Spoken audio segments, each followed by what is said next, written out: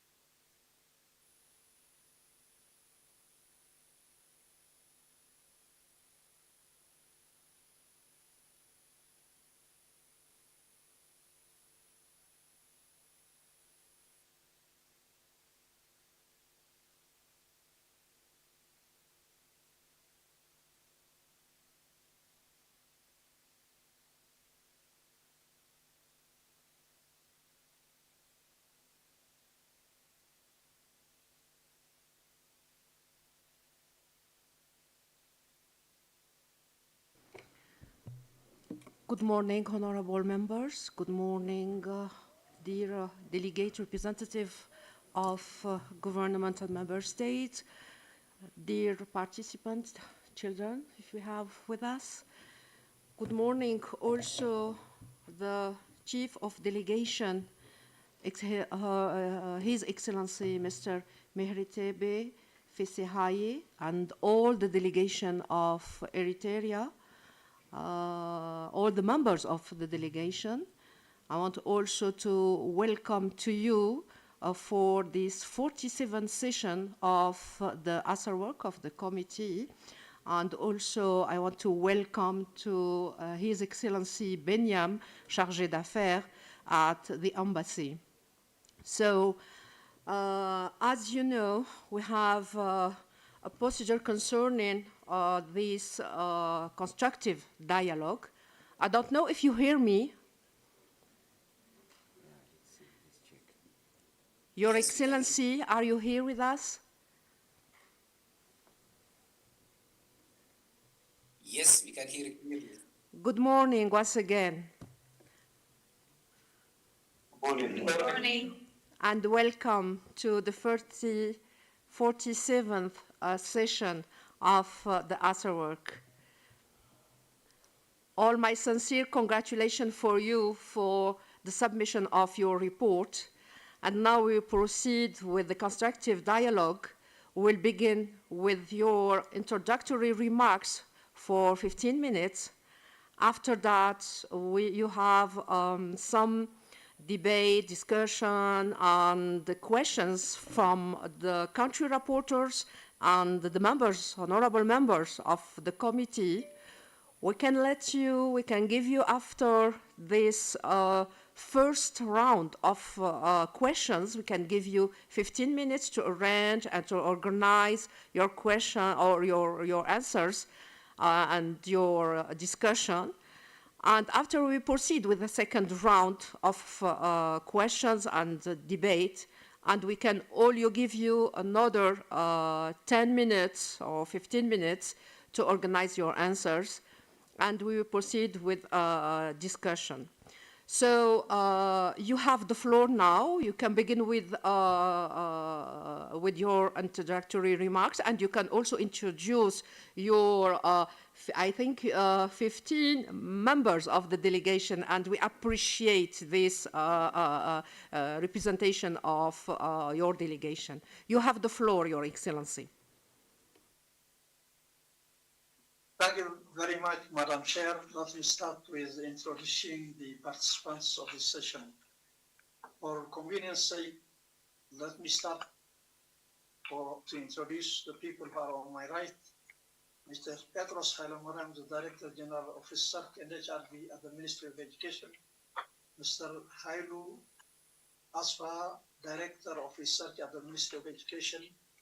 Madam Salmait Lijam and Salmait Mahari from the National Union of Eritrean Women, Mr. Waldesus Elisa and Mr. Johannes Michael from the Department of Labor at the Ministry of Labor and Social Wealth. And let me continue those who are on my left to introduce. Dr. Abdelrahman Taswatian, who is the Director General of the Department of Public Health at the Ministry of Health. Dr. Araya Berhane, who is the Director of Communicable Disease Control at the Ministry of Health. Both Natnae Zacharias and Almaz Irgalum are from the Africa Union Desk at the Ministry of Foreign Affairs. Both Siem Iyasu and Fevan Yamane are legal advisors at the Ministry of Justice. So thank you very much. If you allow me, I can start with my opening statement. Yes, it goes without saying that His Excellency Mr. Binyam Berhe, who is the Charge d'Affaires at the African Union, and our embassy in Addis is part of the delegation, and we are honored to be joined by him as well. Let me start with my opening statement. Honorable Sabrina Ghar, Chairperson of the African Charter Experts on Rights and Welfare of the Child, distinguished members of the committee, ladies and gentlemen. On behalf of the delegation of the government of the state of Eritrea, I'm honored to address this body, the African Committee of Experts on the Rights and Welfare of the Child. My delegation wishes to express its sincere appreciation for the opportunity to engage in this constructive and direct dialogue with the distinguished experts of the committee. We attach great importance to this engagement and are confident that it will serve to clarify any outstanding issues arising from the consideration of the Eritrea's fourth periodic report under the African Charter on Rights and Welfare of the Child. As a comprehensive written report, together with a detailed response to the list of issues, has already been submitted. This brief statement attempts to present a synopsis synthesized from that report, focusing on key priorities, recent developments, and areas of measurable progress, while also candidly acknowledging persistent challenges. Honorable Chairperson, Eritrea remains steadfast in its commitment to the protection and promotion of the rights and welfare of children. This commitment is grounded in a legal and institutional framework that guarantees non-discrimination that affirms the equal entitlement of every child to dignity, protection, and opportunity. Children's rights are upheld through a justice system that is accessible, culturally relevant, and restorative.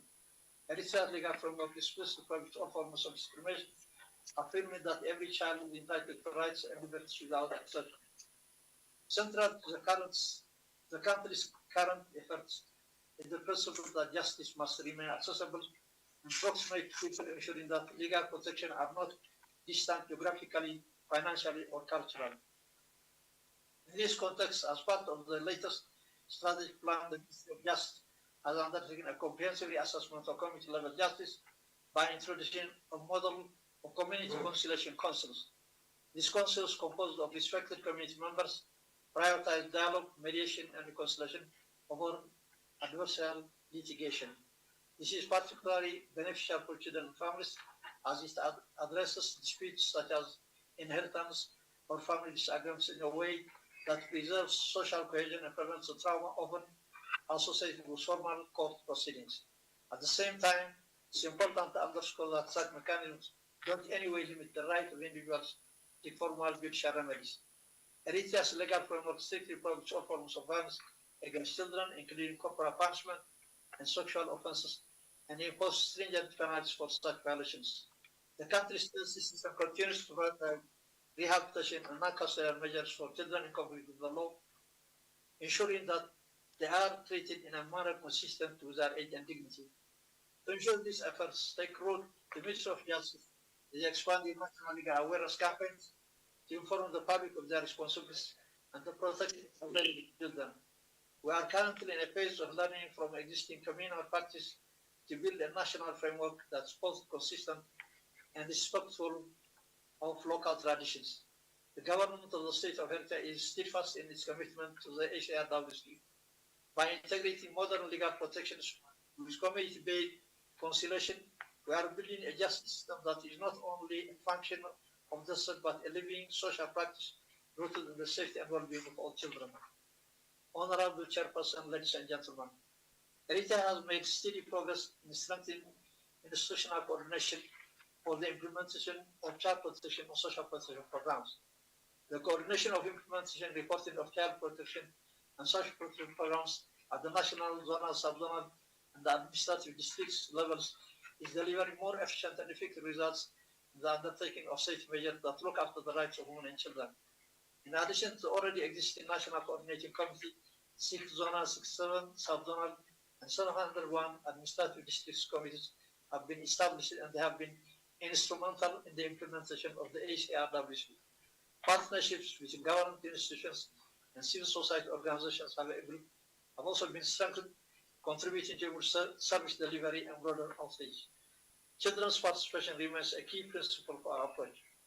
Youth representatives are actively included in sub-zonal women and child rights committees, ensuring that children's perspectives are reflected in local decision-making process. Public awareness initiatives have been widely implemented. In 2025 alone, over 739,000 individuals participated in seminars and workshops on issues related to the rights and welfare of children. Training programs have also been conducted for law enforcement personnel, community leaders, and women, enabling the creation of informed and capable community actors.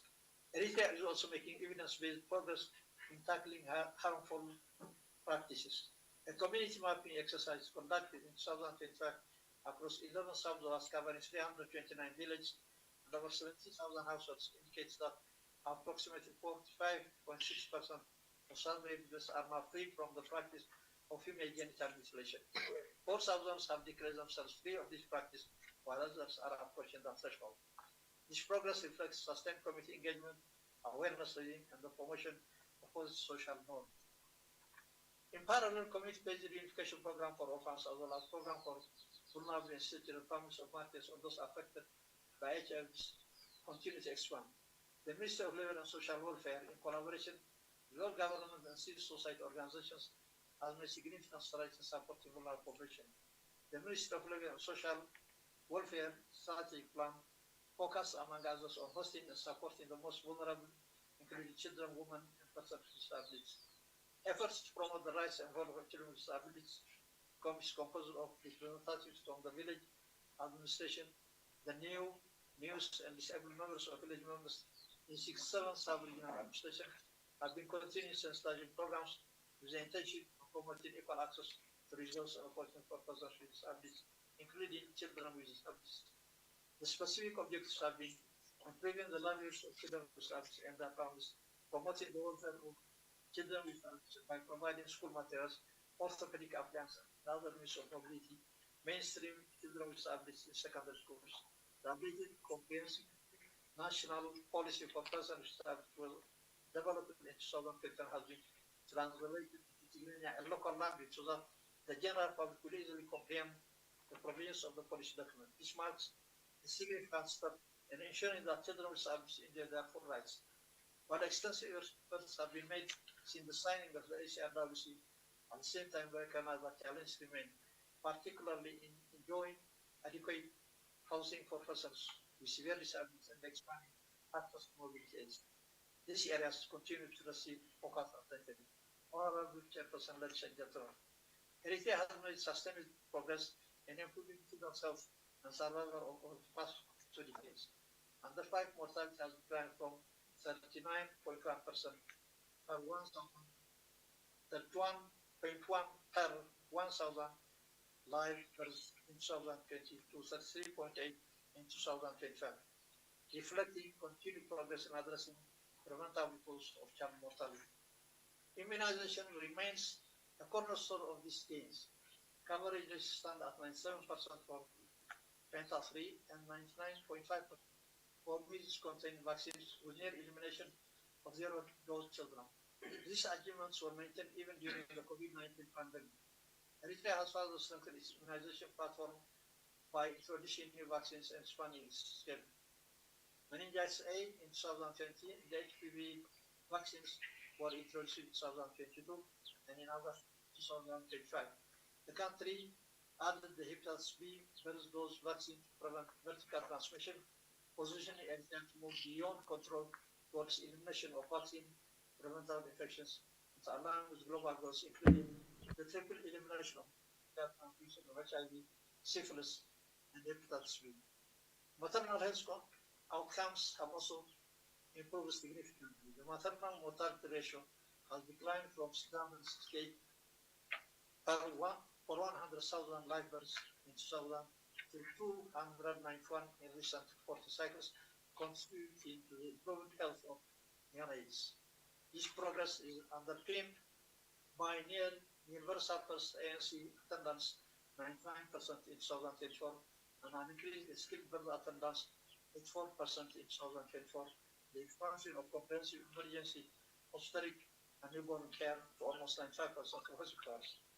Maternity waiting homes have been scaled up, and targeted investments in regional and community hospitals have strengthened timely access to life-saving care for pregnant women and mothers with complications in neonates, particularly those living in remote and hard-to-reach areas.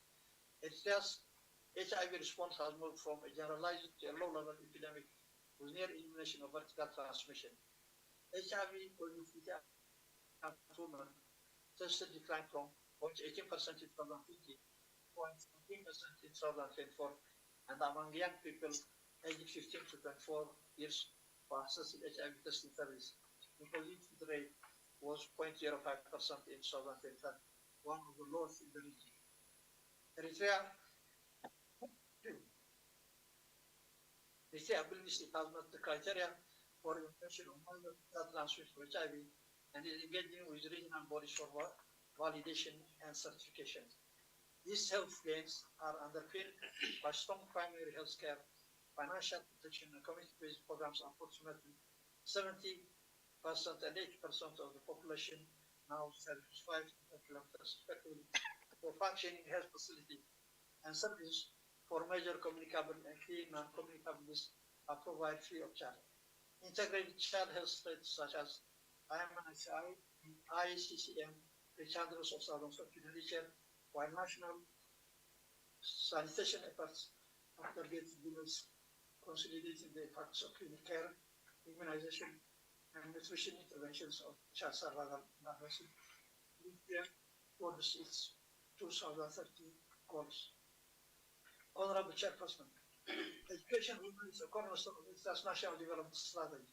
Including the systematic delivery of quality learning across the nation, the Ministry of Education has launched the education sector plan 2026-2030, while Eritrea, like many developing nations, continues to journey toward fully realizing the short-term development goals, we have made significant strides.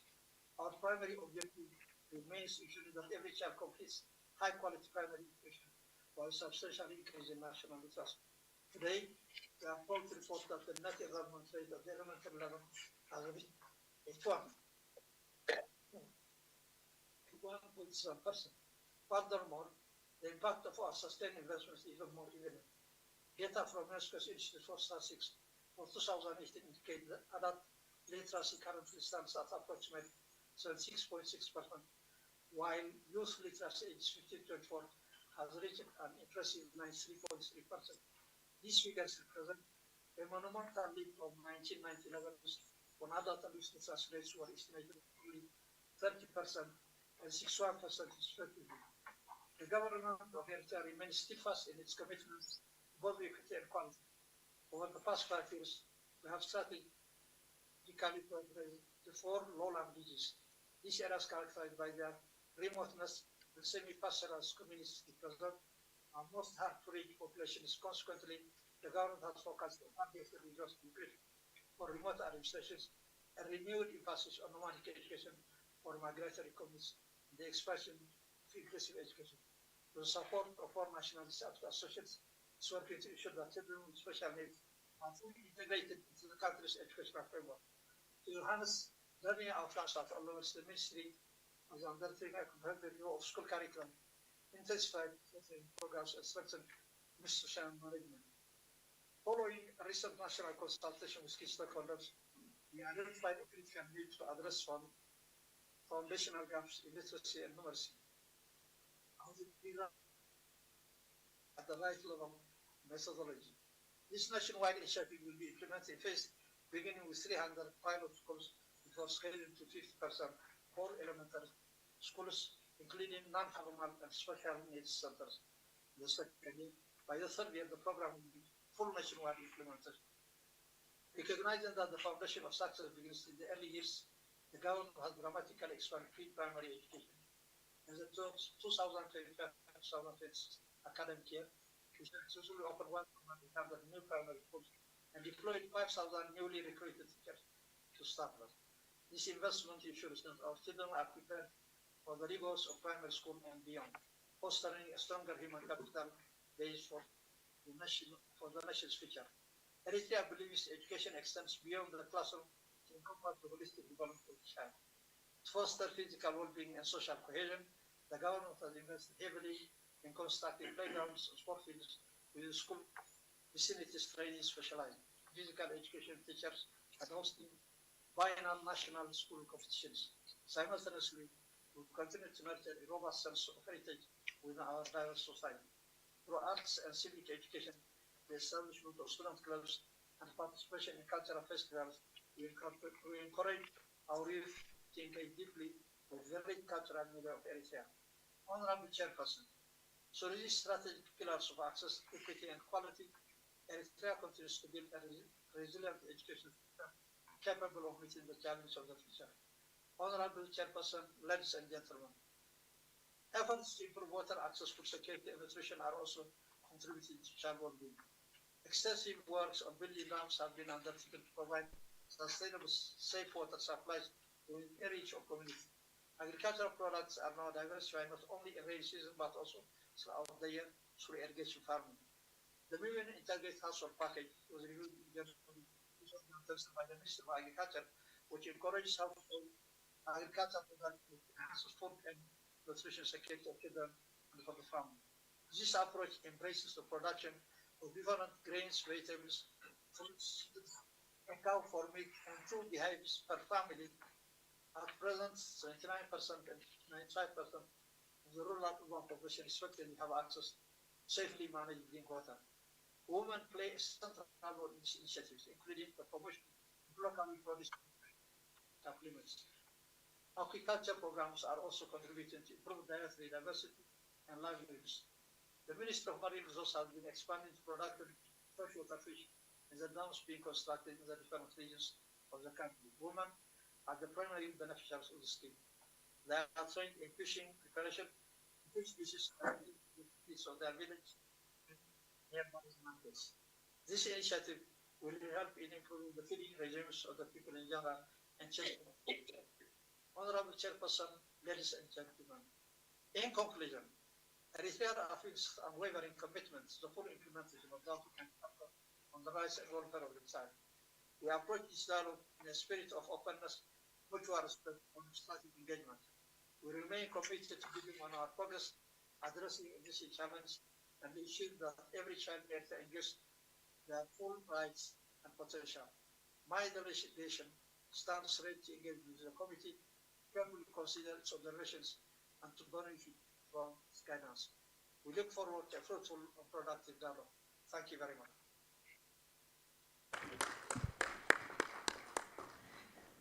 Thank you very much, Your Excellency Meheretebe Fisehaye, for your introductory remarks.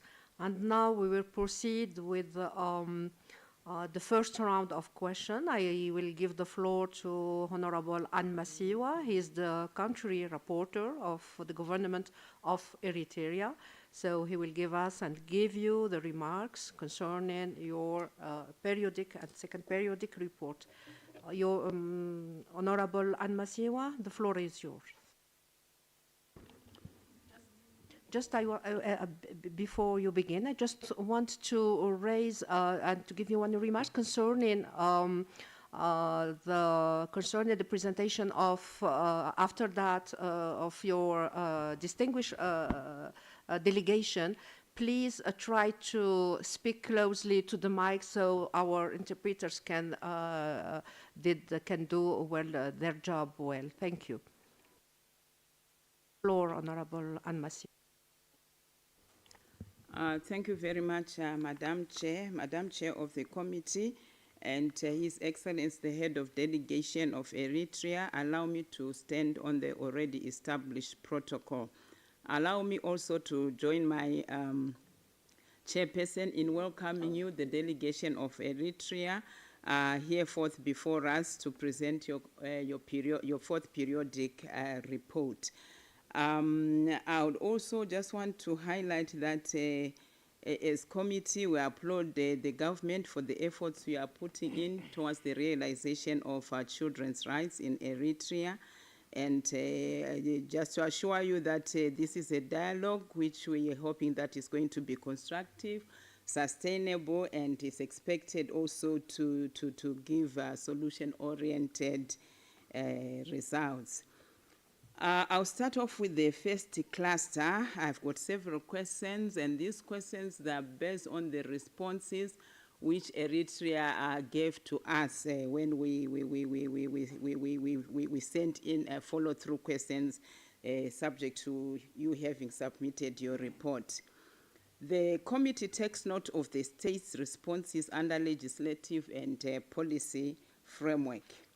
My first question around that is that given that the Comprehensive Child Policy of 2016 was adopted a decade ago, do you believe a formal review is needed for that to reflect on global shifts such as climate change impacts on children's rights, evolving family structures, and the rise of digital concerns? In your view, would these areas be crucial for inclusion in a revised policy?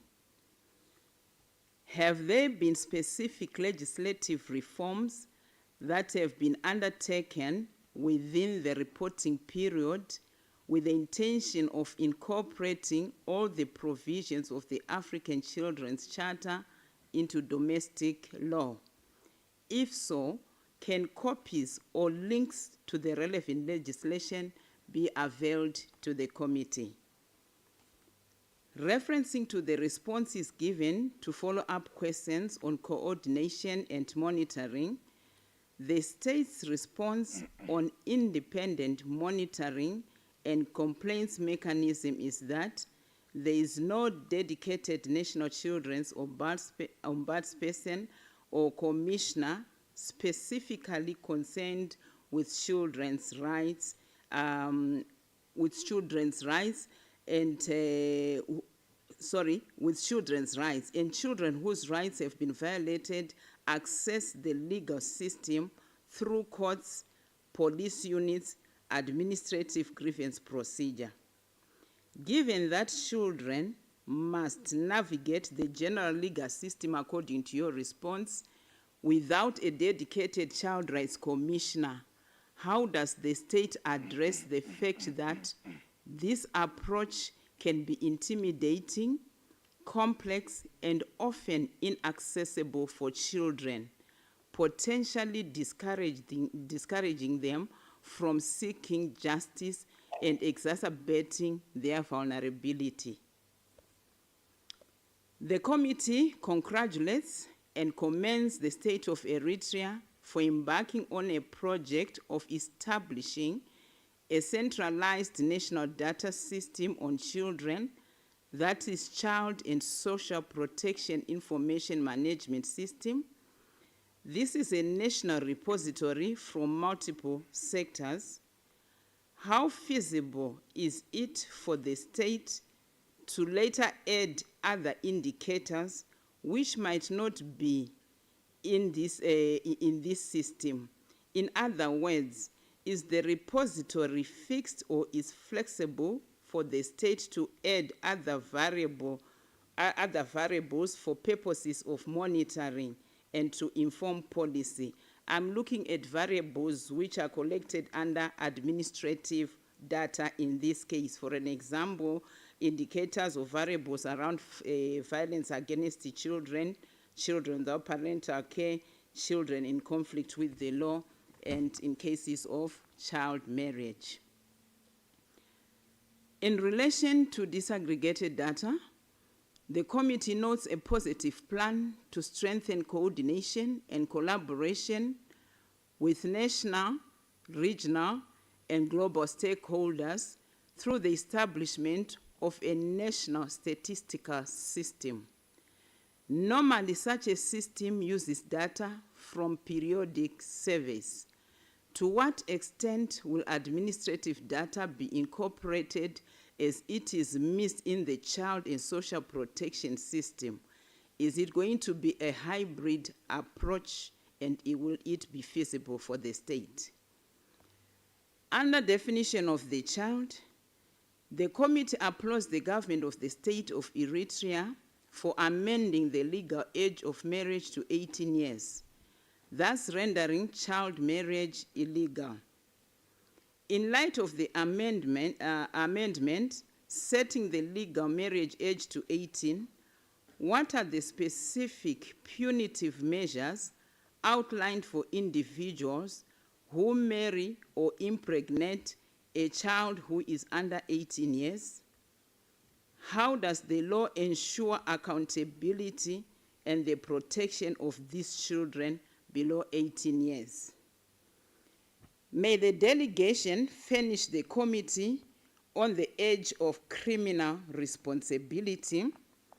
The government of the state of Eritrea stated that legal system treats penal measures for minors as a last resort, prioritizing the child's development and long-term well-being, which is commendable.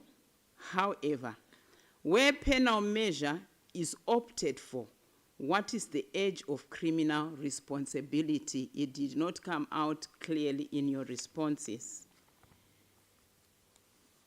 The Article 14.2 of the Eritrean Constitution, read together with Article 3 and 26 of the African Children's Charter, safeguards the right to non-discrimination.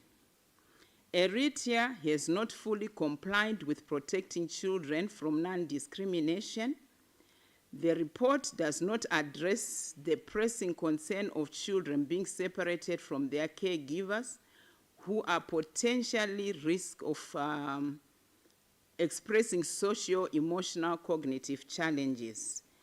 The question is, what are the specific concrete measures taken by the government of the state of Eritrea to protect children from discrimination on the basis of their religion or disability. Eritrea's fourth national periodic report provides that the principle of acting in the best interest of a child is a fundamental legal requirement in the child protection framework provided for in the Transitional Civil Code of Eritrea. Pursuant to Eritrea's legal framework, how can Eritrea ensure that the best interest of a child is effectively implemented in practice, particularly in relation to national service-related programs, such as the Mayotot Summer Work Program, which reportedly involves or affects persons under the age of 18? What specific inclusive measures are put in place to prevent the recruitment, mobilization, or participation of children under the age of 18 in military training or national service programs, or to prevent them from punitive measures linked to their evasion of conscription? With regards to the best interest of the child, in the fourth periodic report, there is affirmation that the states resolve have students from all over the country to attend their grade 12 classes at Wase Yikailo Secondary School in Sawa, within the Sawa military camp. May you furnish this committee on the following: how many secondary schools are there in Eritrea?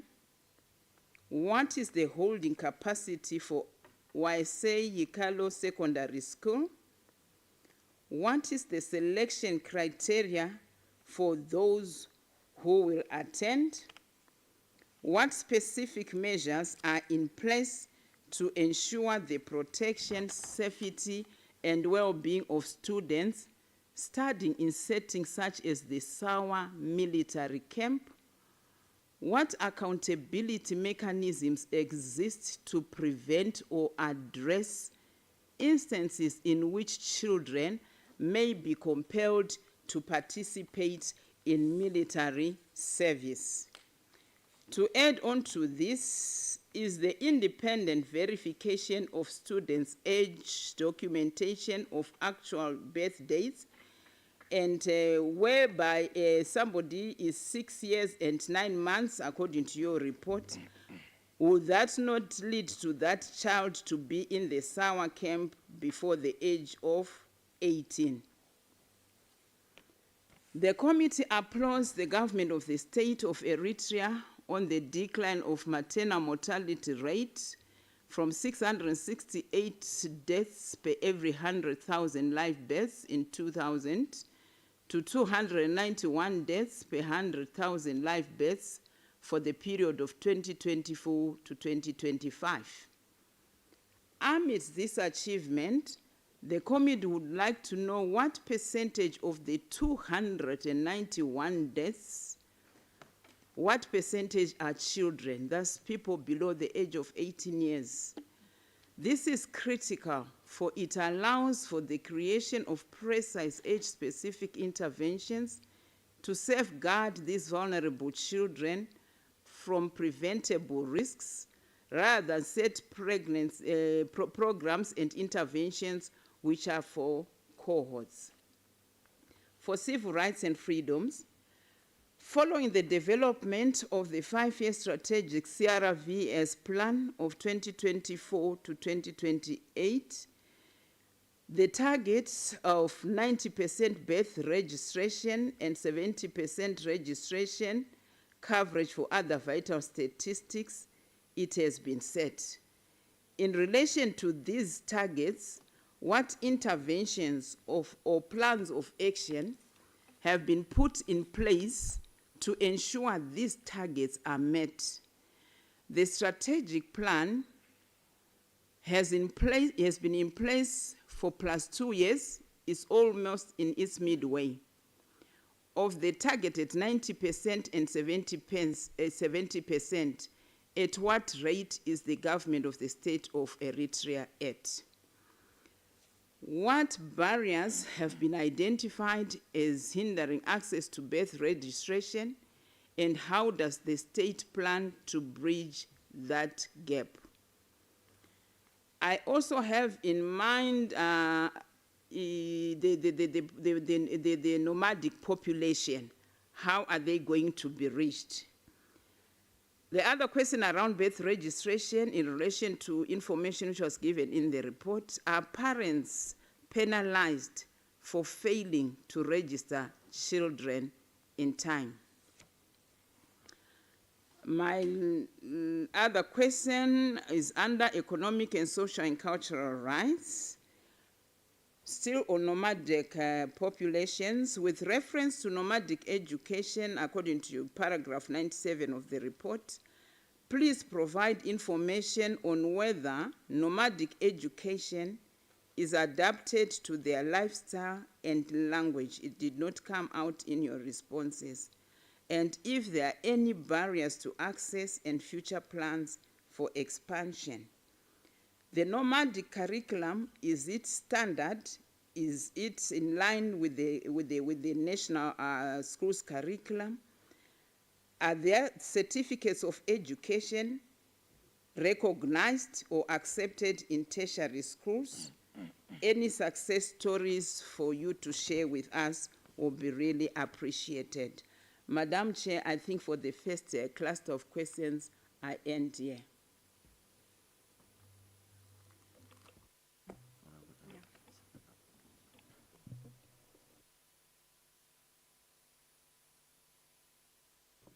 Thank you, Honorable Anne, for your remarks. And now the floor is for Honorable Kembo, who will continue with as co-rapporteur and second rapporteur of the government of Eritrea. You can give us and give the delegation your remarks. You have the floor, Honorable. Thank you, Chair. As it's the first time taking the floor today, I want to seize the occasion to welcome the honorable delegation of the government of and state of Eritrea. I would just want to follow suit of what my colleague has previously said, complementing some of our questions. In terms of completion of programs that have been initiated, I would like to ask the government of the state of Eritrea around the legislative reform process, because we're informed that there is a legislative reform process with a view to align the national legislation to regional and regional human rights convention. I would therefore like to ask the question on the timeline. Is there any timeline for the achievement of some of these processes? The second question goes around budgetary allocation, and we are informed that there is no specific budget allocation to children issues. I may sense the difficulties because children issues are cross-cutting issues. So therefore, I'd like to ask the delegation of the state of Eritrea whether they embark on the child-sensitive budgeting through the ministry in charge of the budget, because if we want to identify or itemize question of budgets allocated to children issues, I think the best approach would be the child-sensitive budgeting, like we are having now the gender-sensitive budgeting. On the data collection and the statistics, we are being informed that the state is embarking on rolling out the CSP-IMS, the Child and Social Protection Information Management System. And I would just like to ask whether and how and when the government intends to fully operationalize the CSP-IMS.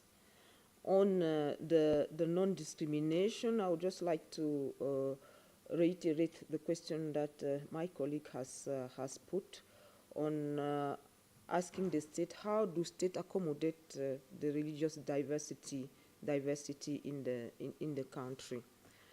Apart from that, I also like to ask questions around the privacy. On the privacy, protection of the privacy, the report underlines that there is no data protection law that is applicable to children's personal information because the government feels that there is no digital communication information that is collected.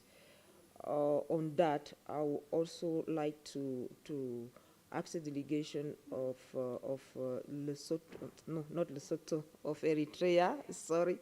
We are in Lesotho, sorry, so the delegation of Eritrea, and suggest maybe to envisage having such data protection law, because the data protection law is aimed at not only data that are collected by official authorities, but collected throughout the different processes. So those are the other questions that I would like to add to those that my colleague has pointed out. Apart from that, I think there is also the question on the age of circumscription. At what age the children can be conscribed into national forces. Thank you. Thank you, Honorable Kembo. I now open the floor for honorable members of the committee. So the floor is yours. We will begin with Honorable Albab. After that, Honorable Satan, Honorable Poloko, and Honorable Sande. Yeah, you have the floor, Honorable Albab. Please keep your card here. Thank you. Thank you very much, Honorable Chair, and thank you to the delegation of Eritrea for their presentation, their comprehensive report, and their reply to the list of issues. My question is on two issues. One is on the general measures of implementation, and the second is on birth registration. On the general measures of implementation, I note that Eritrea does not have an independent state-established national human rights mechanism, which are critical to identify challenges and gaps in the implementation of a state's human rights obligations, particularly in relation to the most vulnerable in society. Independent national human rights institutions are essential in the promotion and protection of children's rights. I also understand that Eritrea has noted the UPR recommendation to consider establishing an NHRI. In this regard, my question would be whether the state of Eritrea would be open to conducting a feasibility study for establishing an independent mechanism for monitoring human rights, particularly children's rights, with technical support from bodies such as the Network of African National Human Rights Institutions and other AU and UN bodies with expertise in the area. I also note the recommendation in this regard by the UN Committee on the Rights of the Child in January 2025. The second question is just really to reiterate what has already been said by the country rapporteur on birth registration, to find out the status of digitalization of the CRVS system and whether the target that has been envisioned is feasible by 2028. I thank you. Thank you, Honorable Albab. The floor is for Honorable Satan. You have the floor. Thank you, Honorable Chair. Good morning. To join honorable members in thanking the State Party for the progress made and the positive steps undertaken. I have two quick questions on violence against children. One is, as a committee, we acknowledge and welcome the prohibition of corporal punishment in schools. However, we seek clarification on its status in other environments. And so we kindly request the state to clarify whether national legislation explicitly prohibits corporal punishment in all settings, including alternative care environments. The second question is in relation to data on violence against children cases. We acknowledge the state efforts, as already been highlighted, particularly in terms of collecting, for instance, administrative data on violence against children through social services and the police. In the responses to the list of issues, the data that was provided by the state focused on victims of female genital mutilation, FGM, and abandoned children. And so we wanted to find out whether the delegation have order reported disaggregated data on violence against children and whether there have been any sort of formal legal proceedings and convictions compared to those that have been resolved through traditional or community mediation. As a follow-up to that question and a follow-up to the country rapporteur's question, particularly on the best interest of the child in relation to violence cases, our sexual violence cases, how does the state ensure that the best interests of the child remain the primary consideration in cases that are resolved through community-based justice bodies? Thank you. Thank you, Honorable Satan. The floor is for Honorable Poloko. Thank you, Chair, and thank you to the government of Eritrea for their report. I only have, I think, just one or few questions. Mine is in relation to education. I've realized that you have what you call nominal fees, and you emphasize that as the government of Eritrea, no student will be disadvantaged to access school as a result of any fees. My question is, if we are advocating for free education, where there are no any form of hidden costs, then what is the justification for the government to persist on nominal fees? And I also want to congratulate the government for emphasizing education, educating the children on their rights, especially on making sure that they are aware of the charter. The other question in relation to education is that I would like to know what the government is currently doing in terms of ensuring that it adheres to the general comment that was launched last year. Thank you. Thank you. Thank you, Honorable Poloko. Honorable Sunday, the floor is yours. Good morning, Chair. Thank you for this opportunity. And also I would like to join my colleagues in thanking Eritrea for responding to our call, providing us the report. But I just noticed, based on what the country rapporteurs submitted, I just realized that under the area of child justice, based on the list of issues, they were not adequately addressed from their response. One, I see we requested for a comprehensive data, segregated data. That was not provided. And also, from their response, I see consistently they keep referring to young offender. I mean, we need to have a clarification. When you talk about offender, it's very heavy, it's punitive. And they are also referring to child-friendly, but they are still referring to young offender. And as she rightly said, the age of criminal responsibility is not there. So they are talking about rehabilitation, but when they refer to offender, they are moving away from child welfare, care, rehabilitation, and development, rather than to punishment. I think we need to get that clarity from them. Thank you.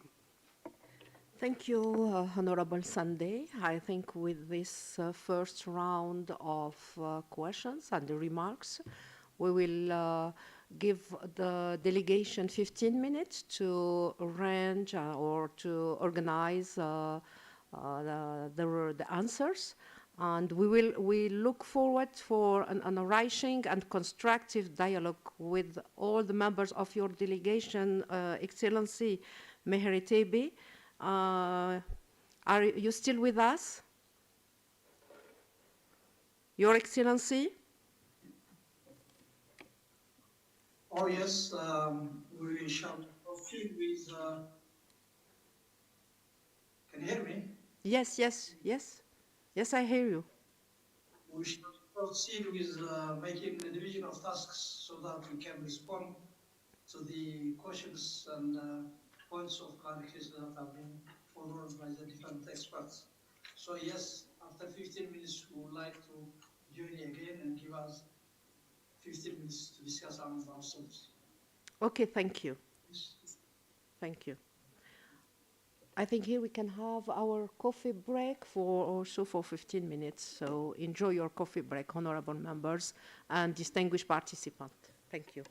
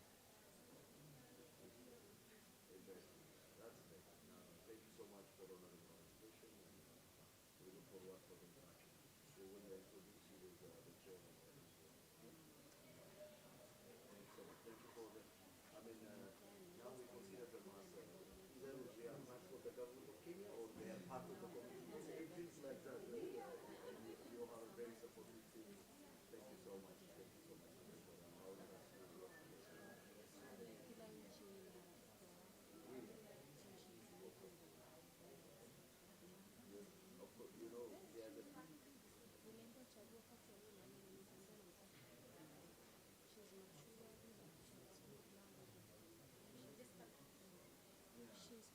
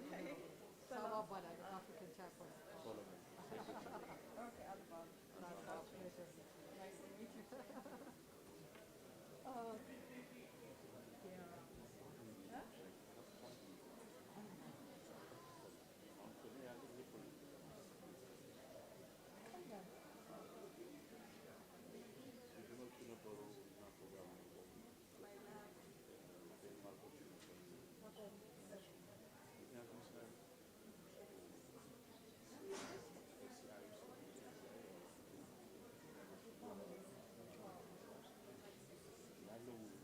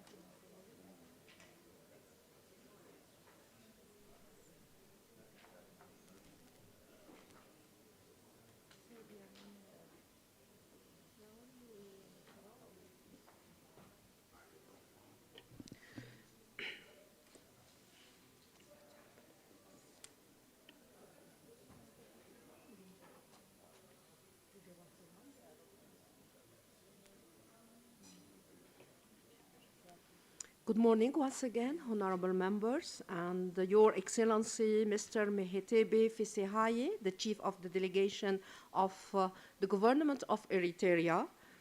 You are here, you join the 37th session online with all the distinguished members of your delegation. So now I will give you the floor for 40 minutes, around 40 minutes, to discuss and to answer to the questions. The floor is yours, Excellency.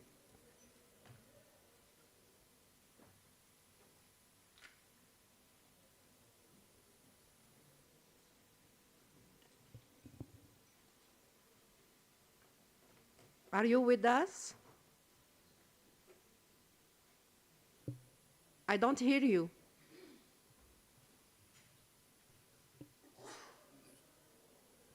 Madam Chair, yes, we are with you. Okay, me Just a too. few seconds to coordinate and to come back.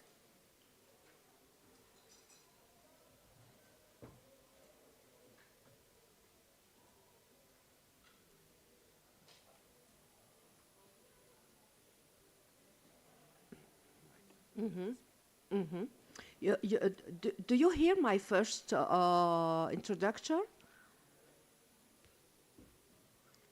Or I have just to repeat that now I can give you the floor for 40 minutes to answer for the answers and to answer to questions and to give your remarks for around 40 minutes. So we can have after that the second round of clusters and questions.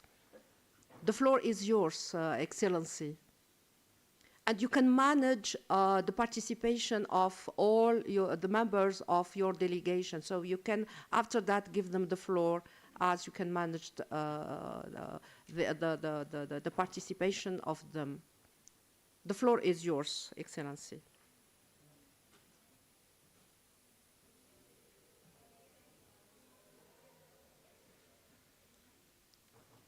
No. I think you don't hear me.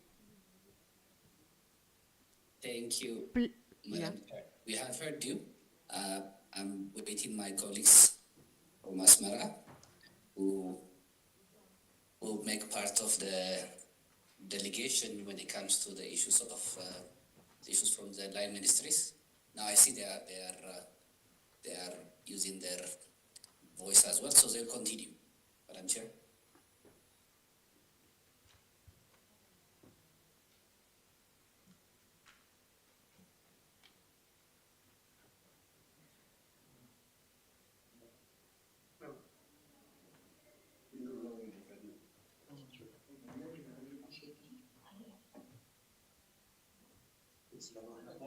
Can we start? Mr. Nahratab, you can go ahead. Oh, yes. Oh, yes. Well, I would like to thank members of the committee for the first team has clarified some points that require clarification. And I invite my colleagues from the Ministry of Justice to dwell with some of the questions I proposed for clarification. Please, can you speak closely to the mic?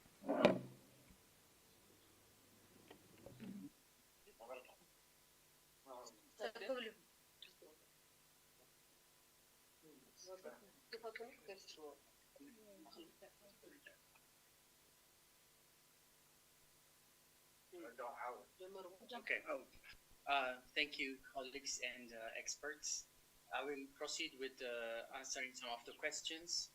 My name is Semi Yasu, and I'm here with delegation from Eritrea in trying to answer some questions relevant to the Ministry of Justice and try to give a reflection on what we have been trying or what we have been doing regarding the implementation or regarding this charter on child rights, welfare and rights.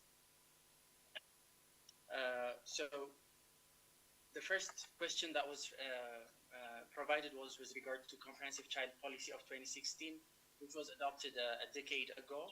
And the question was in line with, what is the necessity of reviewing this policy in relation with, and has Eritrea done any reform regarding legislative reforms to include some of the new issues, for example, like environment. As we have provided in the report, the Child Policy of Eritrea of 2016 was prepared in a participatory consultative manner with all national stakeholders, the appropriate government institutions, and civil society organizations. And this child policy, comprehensive child policy of Eritrea was drafted in relation or taking into account the CRC and this convention or protocol that's provided of the AU protocol. And after 2016, some reformation or reformative acts has been done by the Ministry of Justice, for example, regarding the environment, regarding issues of the environment. The state of Eritrea recognizes the importance of accommodating environmental issues and how it affects environmental and climate issues affect the rights of children and in particular, but generally the society. Therefore, a new legislation was enacted in 2019, Proclamation number 179 of 2019. And it's called the Environmental Protection Legislation. And this legislation reiterates that under Article 5, if I remember correctly, it reiterates that every person has the right to clean environment, clean, healthy, and safe environment, and other processes with new relevant issues are being studied in relation with the School of Law. Different research are being done. So that's the new or the reformation that we have been trying to enact or do after the child policy in Eritrea. Regarding the implementation of or the actions of the government of Eritrea regarding implementation of the protocol of the AU Charter on child rights in relation with legal framework or legislations in Eritrea, as you have mentioned, different legislative processes or legal framework revision processes has been started by the government of Eritrea, and this is being done or being carried out in relation to trying to strike a balance between the rights of children, rights of the community or society, and rights of the family, as is prescribed or put in even in the charter for protection of Article 18, for example, of the Charter on Rights and Welfare of Children mentions protection of the family. It also mentions under Article, I think, 37, that the duties of a child. And so there's a need to strike a balance between protection of the family and the duties of the child in relation to the general rights of the public. Therefore, the government of Eritrea has been going through different processes in trying to implement or do the legal framework, and this has been carried out with different, for example, recently, the Ministry of Justice has been conducting a nationwide public participation conferences in all parts of the country regarding this matter, family and child rights, in trying to understand the community or different communities or Eritrean communities' understanding on their child rights and how laws or should be legislated in Eritrea in relation with the rights that are enumerated or provided under the African Treaty or Charter on Right of Welfare of the Child. In addition, we have been trying to, or we have conducted different large-scale conferences by inviting experts from other countries in trying to implement or national values, Eritrean national values, and how to provide them or reflect them in our legislations. Therefore, it's been like as the task is very huge. Also the Ministry of Justice is the legal framework process or the reformation process is ongoing by trying to do different value assessment and community-based participations. So that's where the legislative process is at this point.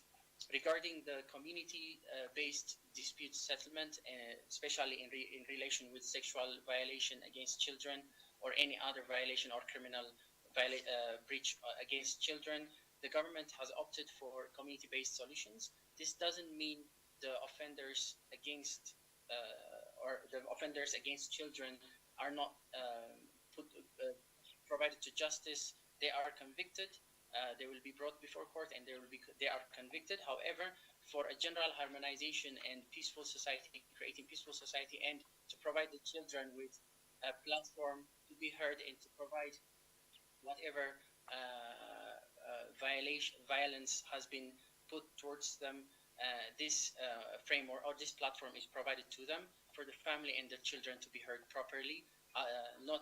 And these community-based solutions work in collaboration with the courts, and whatever is provided by the family or the children, if necessary or if it deems necessary, it will be provided before court. But this doesn't mean the offender, that's the only solution. The offenders are brought before the court and put to justice.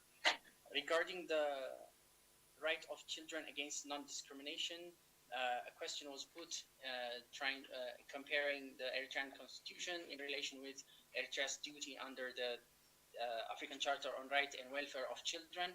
And regarding the especially non-discrimination of children regarding religion, as we have provided, Eritrea has clearly not or provided under Proclamation number 73 of 95 that it recognizes the separation between state and the church, or state and religion. And in doing so, the proclamation, however, the government also, the Eritrean Transitional Civil Code of Eritrea also provides under Article 8 and the next articles that the state recognizes freedom and if to enjoy the freedom or right of personality and liberties guaranteed by the Constitution. With regard to discrimination or non-discrimination of children against religious matters, Proclamation number 73 of 1995, as I have mentioned, recognizes the separation between religion and state. However, this proclamation tries to regulate how religious institutions are to be registered in Eritrea, and certain procedures that they have to pass through in order to be recognized. However, the government recognizes the right of people to freedom of religion. In doing so, children and anyone, they're not deprived of their rights in civil life, or their rights are guaranteed. But religions, as to religions, whether to be registered or not, they have to follow Proclamation number 7395, and that's how the government conducts regarding religious matters. Apart from that, and it doesn't affect the rights of children, the rights of children are put properly in the Civil Code and other relevant proclamations or laws under the Eritrean laws. For the next questions, my colleague will proceed with the other questions relevant to the Ministry of Justice. Thank you for listening. Okay. Good morning, everybody. My name is Steven Imane, and I'm also from the Ministry of Justice, and I'm going to pick up from where my colleague left off. I'm going to answer the questions which are relevant, especially with regards to the penal law. And the first one is, I think the question was with regards to child marriage and the punitive measures who are applicable to those who marry or impregnate a child. Child marriage is an issue that the government of Eritrea has taken very seriously, not only through legal means, but also through awareness-raising programs and different community-based programs to ensure that it is a matter that we don't have to deal with any longer. When we take a look at it from the perspective of penal law, we have several punitive measures to ensure that this issue is eradicated, and the punishments range not only from those who marry or impregnate a child, but also to the parents of the child, the parents of the person who's marrying the child, and any person who participates in such a ceremony is punishable. So this shows us how serious this issue is taken in Eritrea. And when we come to the measures that are taken, it ranges from simple imprisonment for those who participate in the ceremonies to rigorous imprisonment for those who marry or impregnate the child. And this rigorous imprisonment can range up to 10 years, especially where pregnancy is concerned, or in aggravated circumstances, it can even extend to life imprisonment. When it comes to the issue of the age of criminal responsibility, And this is a question that has been repeated several times by the members of the panel. The age of criminal responsibility in Eritrea is 18. It's the same as the age of legal majority. We do have several measures that we take for underage children, but these are not penalties, but rather measures. Even if we take a look at the wording of the penal code, we don't use the word penalties, we use the word measures. And the reason for that is because we focus more on reformative measures rather than punitive measures. And these reformative measures can include measures such as induction to corrective institutions, stern warnings by the legal system, home or school arrest to ensure that the children effectively attend their educational systems. So we don't impose penalties. We go for reformative measures. And in severe circumstances where it becomes imperative, even then, we simply use measures that are inducement into a corrective institution. So I believe one of the questions was the penalties that are applicable for children, but those are not penalties, but rather measures. When it comes to questions of violence against children and the status of corporal punishment in all environments, which include this alternative care environment, corporal punishment is prohibited in Eritrea in every setting. If we take a look at Proclamation number 4 of 1991 and Proclamation number 2 of 1991, you can clearly see that the word, even the existence of the word corporal, has been banned. It was repealed in all legal instruments of Eritrea. So this shows us that corporal punishment is not applicable regardless of the setting. This can include home, school, or any other form of alternative care environment. And finally, we have the question of penalization of parents for not registering their children. From the point of view of criminal law, yes, they are penalized, and the penalty could include imprisonment. However, one thing that I want to make clear is that we opt more for awareness-raising programs rather than punitive measures, as awareness-raising programs has raised to be a more effective system of ensuring that parents register their children rather than focusing on legal penalties. By focusing more on awareness-raising programs, we ensure that the society is more aware of the procedure that they have to follow to register their children, and also this has proven to be a more effective system. However, in circumstances where legal penalties are indeed necessary, then we have provisions in the penal code which includes and penalties which includes imprisonment. Thank you very much. Now I'm going to refer you to my other colleagues. Okay, thank you, colleagues from the Ministry of Justice. May I proceed with the related to the Ministry of Education? So, Mr. Pedros, will you please proceed to reply? Thank you, Mr. Chairman. Some of the comments that were presented require factual information. For example, one of the questions was how many secondary schools we have in Eritrea. We have about 120 secondary schools. We are struggling to hear the speaker. We're really struggling to hear the speaker.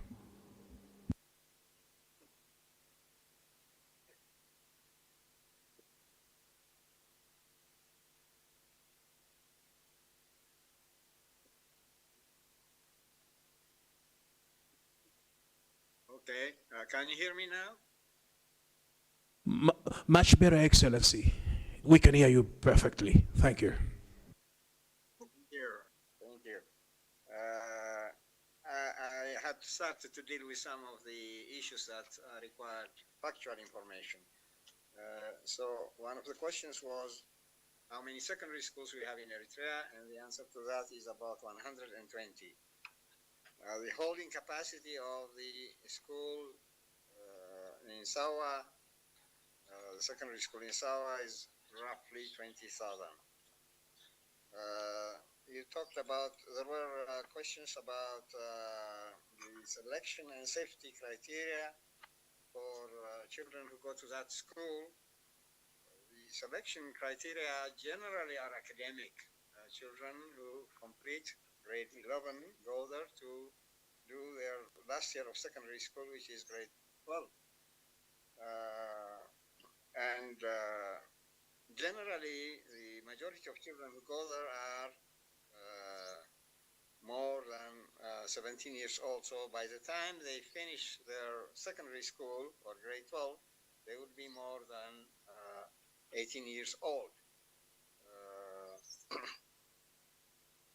And as to the safety criteria, I think a lot of care is taken to make sure that children have the necessary accommodation and logistic arrangements in place, including health services. We also provide those students with counseling services. There are experts in psychology who provide those kinds of services to those children. So much effort is made to ensure that the children feel at home and that all their well-being is attended to.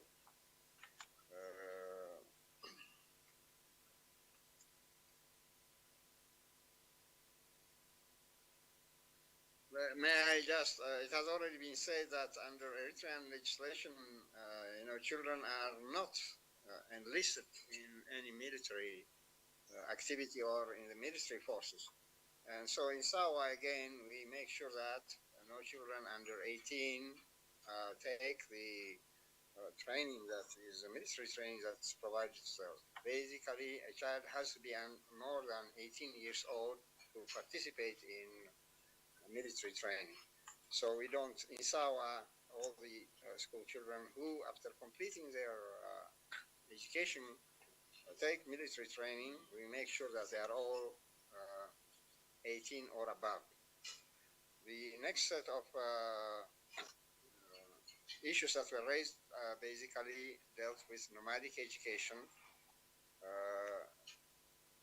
Yes, nomadic education, it's provided on a very large scale, or there is a fairly big nomadic or semi-nomadic population group in Eritrea, and we provide educational services that are related and accommodated to the lifestyles and the language of those communities. Yeah,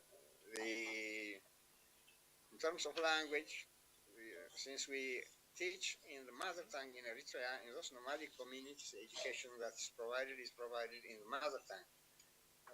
We make sure that the curricula are, the time scale, the calendar for those schools is also adapted to the living conditions of those nomadic communities. You asked whether there are any barriers. We don't have any barriers in those nomadic communities to education. If we can speak of any barrier, it's only the barrier of distance. In some limited circumstances, there are some very small communities that live so far away and that are so dispersed that we have not yet been able to provide proper educational services for them. So distance is the only barrier, and the government is trying to address this issue as well. The certificates that are provided to students in those schools or in nomadic education are the same ones, and they are validated just like all other certificates, because it is the same educational program that these children follow. However, we have a very small program which is called CE, or Complementary Elementary Education. This is a special program that caters to children who go to school at a late age. Some children do not have the opportunity to go to school before they reach 9 or 10 years. And so for such children, we have come up with a concentrated short-term program whereby they are given the opportunity to finish the 5-year elementary education program in about 3 years. But even this eventually comes to more or less the same standard with the national curriculum that is provided everywhere. There was an issue about education being free in Eritrea, but still that report mentions nominal fees. I think the important issue here is that education is free in Eritrea all along the way, even at the tertiary level. Not only does the government not require educational fees, but it also provides accommodation and lodging to all the students. So education is basically free, yes, in Eritrea. But there are some small running costs that schools face. And the parents in those communities provide this small support to the schools so that the schools could run their normal activities without much without much problem. There is, however, a provision here also. If a child is too poor, or if a child's family is too poor to provide, to pay even this very small nominal fees, they have the opportunity to go to school without paying anything, and the costs for that are covered by the local administration. All the all the child's family has to do is to go to the local administration office and get a piece of paper saying that they are too poor to pay. They bring that piece of paper to the school, and the school provides education to that child freely. The question of the summer work program was also raised, I think. This is a program that is conducted during the vacation, the summer vacation, or part of that vacation. It's mainly aimed at giving those children an opportunity to relate what they study in theory with practice, mainly as it relates to biology, because they basically engage in tree planting and in reforestation, in also caring for the soil and the water. And this gives an extra advantage in that they really see for themselves and have a part to play in making those theoretical lessons practical.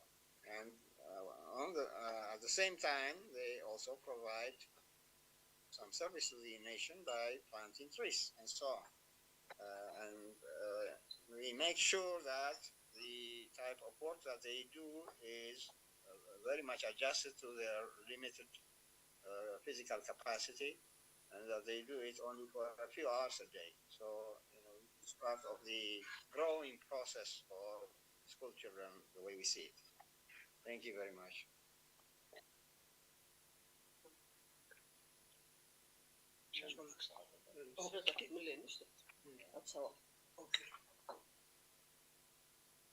Just to thank you very much, Honorable Chair and members of the committee. Just to put one point regarding SAWA, I believe the spirit and notion of SAWA is interrelated or in line with the provisions of the Charter, especially Article 11, which calls for education, and Article 11, sub-4 BDEF of the Charter. They specify what we have to add in our education system or in our education, that we have to teach our children tolerance, dialogue, mutual respect, friendship among ethnic and tribal groups, preservation of national independence and territorial integrity, promotion of achievements of African solidarity, and preservation of strengthening positive African morals, traditions, values, culture, etc. This is what Article 11 of the Charter calls. And the best thing comes on Article 31, which calls for responsibility of the child. What do we want to teach our children, and what do we expect our African children to be? We want them to be specifically stated in Article 31 that they work for patient, for family, respect parents, superiors, serve a national community, very important, serve a national community, and placing physical, intellectual capacity, etc., etc., etc. And the most important that I really want to underline is that they have to preserve independence and integrity of the country, or territorial integrity of the country. This is what we find in the Charter. So what we do in SAWA is implement all this. For us, SAWA is mechanism, a modus of operandi, how to, to teach our children, how to at least incorporate Article 11 and Article 31 in our awareness raising and educational system. So we really push on the core values. We have 9 ethnic groups, so they have to have self-respect and peaceful coexistence. They need to understand the cultures and livelihood of all of the 9 ethnic groups, all of them, so that at the end of the day, they become one Eritrean personality. So this is how we work on it, and I would like to push on for the committee, for the technical committee, or for the technical team of this charter, that what we do in SAWA should be seen in relation to Article 11 and Article 31 of the Charter. Yeah, thank you. I'd just like to add one point, on top of what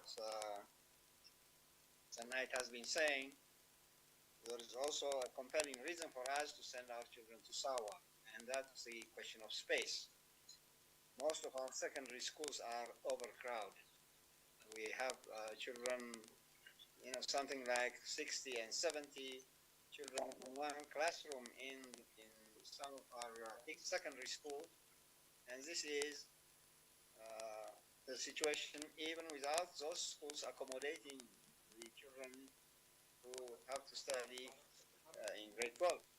So there is simply not enough space in our secondary schools at the moment for these children to study in, and so we are also obliged to send them to SAWA, and the situation might change at a later stage if our secondary schools get big enough or they get extra classrooms to be able to accommodate all these children. Thank you. In the interest of time, I think we shall go quickly so that we cover the responses that are expected from us. So may I call upon our colleagues from the Ministry of Health to deal with health aspects as well as various registration aspects. Thank you.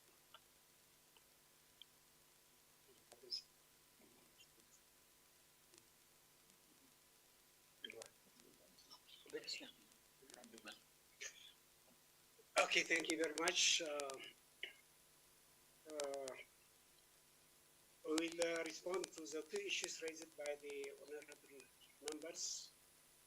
Those are the maternal mortality ratio and CRDC implementation. Maternal mortality has declined markedly in Eritrea, including among young women, but we are not yet able to quantify the specific contribution of adolescents, especially those under 18. The overall maternal deaths,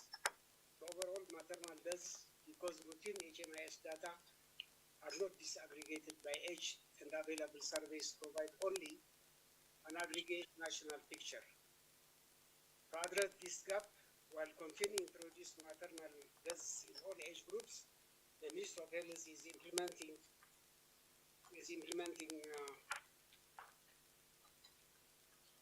a universal package of quality maternal health services like antenatal care, skilled birth attendance, emergency obstetric care, postmortem care, and also contraception for all women, and at the same time institutionalizing maternal death audits and maternal death surveillance in response to that age at death can be systematically captured and used to build more robust edge disaggregated evidence.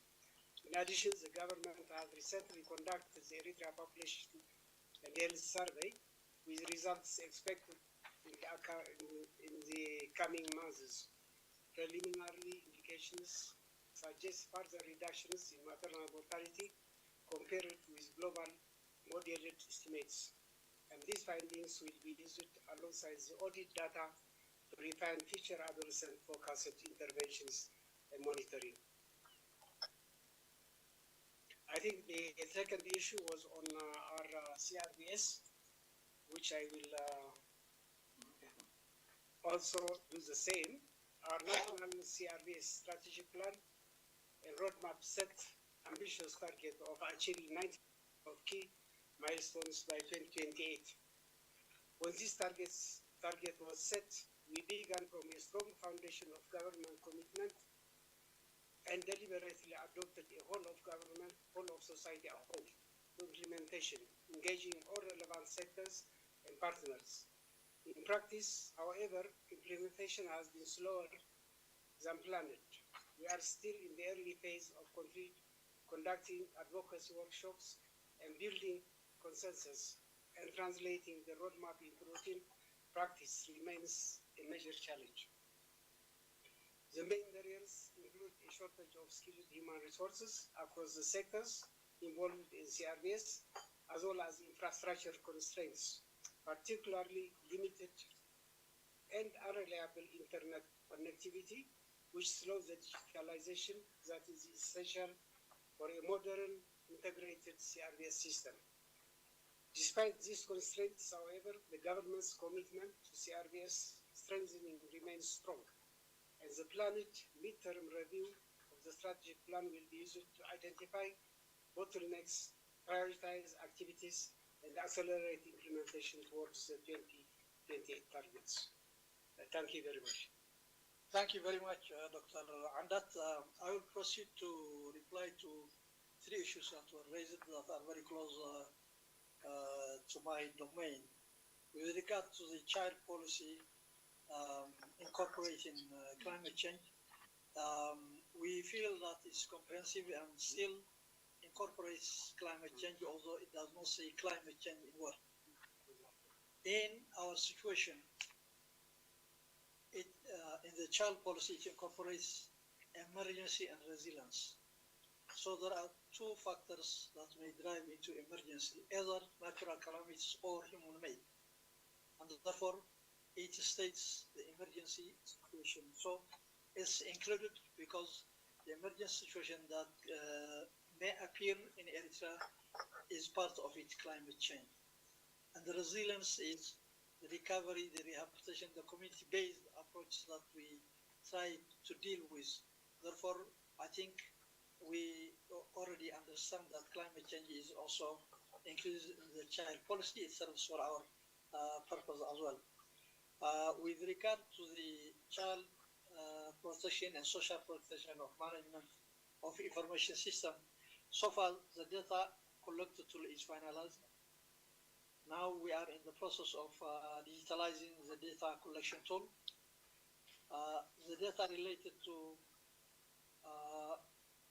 infrastructure needs are huge investment which require soliciting the required budget as well.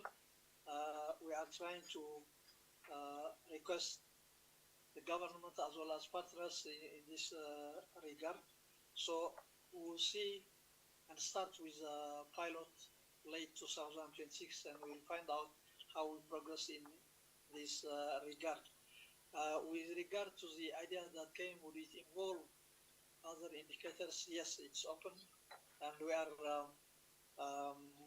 in cooperation with our partners like UNICEF, referring to experts they have at the zonal level, at the East and Southern Africa level. With regard to the budget allocation, I would like to request members of the committee that this question has been raised ever since we reported in our second and third combined report, as well as in our fourth report. As such, we don't allocate budget. This is for children, because there are different sectors that concern children, like, for example, education, health, child protection, and social protection, and they are implemented by the different actors. But rest assured that the budget that's allocated for the education sector is mostly for children. As has been said, education in Eritrea is free, even if there are nominal payments that are very little. And therefore, the people who go to school, for most of them, until they are 18, they are children. And therefore, this is covered by the budget for education, even if we don't call it budget for children's education. And it takes into account for areas that are remote, as we have reported, and as well as in our opening statement. It brings to your attention that the remote areas are considered whether to construct remote areas, like the Ministry of Education focusing on the 4 zonal administrations that are remote. This is part and parcel of the social justice policy of the Ministry of the Government of the State of America. So rest assured that the children's issue, be it in the child and social protection program, the education sector, the health sector, and other areas are taken into account, although we don't have specific budget for children. Having said that, may I leave the opportunity to my colleagues at the Ministry of Foreign Affairs to say a few things on issues related to their domain. Can I add some points to your point? Okay, go ahead. Okay, just I want to add some point to what Mr. Mutretab has said on the climate issues. All the things that we do in Eritrea, we have integrated programs. You have been raising the climate issue. We have a specific project related to school. Small grant program is headed or leading by the National Union of Eritrean Women. So schools create their own environment by a motto like think special, play as you learn, and learn as you play, and learn as you work, and work as you learn. Even the previous statement mentioned by Mr. Petros was the summer work aid, one of the issues to address the climate issue. So these small grant programs has been a pilot project addressed to different schools. So schools are now, they are aware to protect their environment. They create schools as a climate related, well, friendly climate schools. So they have a motto to plant around their surroundings. So climate is a big issue in all policy, as it's mentioned by Mr. Mehratab, but there are also specific projects related to climate also in different schools. Just I want to address this. Yeah, please carry on, colleagues from the Ministry of Foreign Affairs.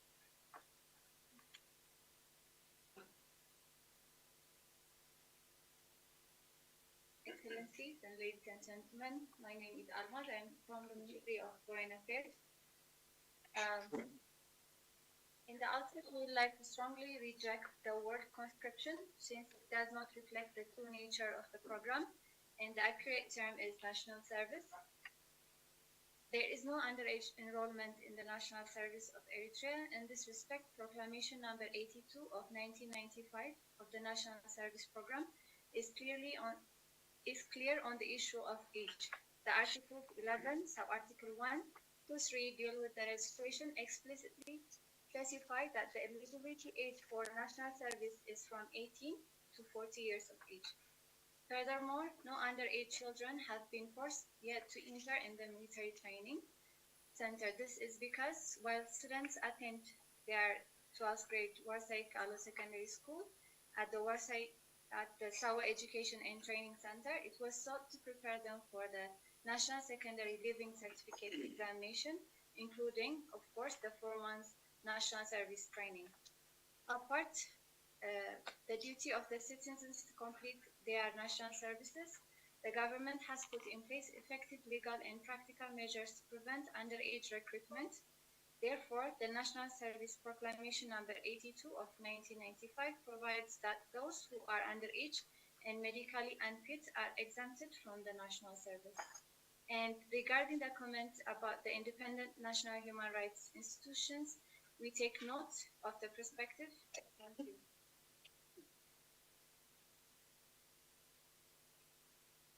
Okay, thank you, colleagues from the Ministry of Foreign Affairs. May I add one point that Almaz has mentioned with regard, and members, experts from the African Church have used a word that is not friendly here with the national service. What we do here in Eritrea is not conscription. I urge members of the committee not to utilize the word conscription. National service in Eritrea, as our youth have their rights, they also have their duties. So I hope you'll bear with us that we don't anymore hear the word conscription. It's not what we do here in Eritrea. May I call upon my colleagues from the Nationality of Eritrean Women to give their response. Related to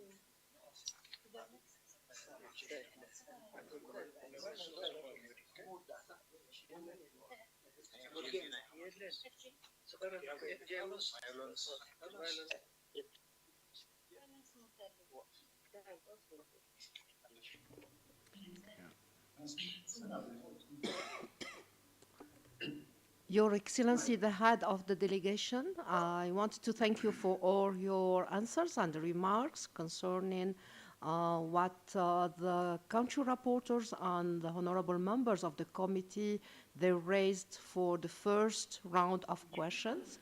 And now I will give another time to the country rapporteur. I will begin with the Honorable Anne. She will also give you some remarks, comments, and questions concerning the second round of and clusters concerning the implementation of the Charter. Honorable Anne, you have the floor. Thank you very much, Madam Chair, for giving me the floor. And thank Your Excellency and your delegation for the responses provided to us so far. So we are now going to look into the last cluster of health and welfare, family environment, and alternative care, special protection measures, and here and there may be follow-up questions to the responses which you have given. I'll start off with health and welfare. In relation to the 95 targets of WHO in terms of decreasing HIV and AIDS, where 95% of people living with HIV know their status, and the 95% of those diagnosed receive treatment, and 95%... Sorry to interrupt, Excellency, but we cannot hear. Can you please raise your voice? A bit loud, please. A bit louder, please. All right, Your Excellency. I'll start the question again on health and welfare. My question is focusing on the progress which the state has made towards the achievement of the 95 targets of WHO, focusing on decreasing the contraction of HIV, which will complicate to AIDS. And I was saying that the first 95% focuses on people living with HIV, that they know their status, and the second 95%, those who have been diagnosed to be having HIV should be having treatment, and 95% of those on treatment should achieve the viral suppression. So my question is, what is the country's current progress percentage of each of these 3 steps? If the data is unavailable, what are the challenges or barriers preventing the collection or reporting of these figures? Responses for the follow-up questions do not give a clear picture on issues of mental health. Are there cases of people below the age of 18 who are mentally ill or mentally deranged? If so, give statistics of children suffering from mental illness, the percentage of each cause. What I mean is, what are the causes of this mental illness? I'm focusing on any cases of drug-related mental illness. What mitigation measures has the country put in place to ensure children do not use illicit drugs?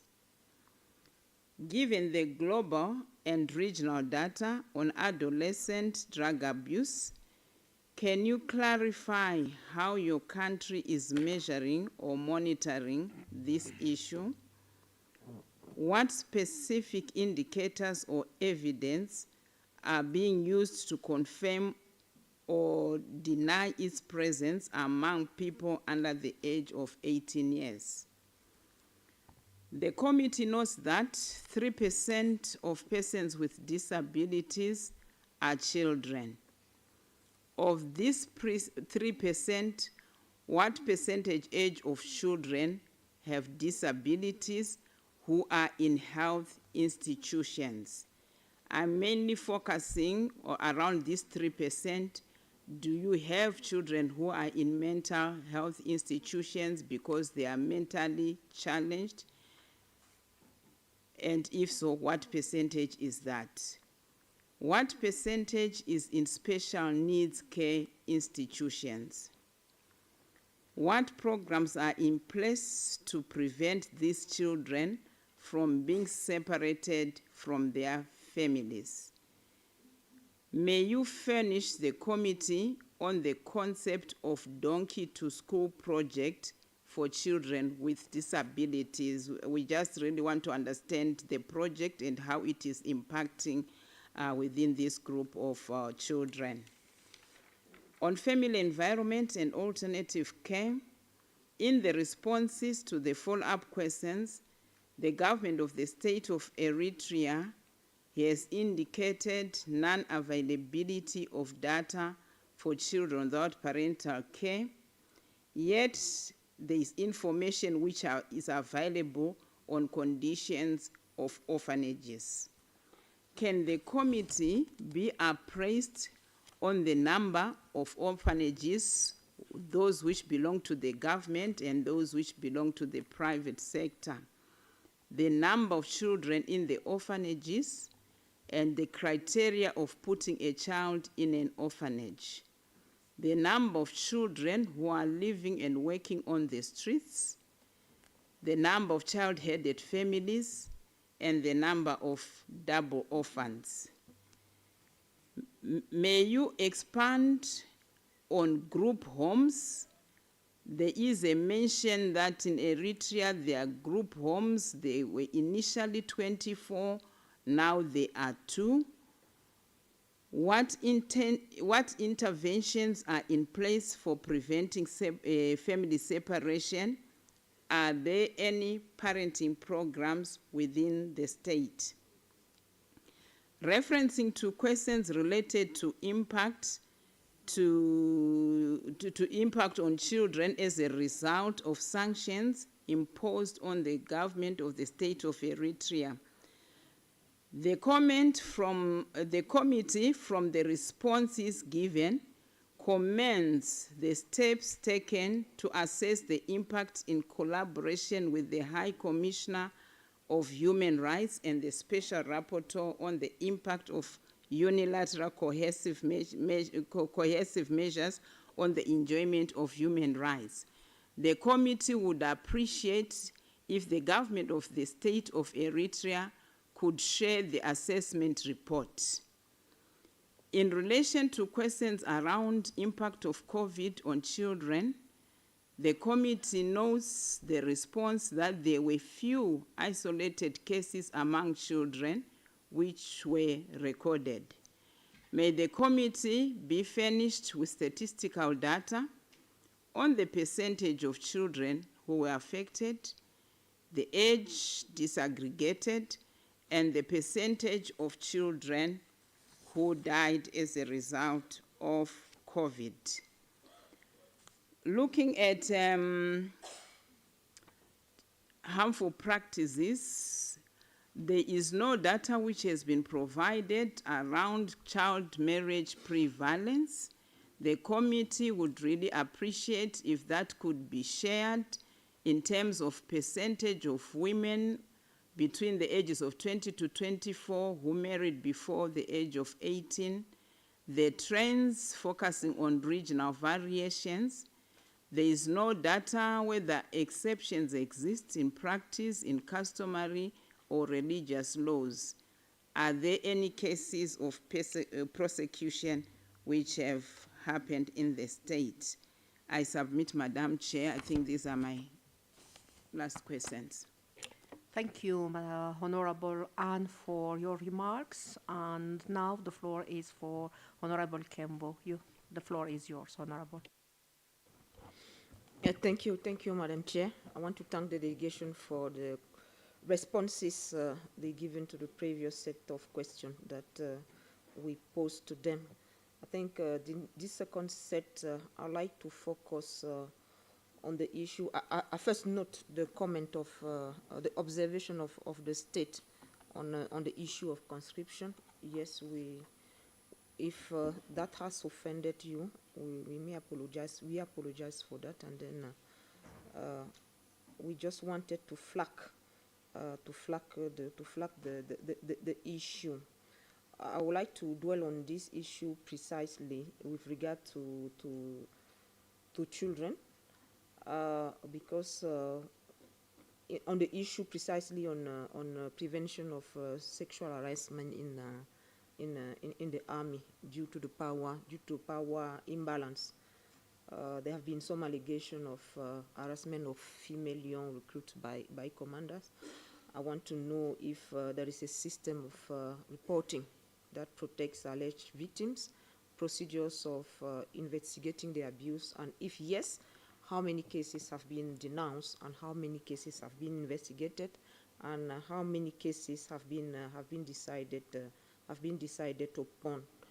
Still on this issue, in the report, there is an affirmation that there is no child affected by armed conflict in Eritrea.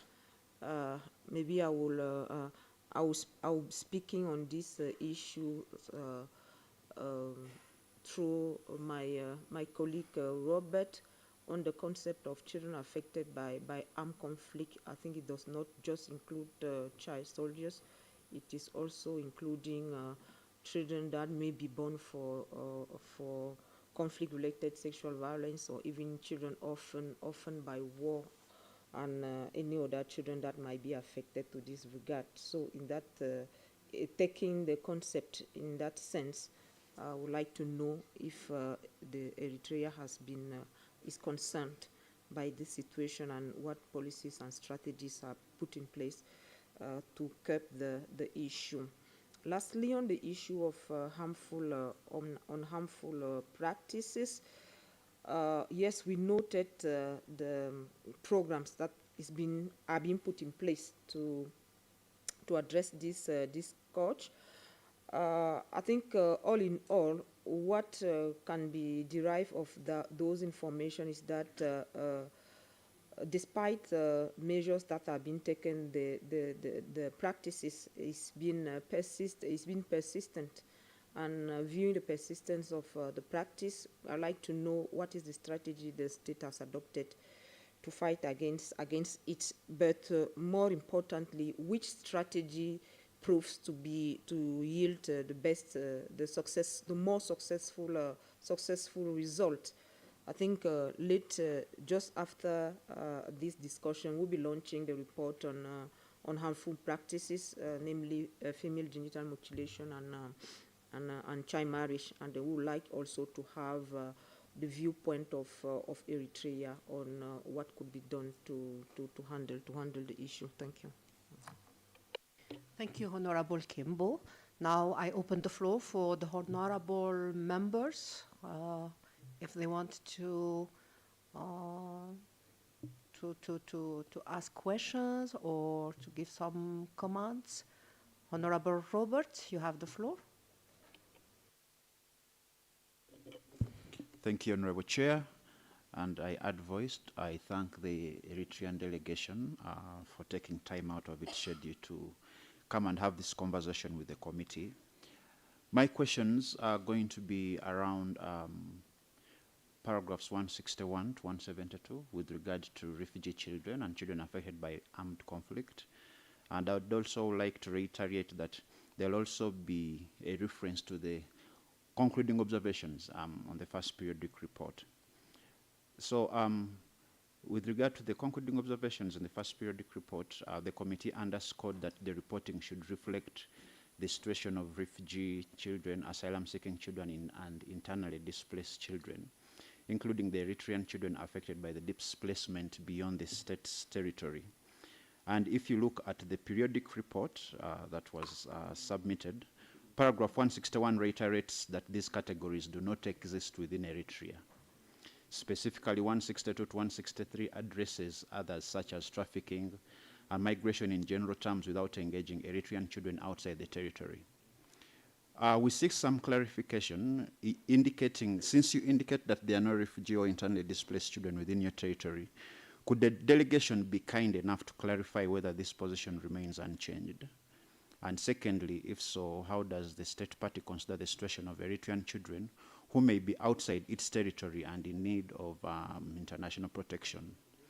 Thirdly, we seek some information in terms of the existence of any data or assessment available on Eritrean children in displacement contexts at a regional level. And from a forward-looking perspective, would the state party be in position to reflect on this broader dimension in its next report with the committee's recommendation? That is one. Secondly, with regard still to paragraphs 164 to 170, we appreciate that the delegation underscores the Eritrea Defense Forces rules of engagement in any war to be unambiguous and in full conformity with established laws of humanitarian law, including the Geneva Conventions. And we note the assurance of compliance with international law. The question is, would the delegation elaborate on any specific child protection measures that were in place during the Tigray conflict? Because it's specifically alluded to, and a lot is explained by the delegation. And in doing so, if there is any evidence in terms of monitoring, in terms of documentation mechanisms, to assess the impact of the conflict on children, including those separated from caregivers, would be highly appreciated. In the context of accountability, would the delegation be kind enough to indicate whether there have been any reviews or inquiries that have been undertaken in relation to allegations affecting these children, and what have been the outcomes, if any? And finally, would the state party consider strengthening or formalizing child-sensitive monitoring mechanisms in similar contexts going forward? Question 3, the report does not, there was a request by the committee in the concluding observations requesting for permission to conduct an investigative mission concerning allegations of children's involvement and harm. I would like to say that the report does not directly address this at all, and instead it adopts a general position emphasizing sovereignty and rejecting allegations. But there are some questions that we have to ask. We seek clarity, as the committee has previously expressed this interest in undertaking an investigative engagement. Could we clarify the state's position? We might not get the answers now, but maybe an indication of a possibility of the same. And in the event that such a mission is not envisaged, what other avenues do you propose that we would engage for purposes of cooperation in engaging further? And finally, could the delegation indicate whether a structured modality of engagement with the committee on this issue may be envisaged within some kind of defined time frame? I think that would be very instructive for our work going together in having the child right for Eritrea and Eritrea right for that child.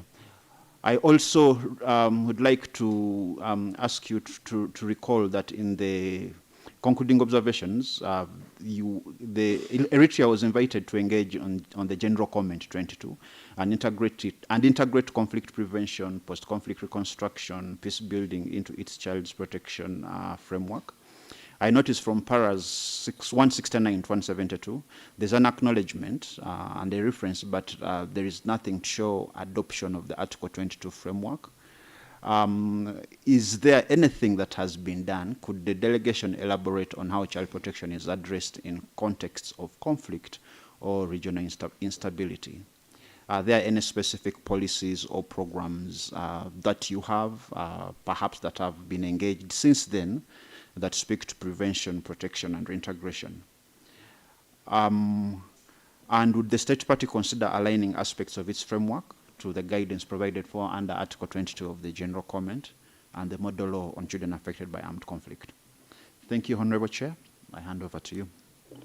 Thank you, Honorable Robert. So now, Honorable Anne, you want to raise another? Yes, you have the floor. Thank you, Madam Chair. With your indulgence, I feel strongly that I should commend the state of Eritrea.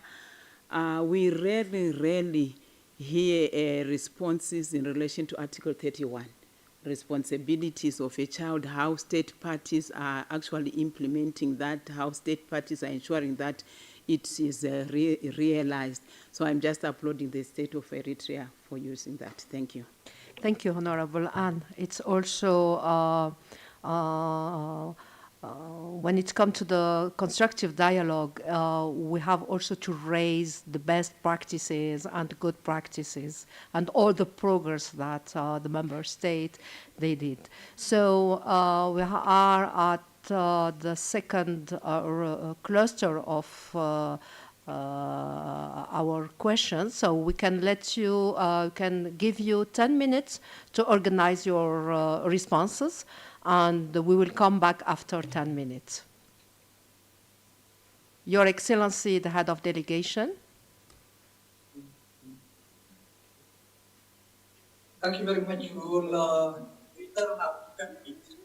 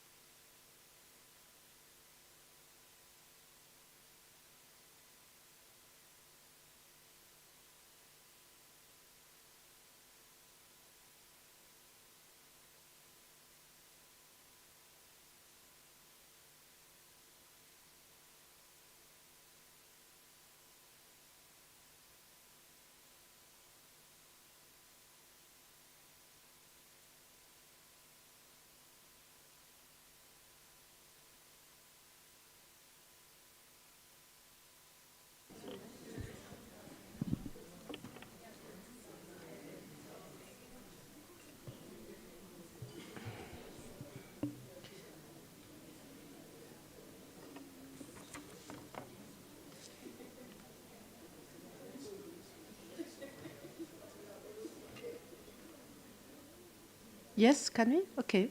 So, Your Excellency, the head of delegation, Mr. Meheritibi Fisihaye, and the distinguished members of the delegation, honorable members of the committee, welcome once again. And now I will give you the floor, the floor to the head of the delegation for the responses. You have the floor. Thank you, Madam Chair. Yes, we shall proceed. I invite Mr. Odysseus Elisa to the related issues. Sorry, you have around 40 minutes for all the answers. So please respect the time. Thank you. Thank you, Your Excellency. Thank you, Mr. Marata. Thank you, Madam Chair. Excellency, please come close to your phone, to your microphone, please.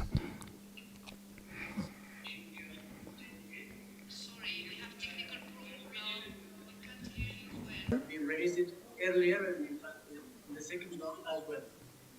With regard to the availability of data in Eritrea, I think we have conducted since 1995 DHS, and then in 2002 also we have conducted the second DHS survey. And third, we have conducted in 2010 EPHS survey. All these surveys, they have good information prevailing in the children, as well as the information that we have mentioned specifically to the orphan, doubles, or single orphan situation is in detail there, with different background characteristics, as well as the early marriage related. We have the age at first marriage, which is in detail presented there. Disability of the children as well, also we have it age specific to all, with different types of disability are mentioned there. So I can say these three different studies have brought rich information with that regard. 2024 trend that is mentioned also, I think it's a matter of just getting into that data where you can make use of the information that is around in the three studies. Going back again to the information that was raised about the child and social protection information management systems situation is like any data management system or database. This database is also planned to be updatable and scalable, meaning we can add, we can update the information that's already there. And the information, by the way, it is a secondary information, which is a indicator-based database. So that the indicators that have been input, that are already in the database would be updated, and you can see the trend. And similarly, you can include or add new indicators that are not in the database at the beginning. So it's scalable. So with that, you can put in the early marriage situation, or the indicators that you think are important for the children, so that it will help us better tracking or reporting about the children. And of course, we have also in 2015 and 16 conducted labor force survey.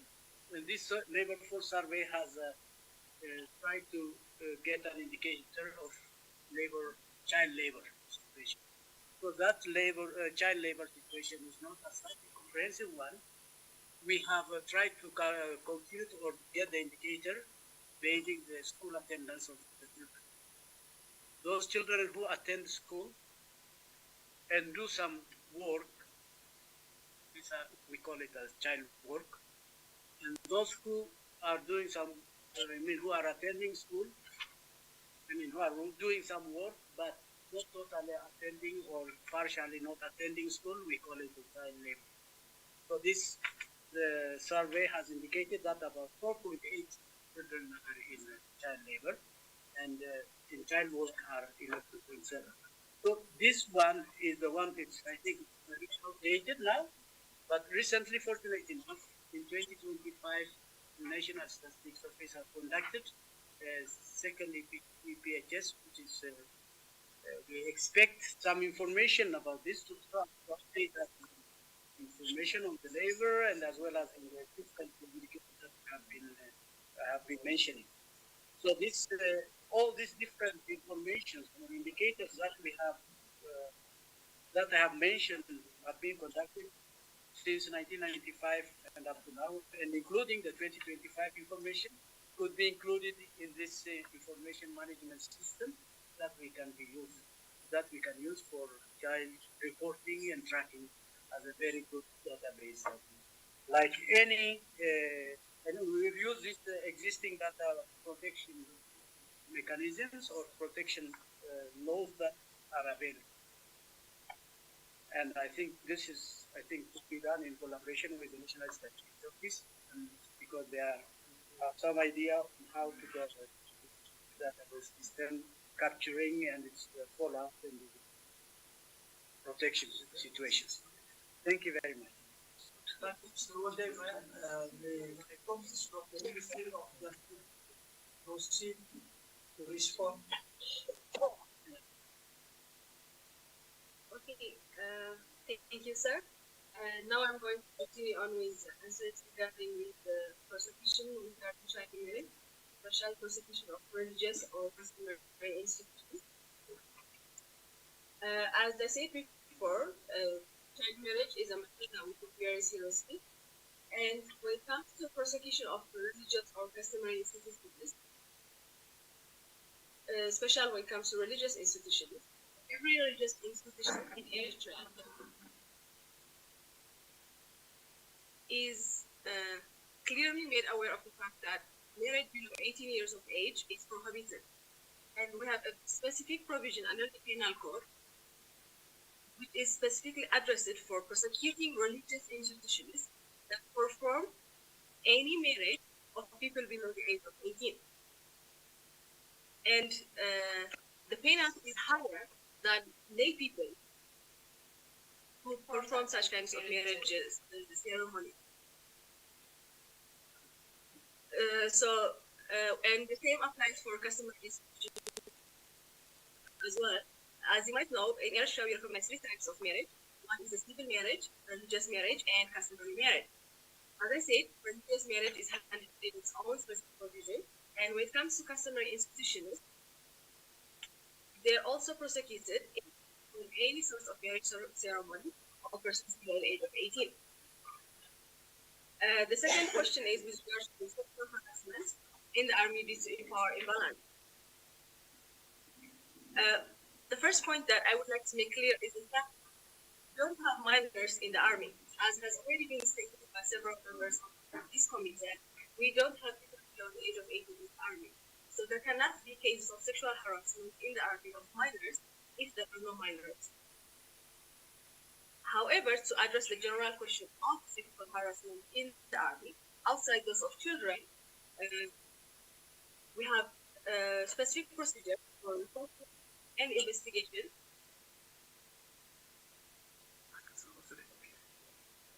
that are specifically applied for the army. We have a special court, which is a military court, for punishing any transgressions committed by army members. And those penalties are higher than if such kinds of acts were committed by lay people. So while there are no sexual harassment cases in the army, we do have special procedures and we do have special investigating mechanisms in order to ensure that any victims of sexual harassment in the army are not disregarded or overlooked or are prohibited from reporting due to power balance. Thank you very much. May I call up from members of the government to emphasize the intention of the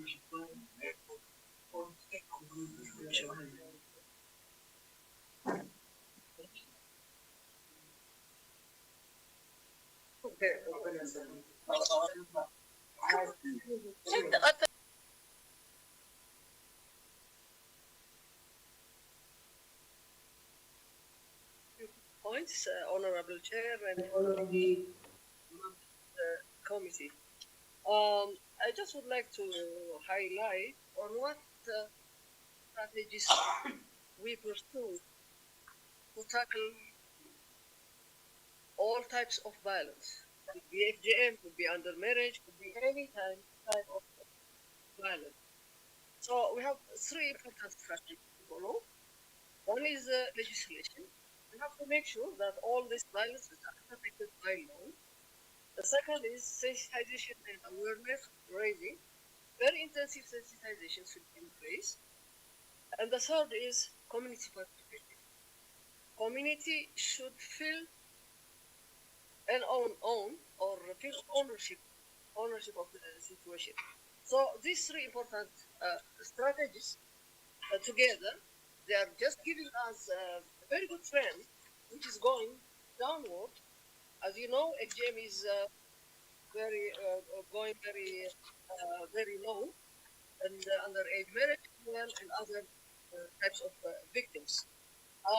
The second international conference on FGM, which was held in 2023 in Tanzania, there was an important initiative taken, which says Spotlight Initiative for Africa Regional Program. And this program calls that we have to put legislation, we have to put community involvement and resource, and involving ministers to pronounce renewed commitment and action. So what we have been following the last decade or so, much with the Spotlight Initiative of the 2023 of the African Conference. So we are successful in legislation. All violence, all type of violence are now protected by law. Once they are protected by law, the offenses and the penalties go side by side. The very important thing is the behavioral change of our community. Law alone, offense alone, penalty alone does not work. We have to raise the consciousness of our people. We have to bring all communities that they feel part of it and they try to tackle themselves. Not from the top-down approach, it's a bottom-up approach also. And this has been very successful. Regarding FFT, for instance, this was raised in 2006 in the meeting of cabinet ministers.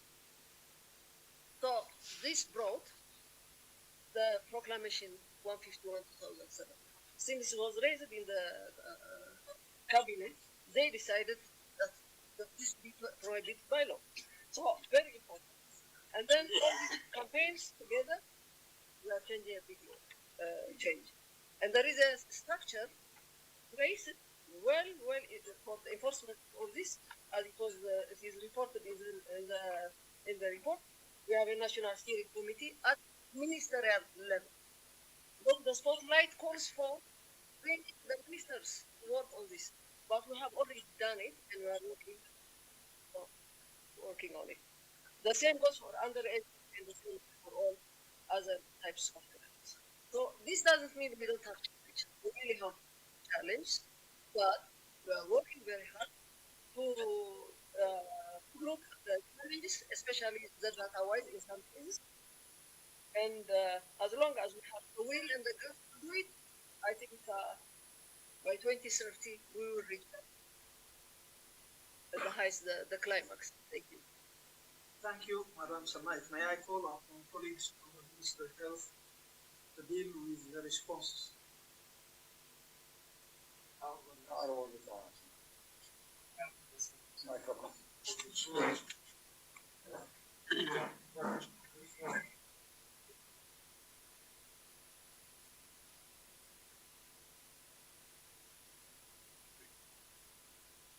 Good afternoon, Chair and honorable members of the committee.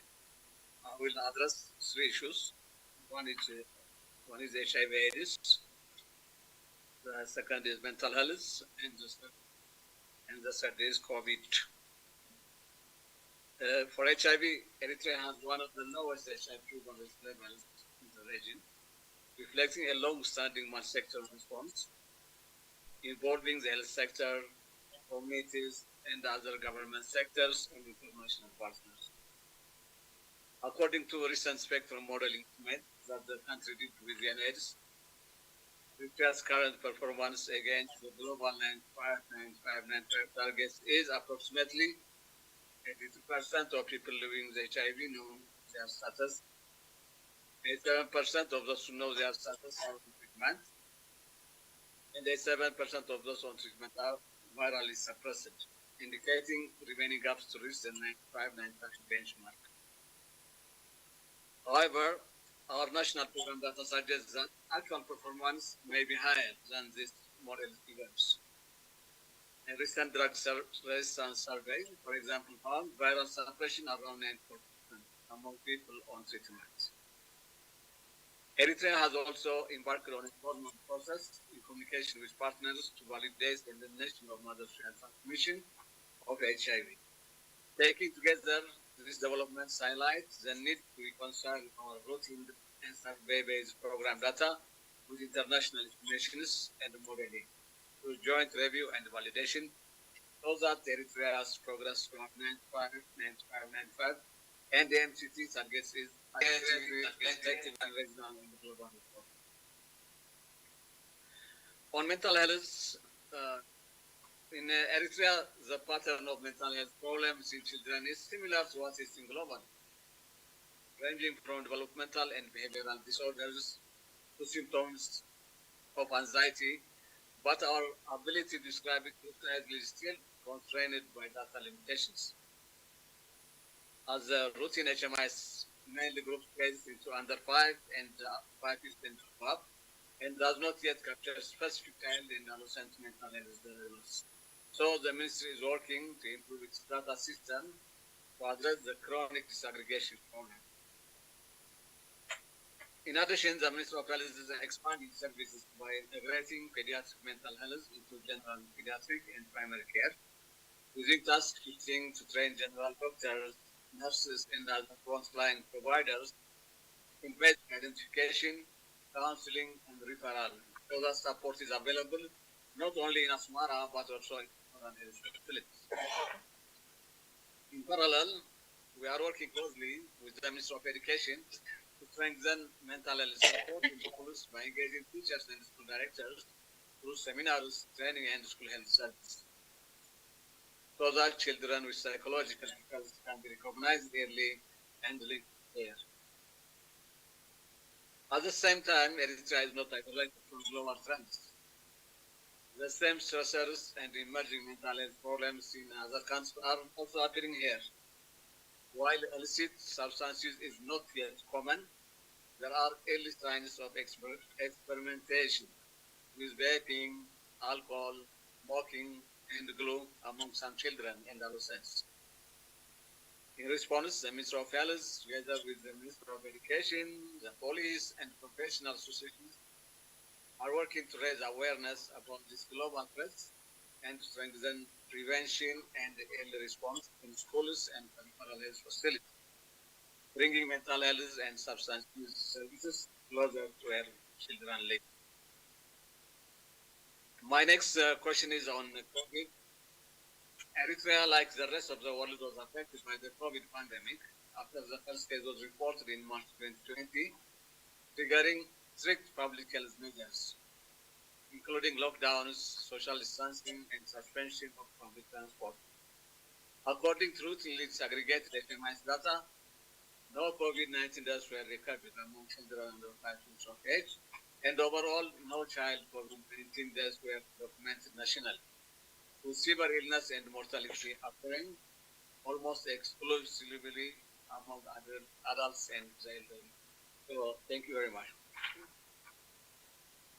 May I call upon colleagues from the Ministry of Foreign Affairs to respond to the issues related to your domain.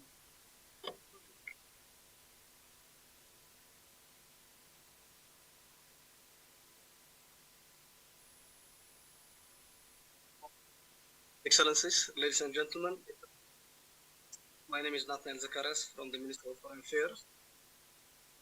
So regarding the questions raised on on the impact of sanctions on the children in Eritrea.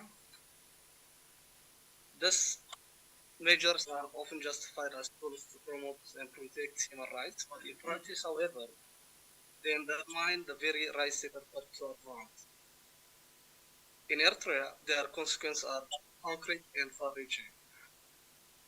In the health sector, access to life-saving medicines, diagnostic equipments, essential technologies is routinely impeded by formal restrictions, disrupted financial channels, and supplier hesitancy, thereby affecting the realization of the rights of health.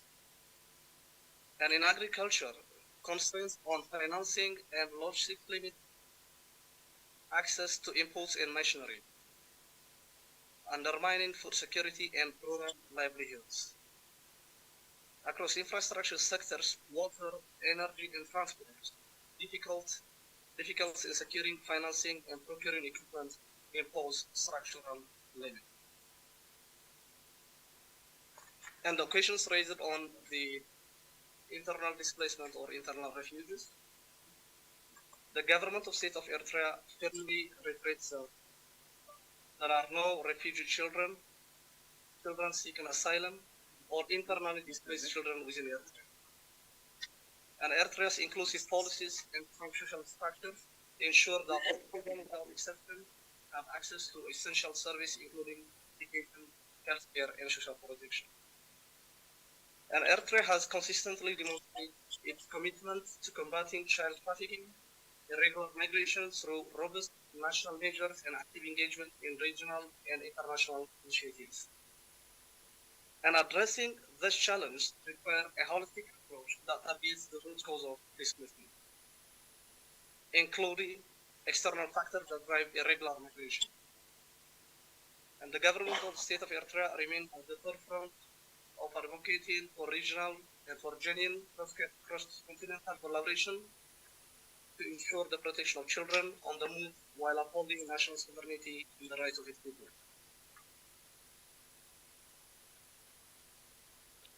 Okay, regarding the impact of war or the conflict regarding the Tigray war, the government of the state of Eritrea underscored that the well-being of children, whether in Eritrea or beyond its borders, remains a fundamental priority. Eritrea will continue to promote policies that safeguard children from the effects of conflict, including awareness programs, family preservation efforts, and broader initiatives to strengthen child protection systems at the national and regional level. And the government of state of Eritrea reaffirms that Eritrean military doctrine and operational conduct strictly adhere to principles that prohibit harm to civilians and war captives, with a strong emphasis on training, discipline, and compliance with national and international obligations. And finally, regarding the question raised to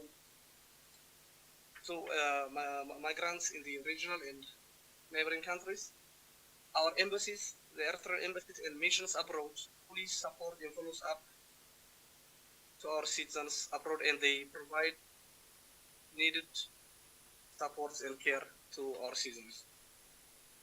Thank you. Okay. I think I have a few things on family environment. As has been reported consistently, be it in the first or second and third or fourth report, Eritrea is of the opinion that the approach is always community-based. Children, even if they are difficult circumstances, be as much as possible be assisted by families, extended families, at least by community-based. So, with regards to parental care, there are rare cases where you have children who don't have parents at all. At least there have to be extended families. It's not only the livelihoods that may be brought to their attention, but even for the psychosocial healing they grow up, it's very important that we have a community-based approach. So those who have children who don't have who are without parental care are those very few who may be abandoned.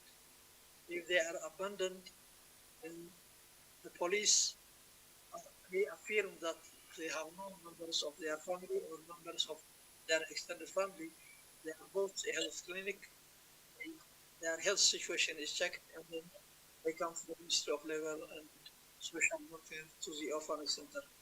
We only have one orphanage center. That's also as a last resort. Otherwise, our approach is community based. You may see that in our reports, those who are abandoned are very few, or those who are abandoned are very few too. Just because if they have extended families, the best choice is to just bring contact with their extended families as well.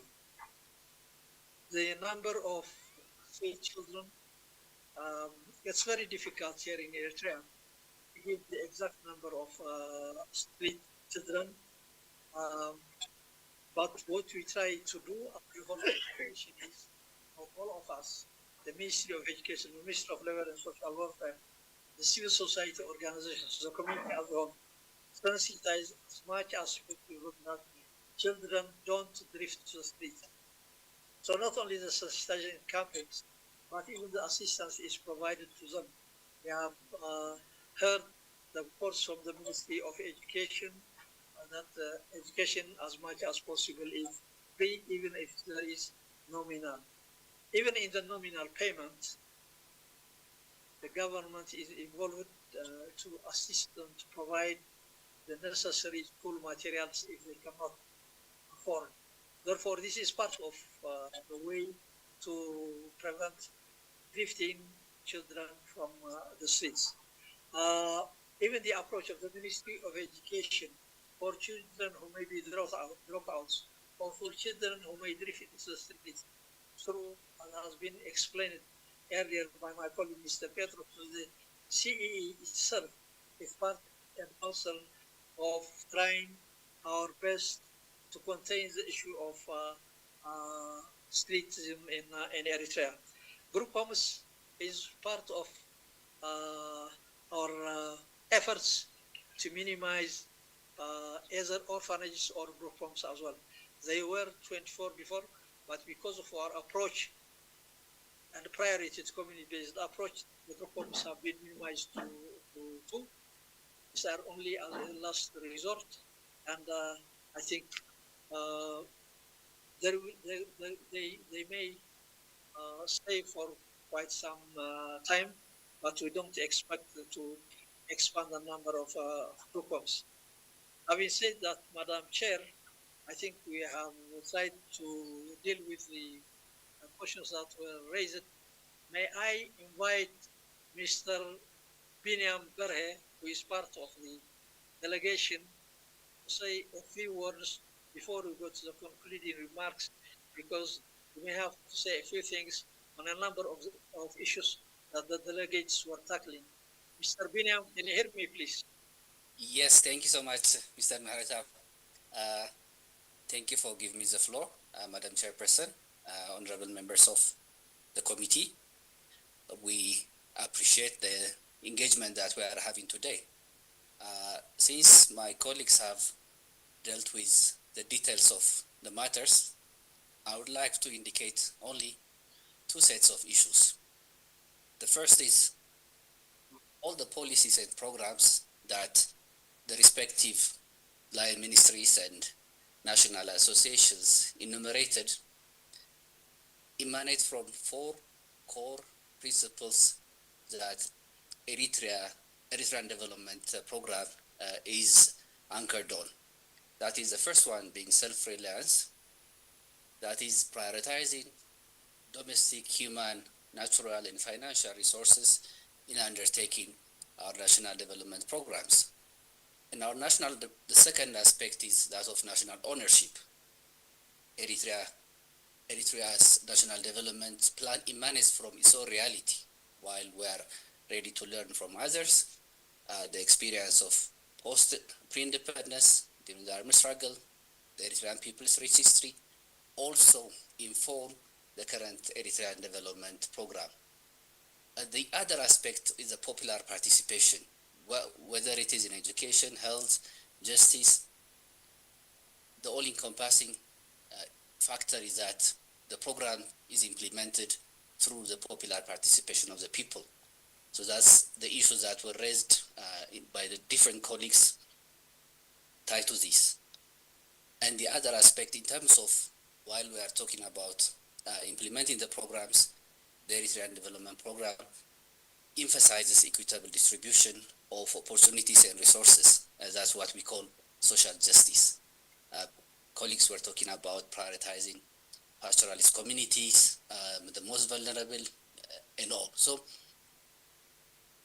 the core principles, these core principles imbue the Eritrean development agenda and the activities and programs that are undertaken by our ministries and institutions.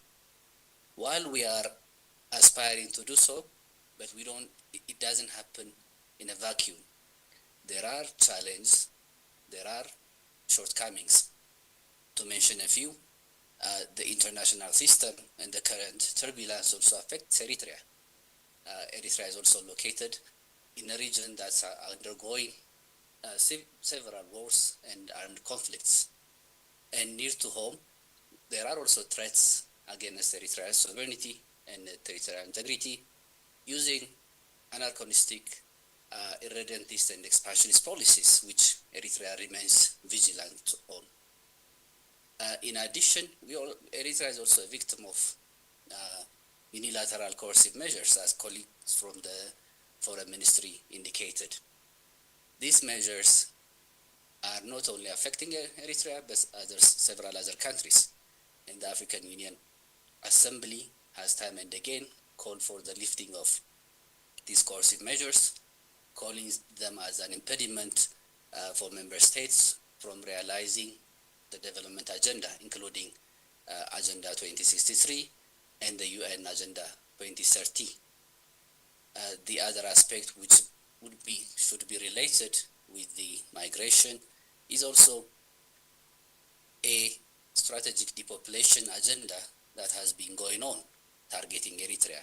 So while Eritrea envisages to do whatever it takes to better the lives of its people, and most importantly its children, and to fulfill its obligations under the African Charter on the rights and welfare of the child, through its own principles and policies.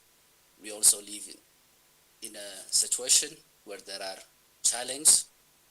Some of them have been persistent, and we call on the committee also, first to understand, and also second to advocate for the lifting of the challenge, most importantly, the sanction which the African Union Assembly has also pronounced time and again, and also to put the shortcomings that Eritrea is facing within the context of resource constraints, persistent issues that has to do with peace and security, and external challenges that I just mentioned a few.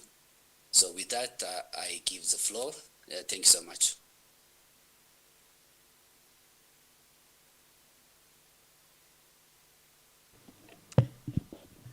Thank you, Mr. Benyam, chargé d'affaires, and thanks to the head of the delegation. Chargé d'affaires, yeah. So, Your Excellency, the head of the delegation, Heye Tabe, and all the members of the delegations, ladies and gentlemen, honorable members of the committee, this brings us to the end of the dialogue on the review of the fourth periodic report of the state of Eritrea. I would like to thank the country's rapporteurs, honorable, yes? Before concluding, Mr. Mahreta will make a closing remark. Yes, I know. Yes, I know. Yeah. So I would like to thank the country rapporteurs, Hon Anne and also Hon Kembo, and all the members of the Committee of Experts on the Right and Welfare of the Child for their questions and comments, and of course, Your Excellency, the head of the delegation and the representative of your member state for their responses and their quality of the dialogue. So does the head of the delegation wish to make concluding remarks? I think you want to have the floor for that. You hear me? Thank you, Madam Chair. So the floor is yours. Yes, Excellency. thank you. Honorable Sabrine Gahar, Chairperson of the committee, distinguished members of the committee, ladies and gentlemen. At the outset, allow me to reiterate the sincere appreciation of the delegation of the government of the state of Eritrea for the constructive and substantive engagement held with this esteemed committee. The plenary dialogue has been a meaningful learning process for both sides. For the Eritrean delegation, it provided a valuable opportunity to present the progress achieved with our national context, as well as the challenges encountered in the discharge of our responsibilities under the implementation of the ACERWC. We trust that the committee has been able to duly consider the strides made by Eritrea in this regard. This engagement has further offered an important platform to present a comprehensive overview of Eritrea's ongoing efforts to advance the rights and welfare of children, efforts firmly grounded in national ownership, community participation, and an integrated policy framework. It has also enabled a candid and constructive exchange of persisting challenges alongside the practical measures being undertaken to address them. As reflected throughout our presentations, Eritrea's approach remains anchored in the principle of equity, accessibility, and sustainability, from strengthening community-based justice mechanisms and enhancing institutional coordination to advancing tangible gains in health, education, and social protection. Our efforts are guided by the overarching objective of ensuring that no child should be left behind. At the same time, we recognize that the full realization of the rights enshrined in the African Charter on the Rights and Welfare of the Child is a continuous and evolving process. Eritrea remains committed to sustaining and further intensifying its efforts towards the promotion, protection, and fulfillment of the rights of all children. In conclusion, allow me to reaffirm my government's strong and unwavering commitment to the implementation of the ACERWC in the best interests of Eritrean children. The observations and recommendations that may be put forward by this distinguished committee will be given due and careful consideration as we continue to advance our efforts in the years ahead. I thank you for your kind attention. Thank you so much, Your Excellency. So on the behalf of my colleagues, honorable members of the committee, I would like to sincerely thank you, the head of the delegation, Your Excellency, as well as the chargé d'affaires, Mr. Benyam, and all the members of the delegation of the Republic of Eritrea, present with us here online for the 45th session. Who actively participate in this constructive dialogue with the committee and who enabled us to better understand the implementation of the African Charter on the Right and Welfare of the Child.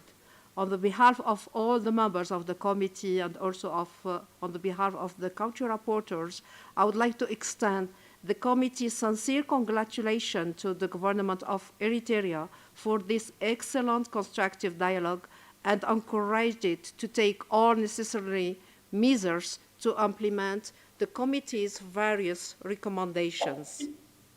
Thank you very much. We look forward for your next periodic report. And I can say this session is closed.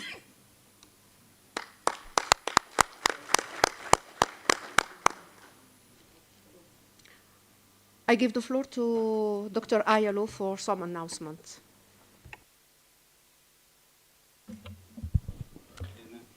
All right. Greetings to Mr. Ayalo as well. Thank you so much, Your Excellency, Atom Ratab. Thank you very much, and good to see you We were hoping to receive you here and to host you here in the kingdom. But another time, hopefully, we'll see you here in Maseru. It's a great pleasure to see you online. All right. Thank you, Chair. I think we now break for tea. I mean, lunch. Lunch. I'm looking at the time. So we come back exactly at 1 o'clock to proceed with the 1 hour. 1 hour is 2 o'clock. Yes, yes, yes. 2 o'clock. 2 o'clock. Sorry about that. 2 o'clock. Quarter to 2. Quarter to 2. 1 hour. Yeah, I wanted to say like we take 1 hour. Yeah. Yeah, quarter to 2. Then we proceed with the next segment of the program. I'm just trying to look at it.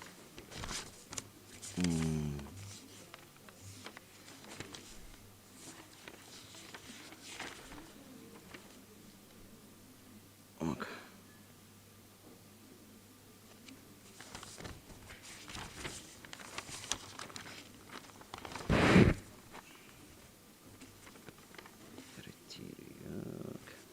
So in the afternoon, we'll proceed with the launch of the committee's study on harmful practices. And then right after that, we'll proceed with the consultation with regional economic communities in preparation for the second ministerial conference on violence against children. That session will be led by ACPF, and the launch of the study of the Committee on Harmful Practices will also proceed in collaboration with our partner organizations that we have worked on this project through the leadership of the Special Rapporteur on Child Marriage and Other Harmful Practices within the committee. Lunch will be served, in the case with the previous days, in 2 areas. All our guests are invited to join us for lunch on just right on the left side. But members of the committee and colleagues and heads of delegation from member states, you are invited to join us on the other side of the lunch area. To manage the space, please let us keep this arrangement to avoid long queues. Thank you very much, and we appreciate for your cooperation on this. Thank you so much.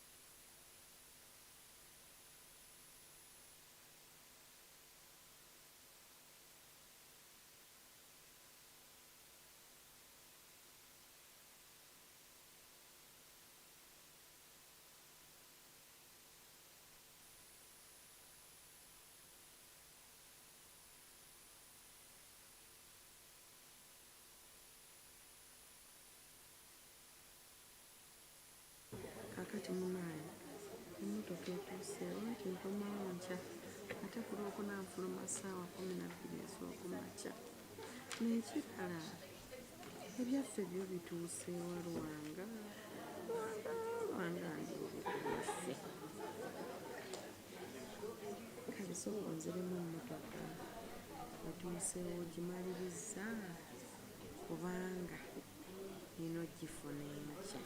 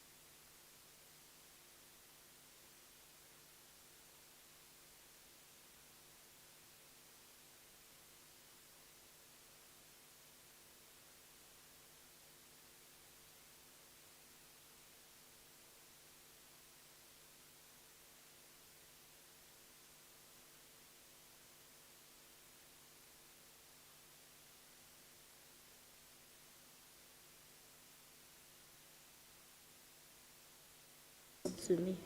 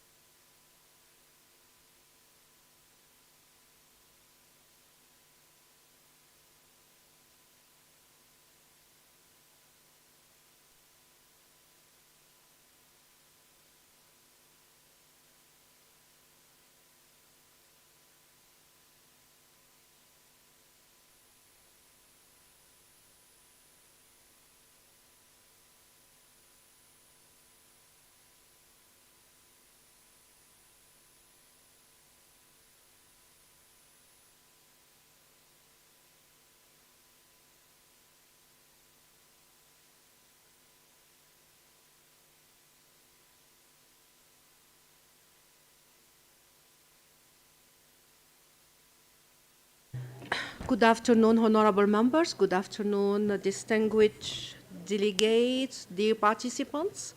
We will continue with the program of this day with a panel on the launch of the ACERWC thematic report on harmful practices affecting children in Africa.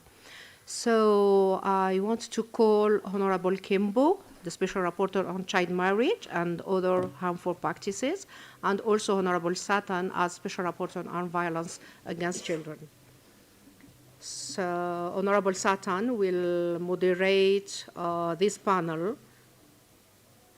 We will have 3 or 4 speakers and also child representative.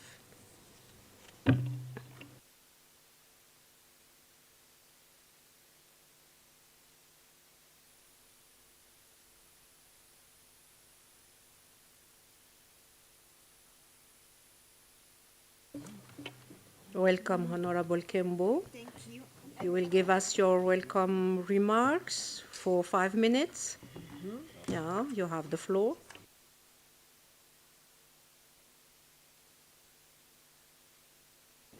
For the moderator, you have to call yes, all yes, of course. Yeah, thank you for raising that. Thank you. So the floor is yours, Honorable Satan.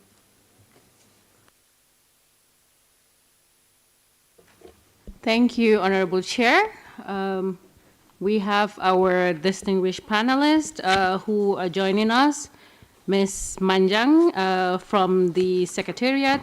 We also have Sally Kuber, the Regional Representative for Southern Africa, Equality Now, Mr. Musashi Tofa from the SADC Parliamentary Forum, and we have 2 children representatives, Alan Caroline, as well as Shilo Akimbo, joining us. We'll start the panel after Honorable Kembo's welcome. Thank you, Honorable Chair.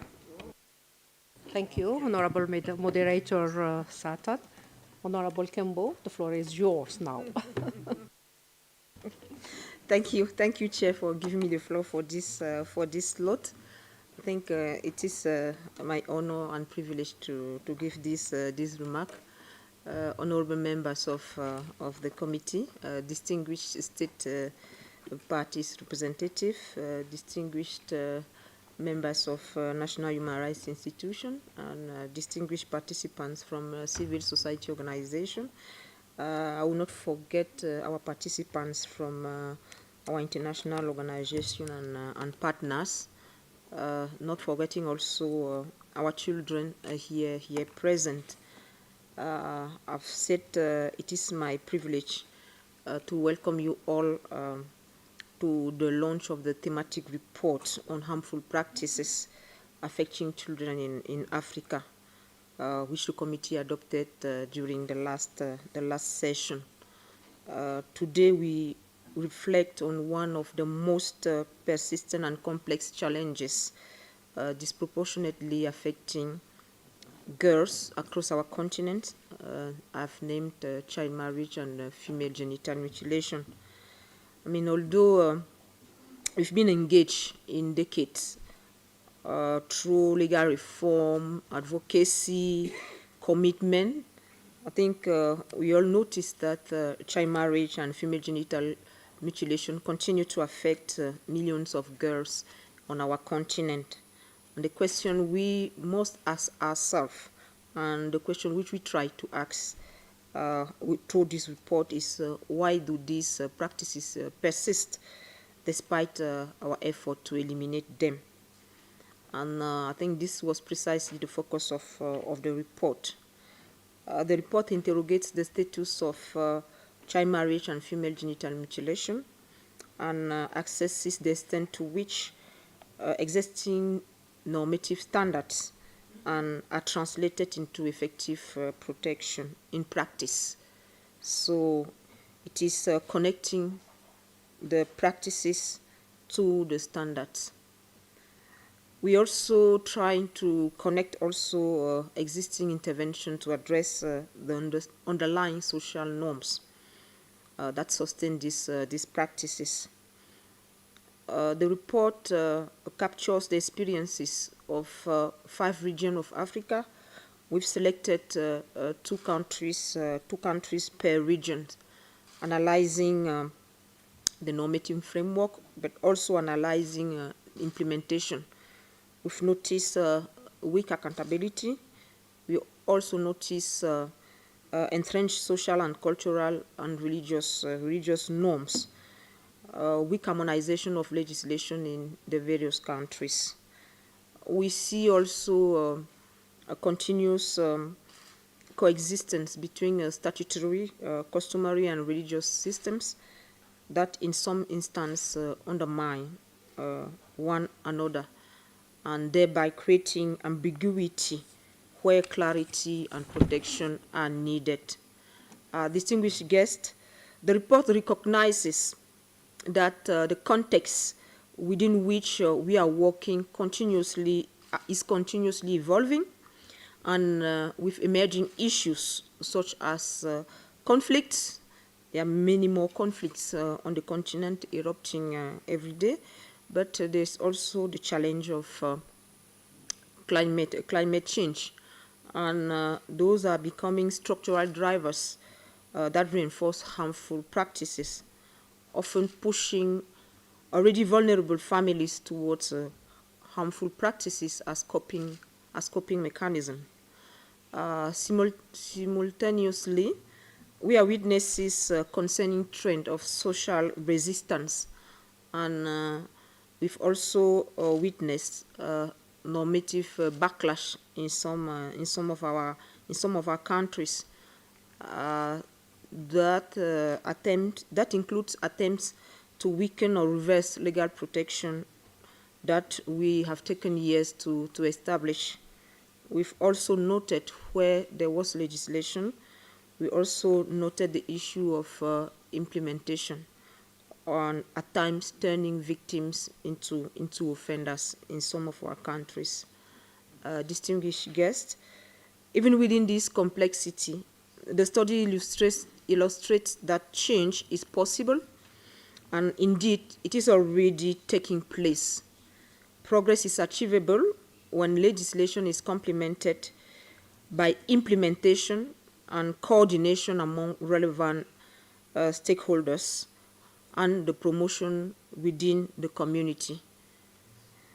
The report shows us that response which engages community including traditional and religious leaders as well as children themselves are more likely to yield results in measurable reduction in prevalence and more durable shift.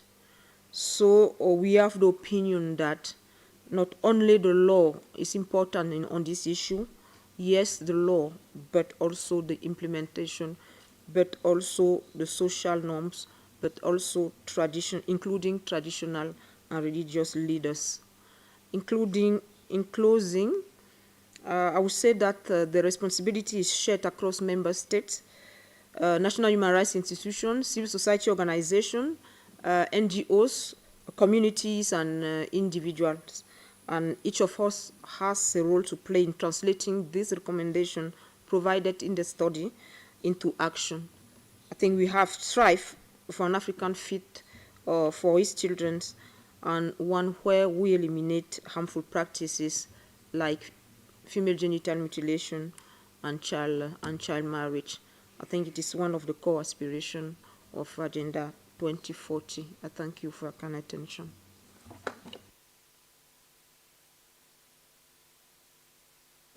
Thank you, Honorable Kembo. Now the floor is for the moderator, Honorable Satan. You have the floor. Thank you, Honorable Chair. Allow me to stand on existing protocol.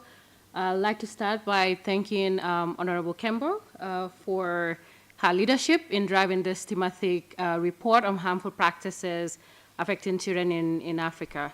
This report, developed by the committee under her mandate in partnership with Equality Now, is very timely. As she highlighted, it focuses on female genital mutilation, FGM, and child marriage, two of the most persistent and grave violations of children's rights, particularly girls on our continent. I am honored to moderate this portion of the launch. Our primary objective with this launch today as well is to disseminate the findings and the recommendations, as well as provide a platform for key stakeholders to also reflect, especially in terms of actionable change. And so we will proceed accordingly. To start us off, I would like to invite Husenatu Manjang, a legal researcher from the committee secretariat, to present the key findings as well as the recommendations of the thematic report. Husenatu, over to you. Thanks. Thank you very much, Honorable Satang, for the floor. And good afternoon, Honorable Chairperson, members of the committee, Excellencies, representatives of member states, distinguished guests, all protocols observed. But can you please help me with projecting the PowerPoint? Thank you. My name is Husseinatu, and I'll present the findings of the report before we open the panel discussion. The next slide, please. So this report, it focuses on female genital mutilation and child marriage and was adopted at the 46th Ordinary Session. And as Honorable Satang mentioned, was possible through the partnership with Equality Now, and we sincerely appreciate their support. The study comes at a critical moment in the context of years of advocacy on these two issues and indeed legal reform across various countries. But despite this, we note that harmful practices continue to persist widely. There are explicit normative standards protecting against these practices, including the African Children's Charter, the Maputo Protocol, among others. But what is increasingly evident is that legislation and policy guidance alone is not enough. And there are a plethora of barriers which pose serious challenges to change, such as structural inequalities, weak enforcement, stigma, and a lack of survivor support. Next slide, please. And so while we do operate within this environment, there is also progress on the ground, and I will share a few examples from the report later in my presentation. But it's within this broader context that the committee undertook the development of this report to assess the current status. And so to ensure that we have a representative and balanced analysis, the report adopts a regional case study approach where countries from all of the 5 regions have been selected. And the selection was based on several criteria, which is the prevalence of FGM or child marriage, engagement with regional and international human rights mechanisms, documented good practices, a diversity of legal contexts, including countries with strong enforcement frameworks and those where harmful practices have not yet been criminalized, and judicial interventions that have shaped legal protection for children. So based on this, the country case studies were Chad and Cameroon, Ethiopia, Somalia, and Sudan, Egypt, Malawi and Zimbabwe, and Nigeria and Mali. The next slide, please. Before delving into the country-by-country assessment, the report first presents a general status update on FGM and child marriage with key protection gaps identified. So on the status, the committee's findings align with those of UNICEF and other stakeholders. And in 2024, the estimates are that approximately there are 144 million FGM cases in the continent, which accounts for 62% of the global total, and that globally 12 million girls are married each year. And turning to the protection gap, and then that there are estimates of 127 million child brides within the continent. Turning to the protection gaps on FGM, of the 27 African countries with national prevalence data, 4 still lack specific legislation banning the practice. And on child marriage, data shows that only 18 of the 55 member states do have an explicit minimum age of marriage at 18 without exception. So the common loopholes may be allowing marriage with parental or judicial consent, exclusions to religious and customary marriages from minimum age requirements, or discriminatory laws for boys and girls. And even where countries have raised the minimum age, far fewer have put in place comprehensive frameworks that include prevention, redress, and protection of survivors' rights, including the right to leave a marriage, rights to inheritance, property, and citizenship. The next slide, please. Based on this mapping, we developed a checklist to assess how national laws and policies are addressing FGM and child marriage in practice.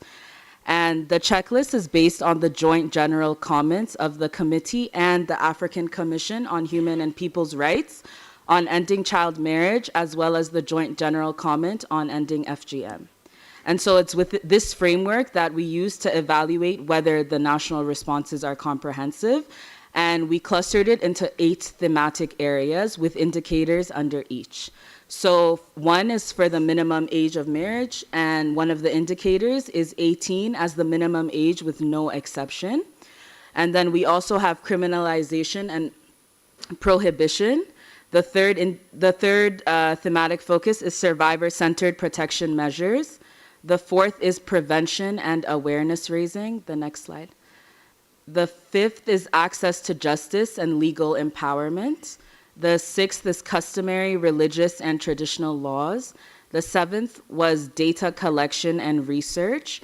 And the final one is budgeting and resource allocation, and whether there is dedicated funding and capacity building in place to ensure long-term impact. Next slide.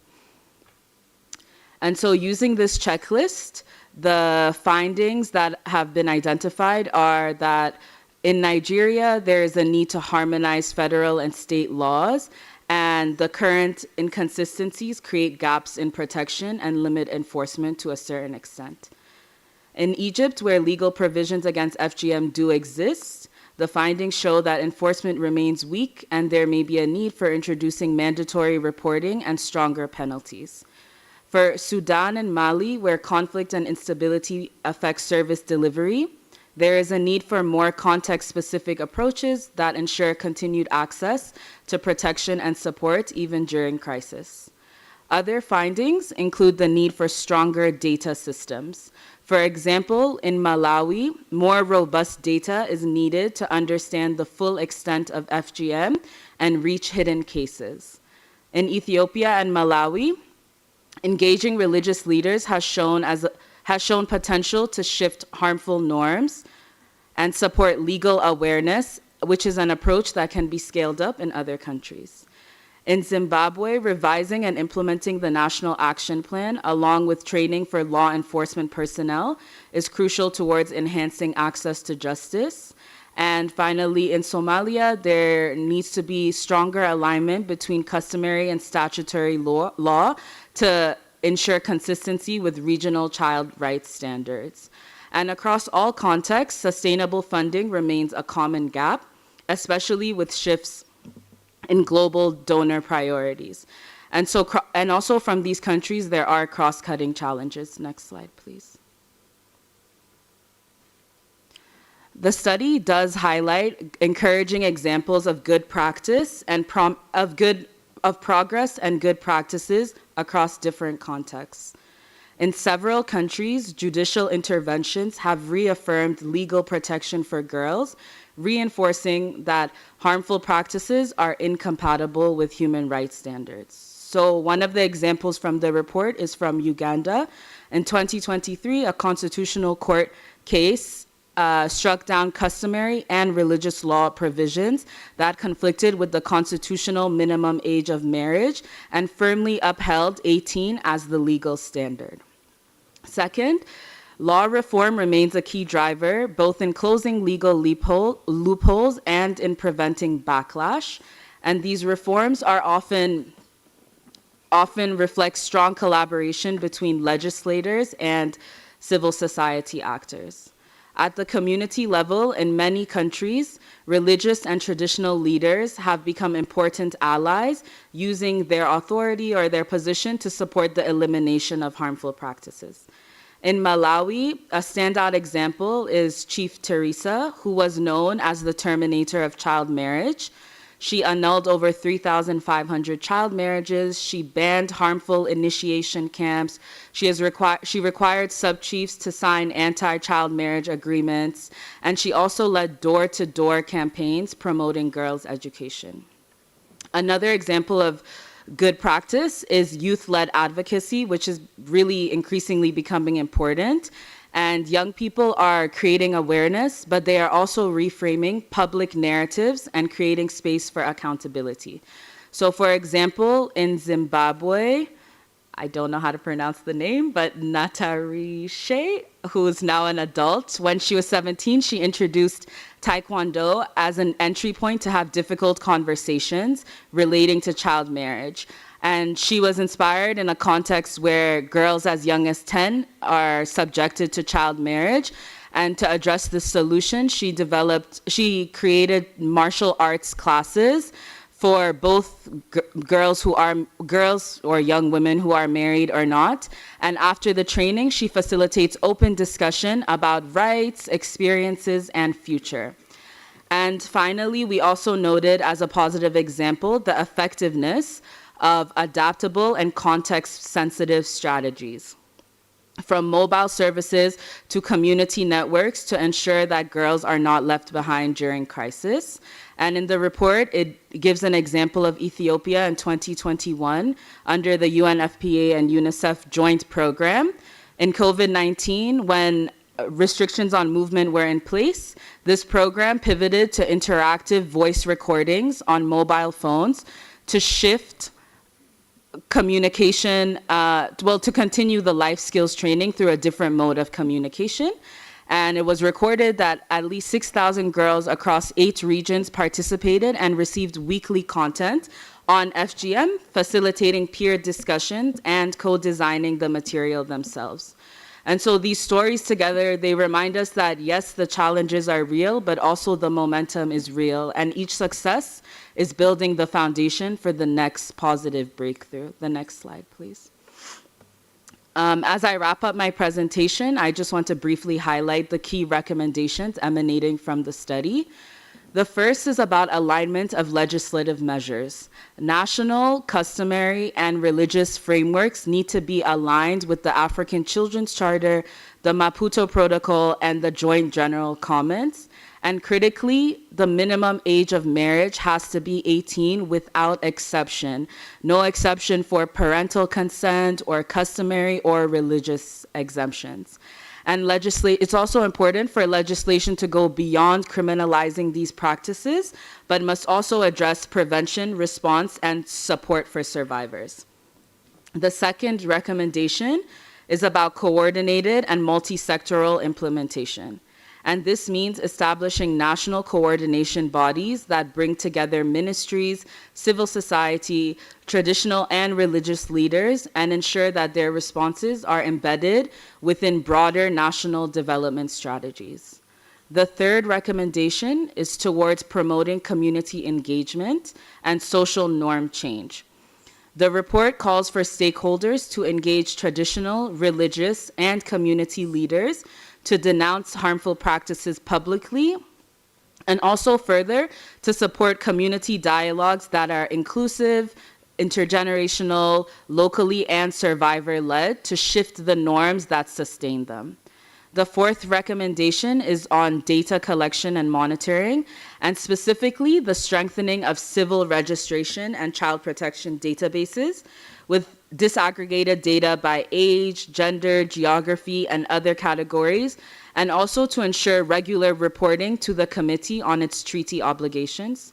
The fifth recommendation is about sustained political will and allocation of adequate resources, meaning dedicated budget lines in relevant ministries, adequate funding for implementing agencies, and making full use of mechanisms like the special mechanisms within this committee, the special rapporteurs, AU champions, and also goodwill ambassadors.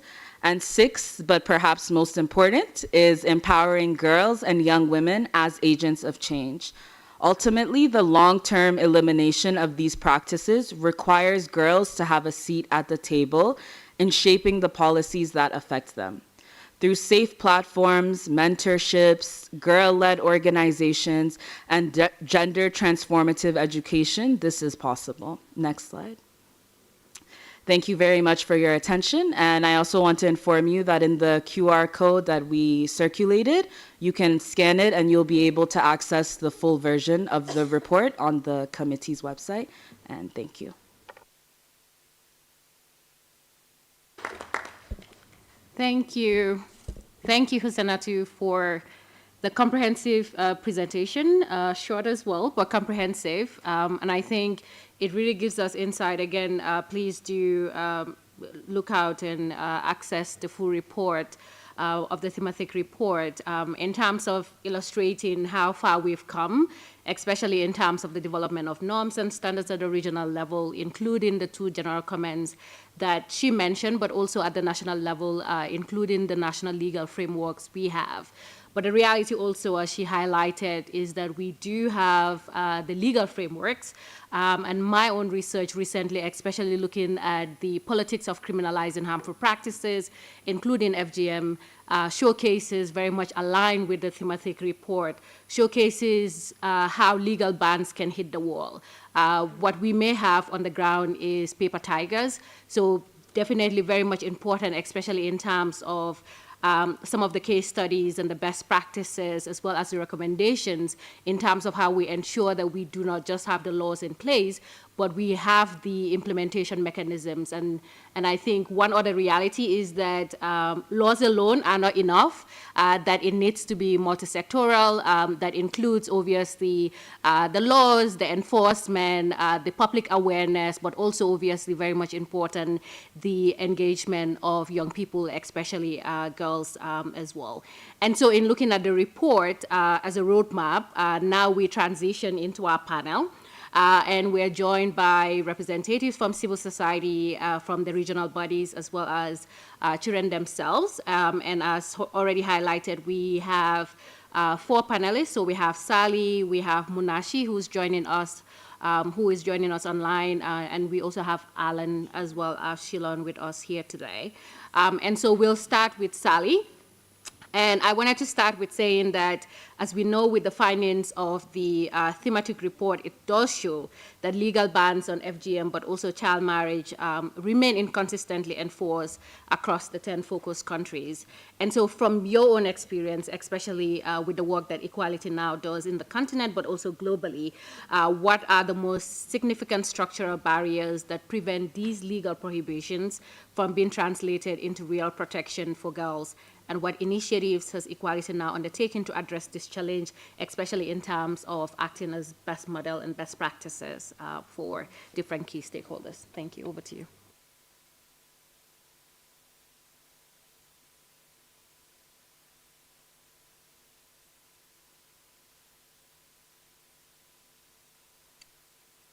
Allow me to rise on all protocol observed and to appreciate this moment, which is a moment where we are continuing with what the 46th Ordinary Session did in commemorating the 35th anniversary of the Children's Charter. So Africa as a continent, we have been leading because it's the Children's Charter that actually put in 18 as age of marriage without exceptions. So from our experience as Equality Now, we have realized that as the continent have been progressing and as we commemorate the legal gains on paper, the reality has been that girls are still vulnerable. And we try to look into what could be the reason. And it's all coming to one word, Honorable, called implementation. So when we look at implementation, it calls on different mandate holders to enforce the law. It calls on two sides of the coin where those that have rights, which are children and girls, are not aware of the laws that are in place. How our laws are structured, packaged, and how they make a difference in children's lives. We have realized that this was a moment where with this study we have been tested to say, is it easy for children to access it? Does the education curriculum, even the subjects and those that are examinable, include the curriculum that provides knowledge, not to legal practitioners, but also to everyone, as children, as everyone have a responsibility to protect children on the continent. The other issue around implementation is that as the laws have been passed, they were not accompanied by a readily available resource architecture. So on implementation, when we look at where is the mandate of protecting children lying, you could see that different government departments were claiming children, but no one came to the party to do the work. So you could see others, children featuring on the youth architecture, on the women for the girls architecture, the social protection, the education, the health. But to then consolidate all that, you could see there are different legal frameworks, different architecture, different structures at all levels, which then brought in the discord or the disjointed implementation. The other one is really around, even amongst the mandate holders or duty bearers, they were also not aware of the law and how they can connect with other supporting mechanisms. So while the law had been there, we could see that those who are charged with the mandate to implement were not organized, coordinated, capacitated, or adequately resourced to do the required. There have been seasons also on the continent where the laws have been tested because once the countries get in conflict, there's a whole different process that comes into play. There's a new legal framework or coordination framework that comes in to save lives or to offer rapid response. There are displacements that comes in.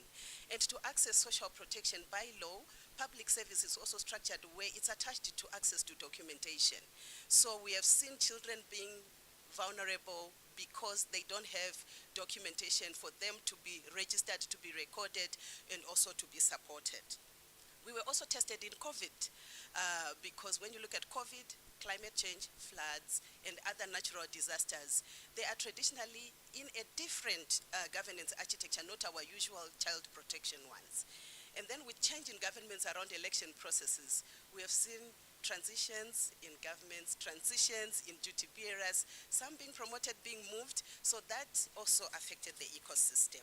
So from our work as Equality Now, we've done legal advocacy to work with policymakers, human rights mechanisms, children, civil society actors for promoting a multi-sectoral approach, doing the legal analysis, offering technical support to those who make the law to be comprehensive. We have supported also other actors and other national advocacy work through partnerships to look into the protection mechanisms of survivors. And we have also audited and provide policy briefs to support the duty bearers. So as we move, we have seen that the laws can make a difference or can provide full protection of children if they are clear, if they are harmonized, if they are resourced, and if they are enforced across all ecosystems, where there are no loopholes, where there is no justification, and where there is no tolerance to exceptions and any to exceptions, especially that weaken girls' protection. So some of the recommendations for the committee considerations and this session considerations include full alignment of laws to international law and commitments by member states, because member states are honorable.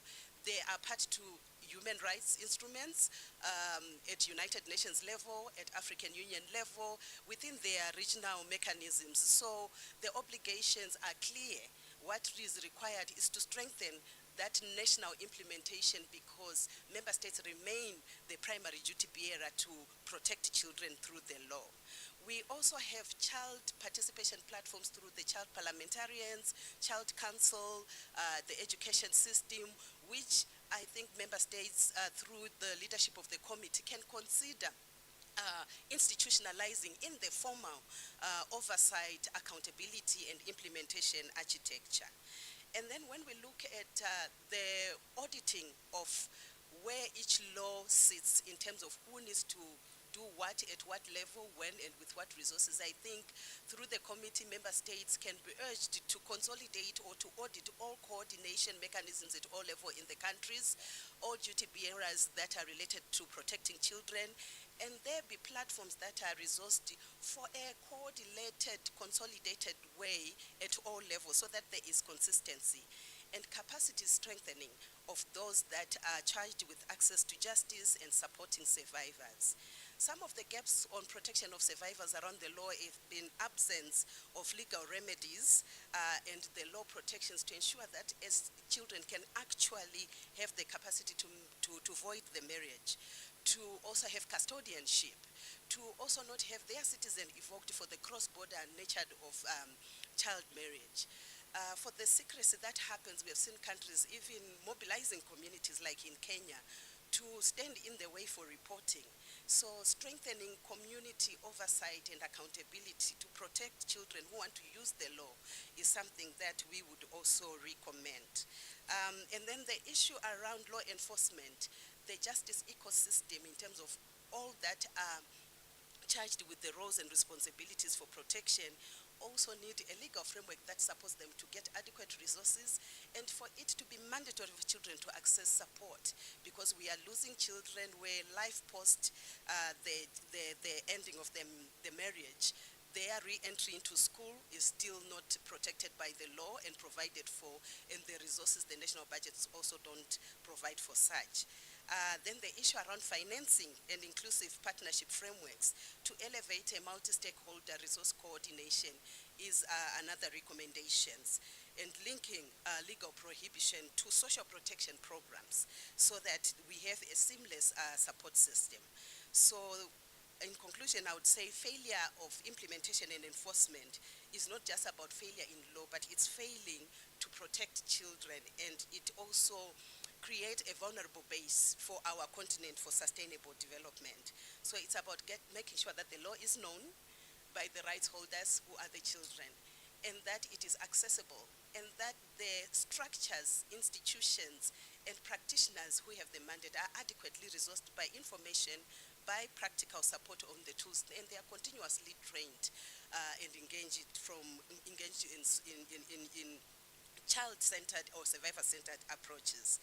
So with this session being a turning point on this report, I think we are at a point where we can accelerate progress by ensuring that laws are more comprehensive and that we move from real paper protection to real life. The girls and the children of Africa are waiting, and from this moment we believe and we stand ready as Equality Now and other CSOs to continue journeying with the committee and member states towards an Africa fit for children and free from FGM and child marriage. Thank you. Thank you. Thank you, Sally, for your intervention. And we, as the committee, appreciate the continued partnership with Equality Now. As you highlighted quite a bit, but I think one key takeaway as well is that laws themselves are only as strong as the political will and the resources behind them. And so also brings us to especially the important role of regional oversight. And especially when we look at civil society and the work that they do from the ground up, that we also do need the regional economic communities to pull from the top down. And so that is why we do have, and hopefully he's online. Yes, he's online. Mr. Munashi Tofar from the SADC Parliamentary Forum, who's joining us online to talk a little bit and share with us insights about the role that the SADC Parliamentary Forum plays, especially in supporting national parliaments to translate the model law on eradicating child marriage into legislation. As we know, the model law has indeed inspired legislative action in both Mozambique, for instance, as well as Malawi, but progress, as have already highlighted, remains uneven across the region. And so if you can share with us in terms of what the Parliamentary Forum is currently doing, especially in accelerating adoption among member states, as well as ensuring enforcement. Over to you, Munashi. Thank you. Thank you, moderator. Can you confirm if you can hear me? Yes, we can hear you. Please proceed. Thanks. Thank you. And thank you for this platform that we can also share what the forum is doing as it pertains to also contributing in the fight against child marriages. And Honorable Chairperson, I'll also write on the existing protocols and get straight into the remarks that the Secretary General was supposed to present. And I'll start by extending warm greetings from the Secretary General, Ms. Boemo Sekoma, who unfortunately could not be with us today and has instead delegated that I deliver this intervention on her behalf. And with that in mind, honorable members and colleagues in the room, I'll ground this intervention in the faces of young people that have lived through child marriages across the region, specific to the SADC region and across Africa, as it were. I think, Honorable Chairperson, you may have read the story of one child called Melody in Zimbabwe, who was married off and put into a life of abuse and abandonment as a child. And she was 13 at the time, and she bore twins, and she was deserted by her husband. You may also have heard the story of a lady or a child called Tamara, of course the name has been changed, in Malawi, was also deserted by her husband. And at 9 months into her pregnancy, she had nowhere to sleep and no source of income. And she was also 13 at the time. And these are only but two stories of such scenarios which continue to define our region and as the presentations have also noted, defining our continent. And in both cases, as it is in many more similar ones, the girls were left to navigate a world of poverty without even the basic identification documents needed to access healthcare or social welfare for their children. That is why the forum, the SADC Parliamentary Forum, made a promise to the girls of the region through the SADC model law on eradicating child marriages and protecting those already in marriage. It is also why the forum also associates itself with this occasion on the launch of the thematic report on harmful practices. And through these documents, I think we declared that childhood is not negotiable and that the bodies and futures of our children are not commodities to be bartered in times of hardship. And you may be aware also, Honorable Chair, that this year we are celebrating a decade following the development of the model law on child marriages. But as we celebrate, we are also, I think, enjoined to audit our conscience. I think this exhortation stems from the mere fact that recent studies advise that it will take 200 years to eradicate this harmful practice in our region. So, and we do not have the luxury of time.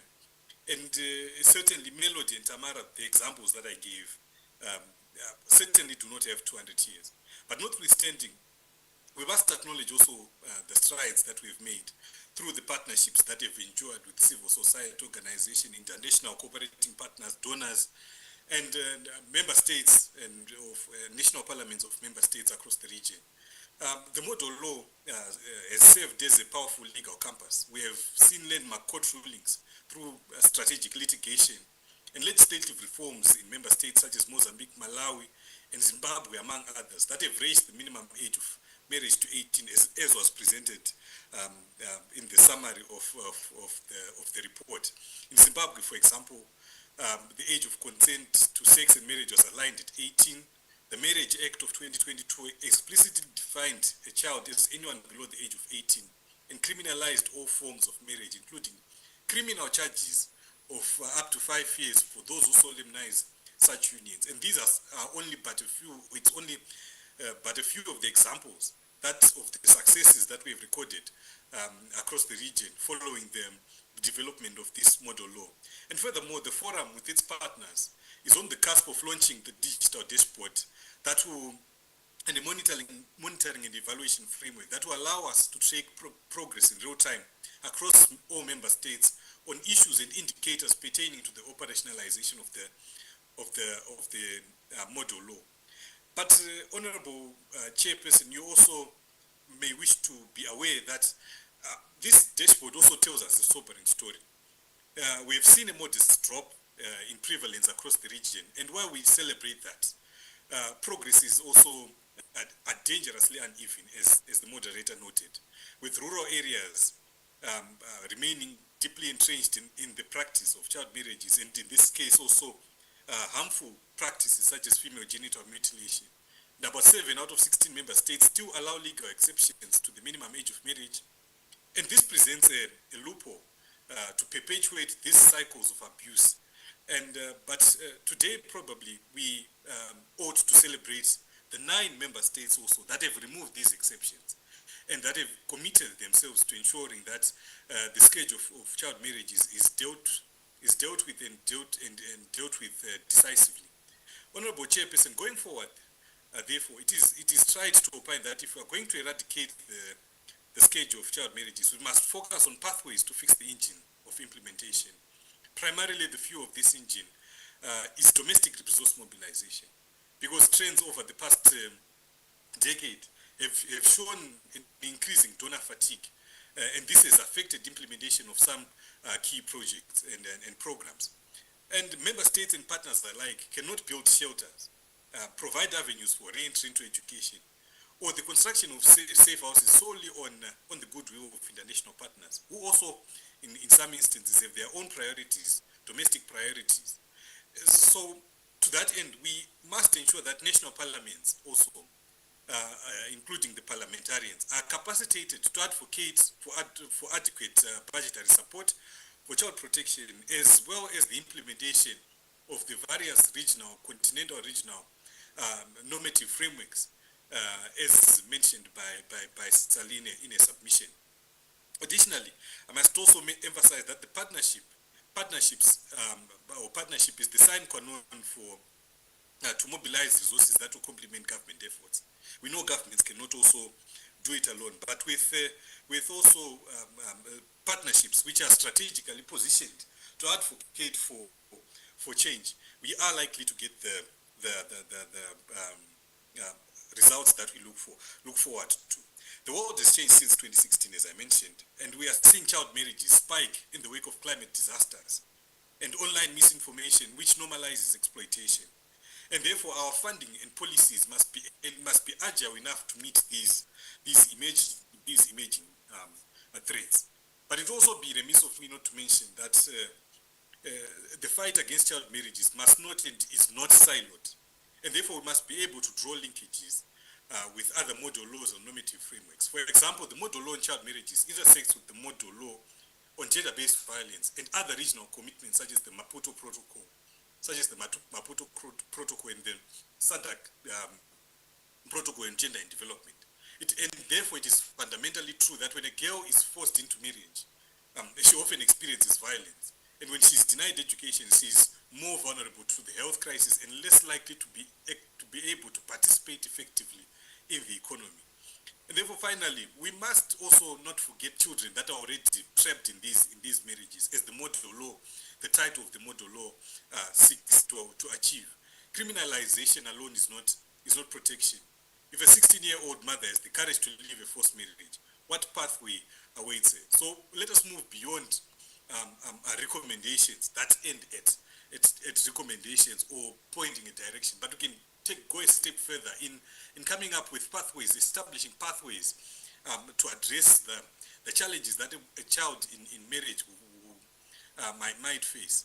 As it stands, too many places, in too many places, she'll face challenges of statelessness because of limited access to documentation, poverty, and a locked school gate. There are very few countries across the region which have school re-entry policies for children who would have dropped out of school because of marriage. So what are we supposed to do? What are we doing? Can we come up with standards or normative frameworks, guidelines to guide the development of national school re-entry policies? We must also develop pathways to protection that are concrete and funded. This means also creating education pathways, as evidence shows that protective laws only work when paired with free, accessible secondary education. A survivor is also entitled to free compulsory education during and after pregnancy, along with special policies for girls in rural areas. Affirmative action, essentially. It also means creating financial inclusion pathways. We cannot tell a child bride to leave a marriage only to consign her to destitution. We must ensure that these survivors access to skills training, microfinance, inheritance rights, and access to social security programs. And this can be done through our partnerships that will exist between the committee, civil society, and regional economic communities. And the forum, you may be aware that it also has a framework that a partnership framework that we also utilize in ensuring that also those who are interested in participating or collaborating with the forum can also collaborate in implementing activities that will inform the role of Parliament or the effective implementation of the role of Parliament. I also add that if a girl is a wife, she's also a worker and a potential entrepreneur, and she needs access to capital and the legal right to own property. So I'll conclude, ladies and gentlemen, Honorable Chairperson, by noting that the SADC model law gave us a blueprint, and the digital dashboard, which are going to launch sometime in July 2026, at the plenary assembly of the SADC Parliamentary Forum, will also give us the map. But the journey requires our collective political, financial, and technical will, as has been mentioned by the panelists who came before me.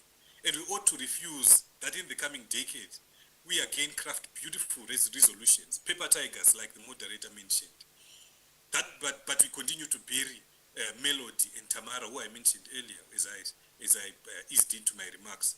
That is why I am hopeful that in the next decade we'll also celebrate that which will have undeniably and irrevocably delivered through our partnership and collaborative frameworks, and through the work that the sterling work that the committee is doing in ensuring that the issue of child marriages and child protection, child rights remains on the continental and regional agenda. So I thank you, and over to you, moderator. Thank you. Thank you, Munashi, for the intervention, and please do extend our appreciation to the Secretary General of the SADC Parliamentary Forum, but also for setting the context for us, especially on the model law, which is a good illustration to showcase that legislative harmonization, especially across borders, is critical in our work. But as you rightly said, partnership is key, and we're, as a committee, very much welcome the opportunity for the continued partnership, especially in terms of the model law being used as an example and a good practice, especially for other countries as well. And so at this point, we now move to our bias, but this is the most vital part of the lunch. which is the session that we're engaging with our children representative, really leveraging the voices of children themselves, girls as agents of change. We have Alan, who is joining us from Malawi. She's 16. And also just to note that she will speak in her national language of Chichewa. So please do, if you don't speak Chichewa, please take, translation will be available. I will turn to Alan to, yes, translation will be available from the headset. Correct, yes. Yeah. So we'll give you a couple of minutes to, seconds to get the headset, yes, to provide a translation. Yeah. Okay. So, Alan, welcome, and thank you for taking a break from school to be here with us, in this panel. And in your context, in Malawi, we have seen examples of change through the involvement of community leaders. In your own experience, what does it actually look like when a girl's voice is heard and taken seriously, especially in decisions that affect her, and what still needs to change, especially when that happens more often as well. So please, welcome. Thank you. Please put your hands together for Alan. Thank you.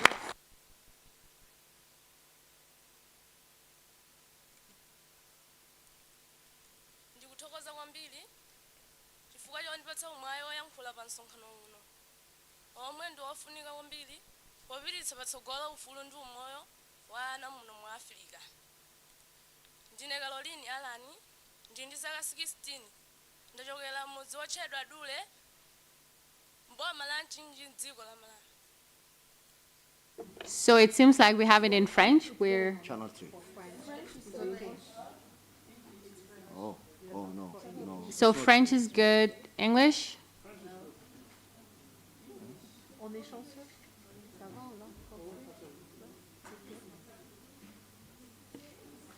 Is there English? Are you sure that there's English?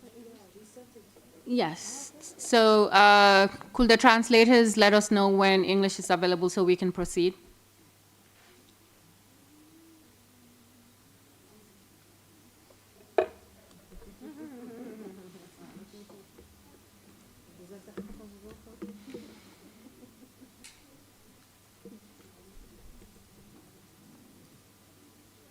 Any update?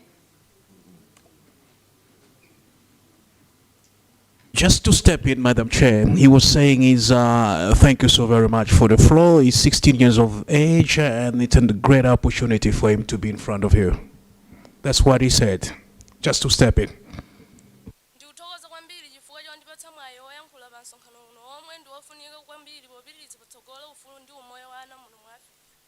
Ndine Caroline Alani, ndili ndi zaka 16, ndachokera mudzi wotchedwa Dule, boma la Nchinji ku Malawi. Ndili pano osati ngati mtsikana yekha koma ngati mawu atsikana ambiri amene amakanika kukwaniritsa masomphenya awo maka chifukwa cha zikhalidwe zina zomwe ndizolakwika.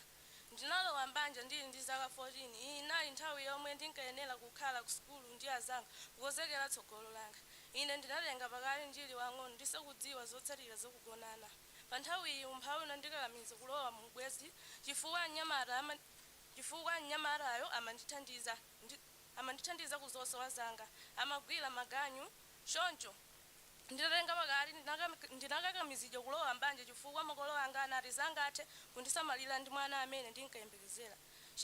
Chikhalidwe chathu nthawi zina chimapangitsa makolo kukanika chikhalidwe chathu nthawi zina chimapangitsa makolo kukanika kumasukirana ndi ana awo maka pa nkhani zokhuza uchembere ndi ubereki. Mapeto ake ana amapanga ziganizo zosayenera chifukwa chosowa uphungu ndi uthenga woyenera. Ukwati wa ana ndi nkhani yovuta kwambiri. Atsogoleri ena achikhalidwe amathandizanso mchitidwewo. Izi zimachitika chifukwa chakuchuluka kwa manja mudzi. Zimatanthauza kuti ali ndi mphamvu ndi ulamuliro wochuluka. Zipembedzo zinaso zimanyadira kuchuluka kwa manja omwe ali m'mipingo yawo. Moti ukwati uliwonse umangolandiridwa popanda kuganizira za umoyo wa mwana wang'ono umene akulowa m'banjalo. Kulowa m'banja ndilo wachichepere kunatenga ufulu wanga, komanso kunandichedwetsa pa maphunziro anga. amene ndinali nkuyesetsa kuti ndifikire maliro anga. Monga mwana sindinkadziwa kuti kubanja ndidzikarani. Choncho ndimangokhalira kukangana ndi mwamuna wanga komanso abale ake. Mikangano ina imathera pakuti amandimenya ndi kundiyankhula mawu onyoza kwambiri. Komanso ndimalepheranso kuti ndidzikwaniritsa bwanji mmene amatimalirera mwana. Ndalama zomwe ankapeza asanandikwatire zinaleka kukwana maka pamene mwana yemwe ndinkayembekezera atabadwa. Masiku ena timangokwanitsa kudya kamodzi ndipo pena osadya kumene. Ndinakakamizika kumagwira maganyu m'minda kuti ndipeze thandizo. Nditazindikira kuti maudindo omwe ndikusenza si msinkhu wanga, ndipo ndinali okondwa pamene alangizi olimbikitsa kuti pazikhala kulumikizana pakati pa ana ndi makolo atandipeza. Iwowo akandichotsa kubanja ndikundionetsa kuti ine ndi makolo anga atayamba kulumikizana komanso kumasukirana. Motero kuti anandilandiranso pakhomo pawo ndikuyamba kundipatsa chisamaliro choyenera. Ndimathokoza kwambiri bungwe la yoneko lomwe mothandizana ndi ofesi yoona achinyamata komanso social welfare anayambitsa ndondomeko zolimbikitsa kuti pazikhala kulumikizana ndi kumasukirana pakati pa ana achisodzera ndi makolo awo. Ndimathokozanso bungwe la UNFPA yomwe limapereka thandizo la zachuma kuti ntchito yabwino chotere izitheka mdera mwathu. Mafumu akudera kwathu nawonso ndimawayamika povomereza ndondomekoyi ndi kulimbikitsa makolo ndi ana kuti azitenga nawo gawo mu mikumano yolimbikitsa kulumikizana pakati pa makolo ndi ana. Pamene ndikuyankhula ndine okondwa kwambiri chifukwa ndinabwerera ku sukulu ndipo ndikuzindikira kuti loto langa lodzakhala namwino lilipobe ndipo ndidzakwaniritsa. Ndili nchiyembekezo kuti Go on. Can you hear? Okay. I'm actually 16-year-old from school. Let's go. Go on. Do you have the document? So I have expectations that one day I will definitely return to school. There are other things that definitely. So she says she entered marriage at the age of 14 simply because her parents and caregivers at the time were not able to provide for her and take care of her. So she says she works very closely with other people at school, sensitizing her fellow young people on issues on the negative vices that would come out of being married as a child. So she says she also tries to ensure that this is done so that other young people like her do not suffer the same consequences that she suffered because of being married off as a child.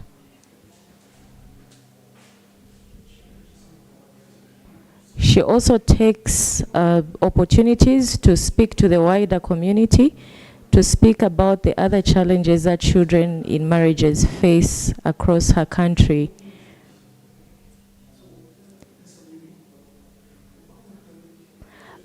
She has been given an opportunity to speak about the other challenges that face children within her locality, which is in Muchinji, in Malawi, to speak to all secondary school as well as primary school children.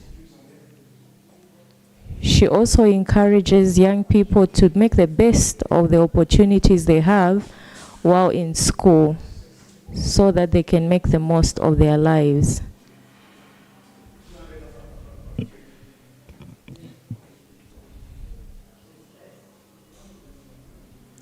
She says there is a law in her locality that goes on to offer punitive measures to parents and caregivers who do not take their children to school. This is done so that children can be taken to school and that parents don't marry off children.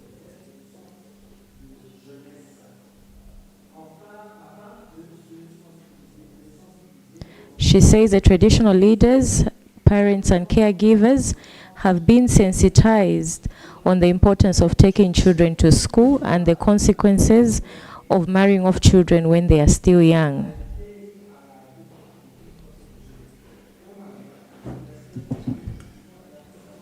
She says ignorance is no defense, and so they are sensitizing community members and all people within her community to ensure that everybody knows about the laws on child marriage so that they have no excuse, including in other districts within her country.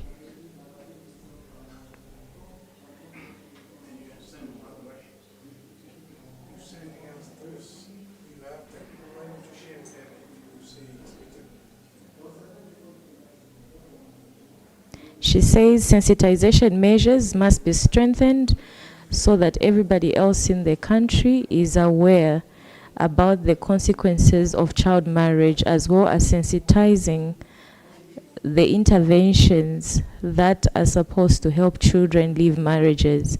She also says change will not come if the focus is only on girls, and so boys must also be sensitized. She says she is hopeful that every child who suffers a similar thing like her will definitely receive the support and help they need.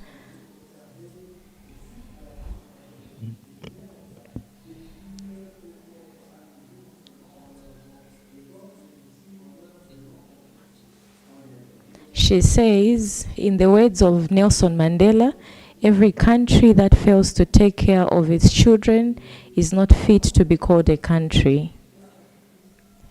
She thanks you very much for your kind attention.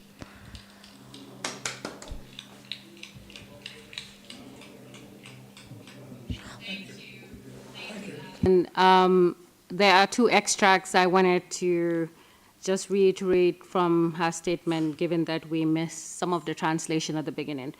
One is, and I quote, "I was forced into child marriage when 2 months after turning the age of 14. This was a time when I should have been in school, playing with my peers and preparing for my future.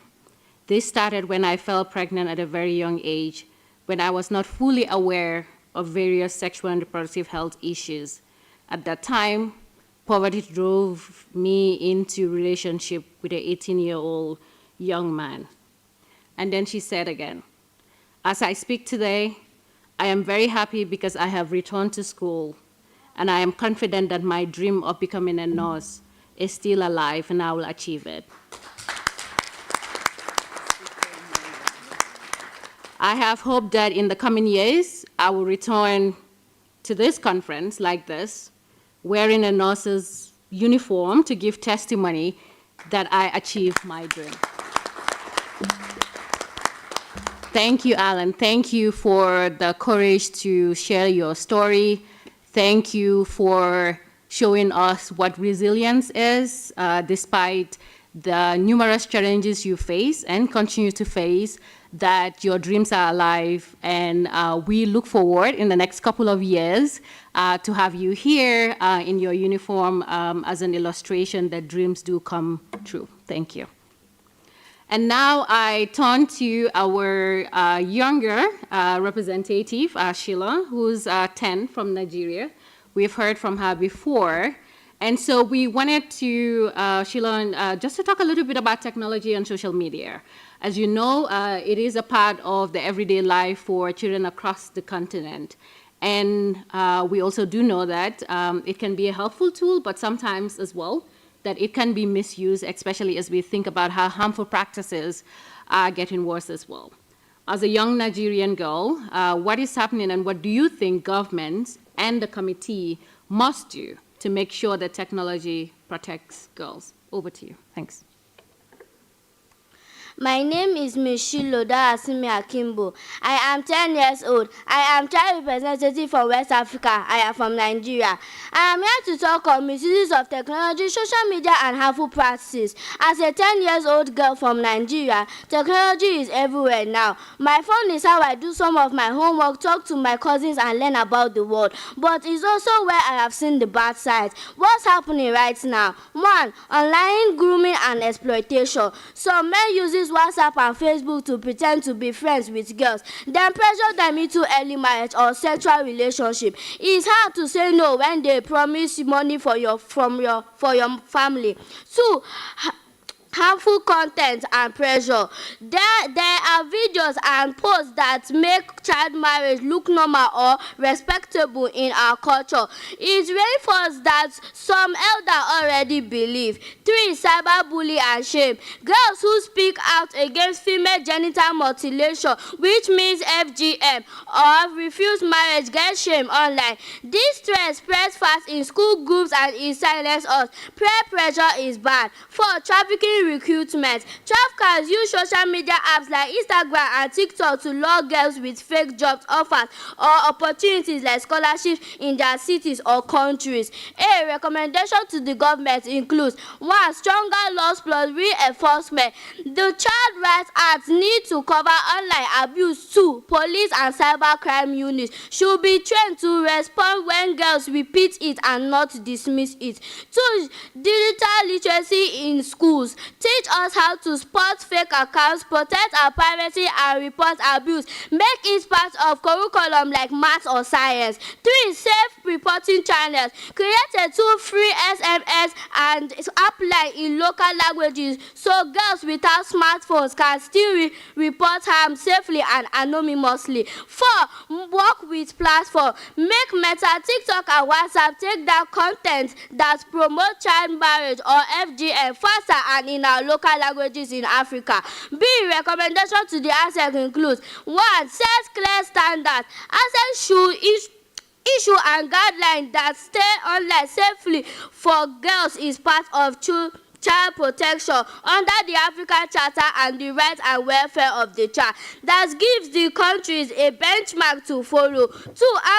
Amplify girls' voices. Create a youth panel where girls from across West Africa and other parts of Africa, including rural areas, can tell ACERWC directly what we are seeing online. Don't just talk about us, but talk with us always. 3. Hold government accountable. Publish an annual report on which countries are protecting girls online and which aren't. Public pressure matter. 4. Support Teach for Good. Fund and scale up Africa-led app and helpline that gives girls access to counseling, legal aid, and watch information safely. Note: technology isn't good or bad on its own. It reflects what we put into it. If government and ACERWC treat online space like real space where our rights matter, then it can protect us instead of hurting us. C. Recommendation to the partners includes 1. Improve funding for child protection. 2. Improve child participation. 3. Address emerging issue on misuse of technology, social media, and harmful practices. Thank you.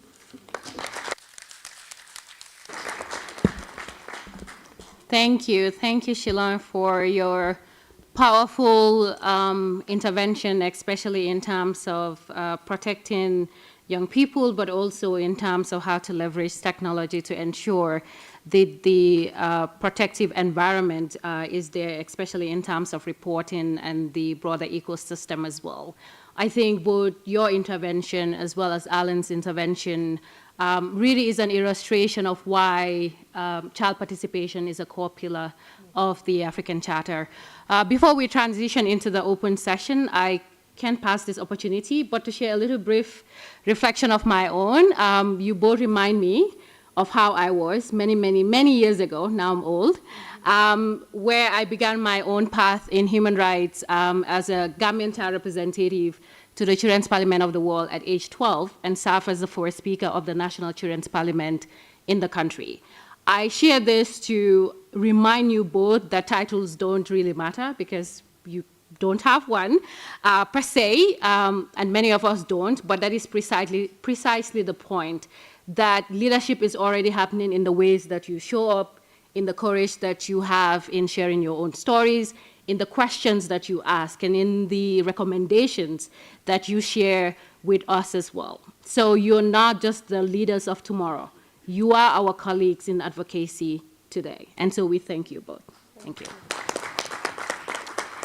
And now we open the floor for intervention. I ask that you be brief and focused before we transition to the next panel. We'll open the floor by recognizing members of the committee. And we have our Honorable Vice Chair, who is also the Special Rapporteur on Child Participation. Honorable, thank you. Merci beaucoup. Thank you very much, Honorable Satan, moderator of this session. I will be brief, as you mentioned. I would like to thank all the panelists for their brilliant presentations, really enriching presentations, because it allowed us to better understand the reality of early marriages and negative cultural practices. I wanted to ask Caroline a question.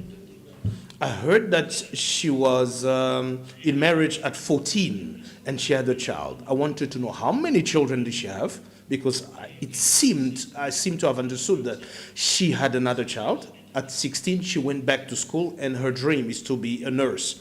So I want to know how many children does she have? Where are the children? I would like to know really the story. Thank you very much for the floor.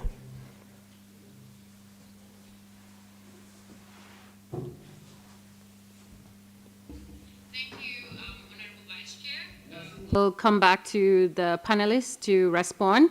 We do now want to, if we do not have any other honorable member of the committee, to invite member states, if any. Tanzania, please proceed. Thank you. Thank you so much. I would like to add to the recommendation that we need to look at on how to promote positive parenting and family education so that it can help in all this that we are discussing here. Thank you. Thank you to the representative from Tanzania. Any other member state? Malawi, can you go ahead? Right, thank you so much, Chair and the moderator. I think firstly I would like to appreciate the committee by initiating this report, and we are happy that we were part and parcel of the consultation that occurred to have this report. As Malawi, we remain committed, noting that in the region, we are one of the countries that have higher prevalence regarding child marriage. But at the same time, we are also happy that as a state, we have been one of the countries that are doing well in terms of the political will and also the interventions that are on the ground. Currently, we have been referred to as one of the rising stars in ending child marriage, and we are happy for that, for the recognition. However, we are still learning from the other states in terms of how they have managed to reduce the prevalence of child marriage. An example, our neighbor Zambia, we've learned that they have drastically reduced the prevalence. We are happy to indicate that as a state, we've launched the national strategy on ending child marriage, which started implementation last year, and it will end 2030. Of which most of the issues that have been highlighted in this report has a coherent and speaks to the strategy. And we're hopeful that with this report as a reference material, it will help us as we implement the interventions that are highlighted in this strategy. We're happy also to have one of the panelists as our child. We're very happy that she's bold enough to take head on and ready to achieve her goal. And I'm very thankful for the partners that have worked tirelessly to ensure that the dreams of the children like her are coming to reality. UNECO, UNFPA, just to mention a few. As I'm concluding, I would like to check with a colleague from SADC regarding the SADC protocol on ending child marriage. A very important tool, which my observation when I'm interacting with my fellow counterparts from other countries, I'm still seeing some gaps in terms of the implementation and domestication of the same. 10 years passed, we're still looking at how many countries have domesticated, and we've also seen differences in terms of the understanding of the tool, in terms of how is it to be domesticated. We might not respond here, but probably as a way of recommending that let's have a review and also do more of the advocacy and the awareness of the same, so that as the countries are implementing, they should be in line to what they're envisaging, noting that different countries or state parties have different ways of implementations. Otherwise, thank you so much, and we're ready to implement the recommendations from the report. Thank you. Thank you to the representative from Malawi. We recognize Mozambique.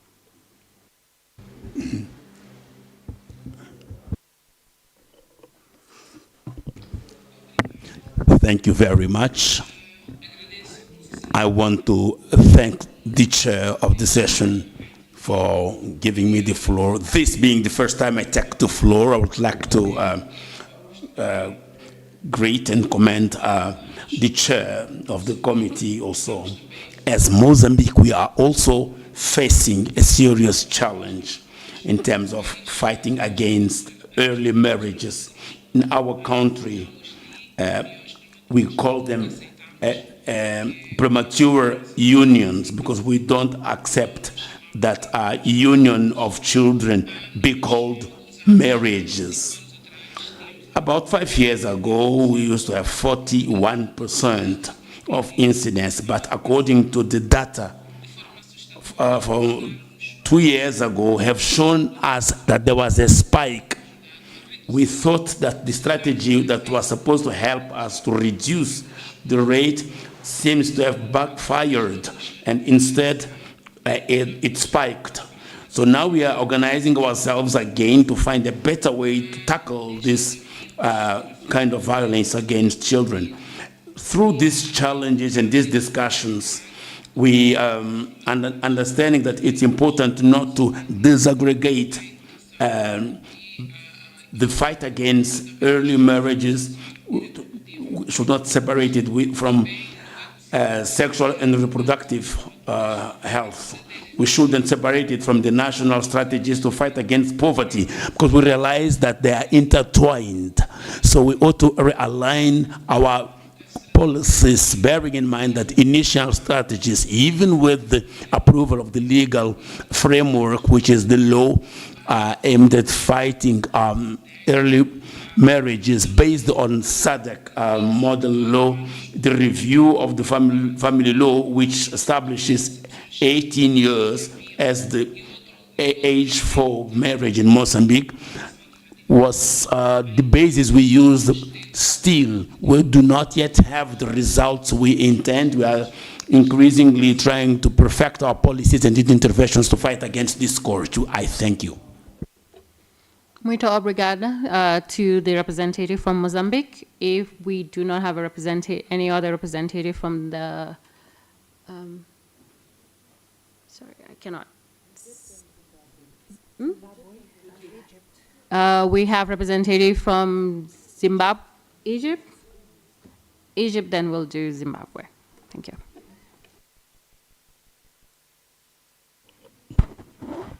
Hello, everyone. I'd like to appreciate my pleasure for being in this session and listening to these conversations.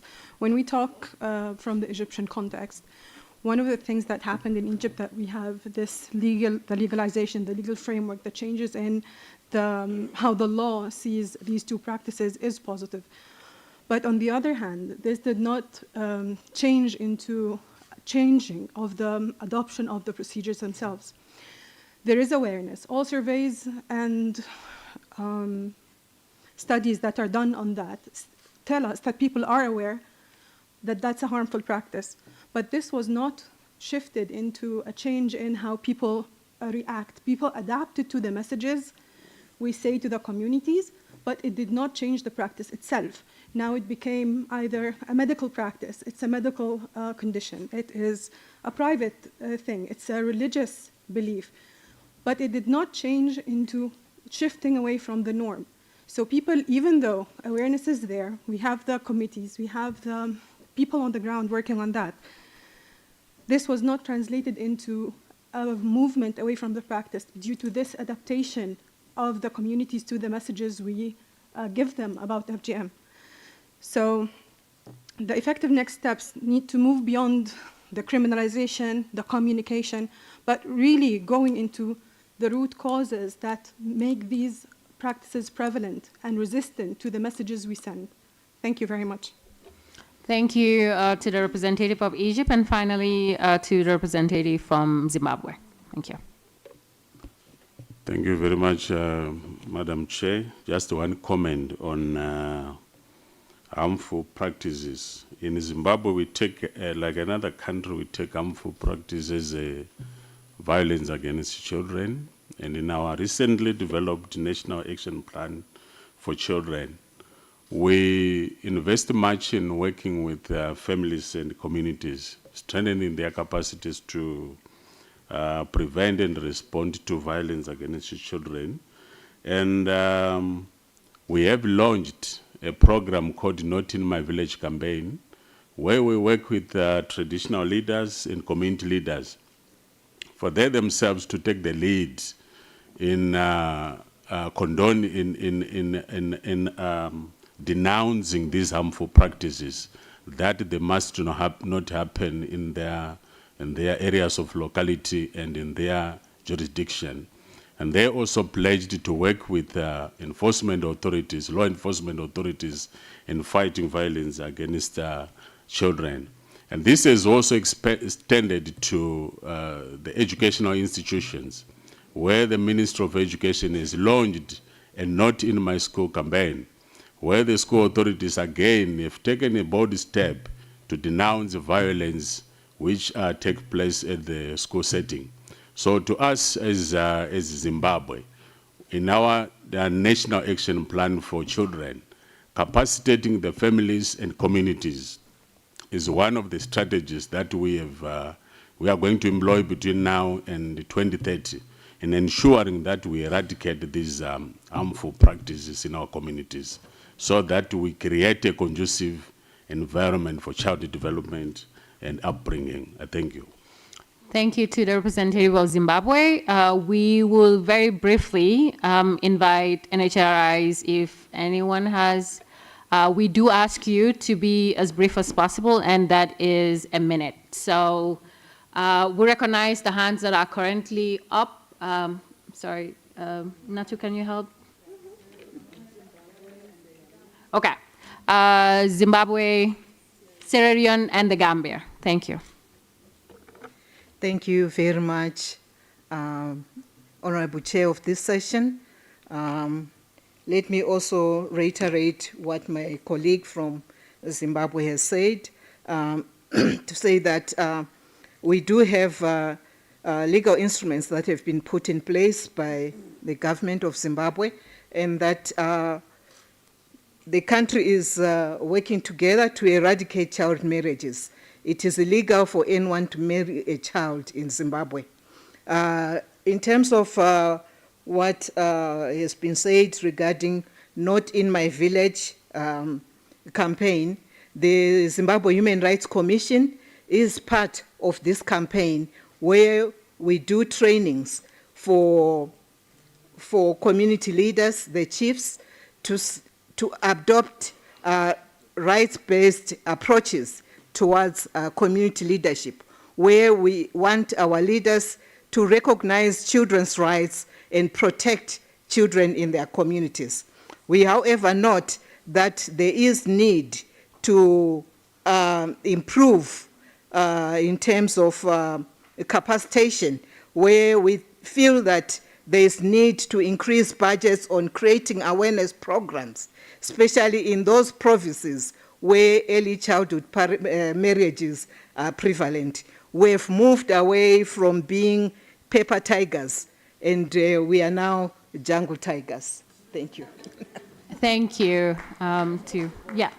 Sierra Leone, National Human Rights Institution.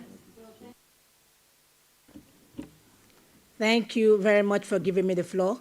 First of all, I want to say thank you to the committee for the work you do, because I do remember approximately 4 years ago, you engaged the government of Sierra Leone and in relation to early marriage.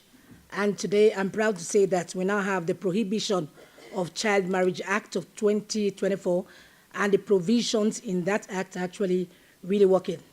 Now, on FGM-related issues, I just want to quickly touch on what Sally and the chair said on issues related to the legislation. So I do remember that following the death of many girls in Sierra Leone like 3 years ago, the parliament actually put out a notice for the general public to give out, to present position papers on their thoughts about FGM-related issues. And I do remember as a National Human Rights Commission, we presented a position paper highlighting the negative effects of FGM, particularly on girls.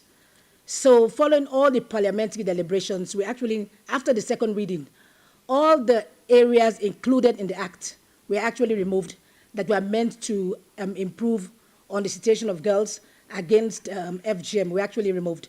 Then at the end of the day, we actually had the final act coming out. And when it came bare with no protection for girls. So as a very proactive commission, the first thing we did was to write a letter directly to the president, gently requesting him not to give assent to that particular document. So it became quiet, but after a period of 5 months, we noticed that the act actually came out, and it laid bare, and all the provisions highlighted to protect girls against FGM were actually removed. So I always like to ask this question that at this point, what will, for an example, the committee do to make sure that they continue engaging the government of Sierra Leone in terms of protecting the rights of girls? Now, if you look at the legal provisions, we don't have any clear one. And because it is not clear, all the cases presented to court in relation to deaths, it is only the act of murder that is being looked at, but not the act of FGM leading to the death of girls that is actually being looked at. And all of these cases are actually now pending in court, and they're actually not moving forward. So I want to know whether the committee will continue to engage the government of Sierra Leone in terms of ensuring that the rights of girls are actually protected. Thank you. Thank you. The National Human Rights Commission of the Gambia. Thank you very much, Chair, and thank you to the members of the committee. As some may know, for the Gambia, we're one of those countries that we had the backlash against it. And some of the lessons we've learned, which I want to highlight here, is that once we have the laws passed, the conversations sometimes seem to dwindle a bit. And I think that's what happened in Gambia, that we have the law and then now we wait for enforcement until we had a conviction in about 2 years ago. And then it took just one religious leader to support the pro-FGM movement to undo decades of work. And then that conversation led to very concerning misconceptions surrounding FGM and child rights in the country. And it unearthed a lot of misconceptions around FGM as a human rights issue, FGM as a girls' rights issue. And in our interventions in trying to make sure that we don't have the law repealed, to have the law remain, that is the criminalization of FGMs. We've noticed, as has happened before, that, like someone has mentioned here, we should not address these issues in isolation.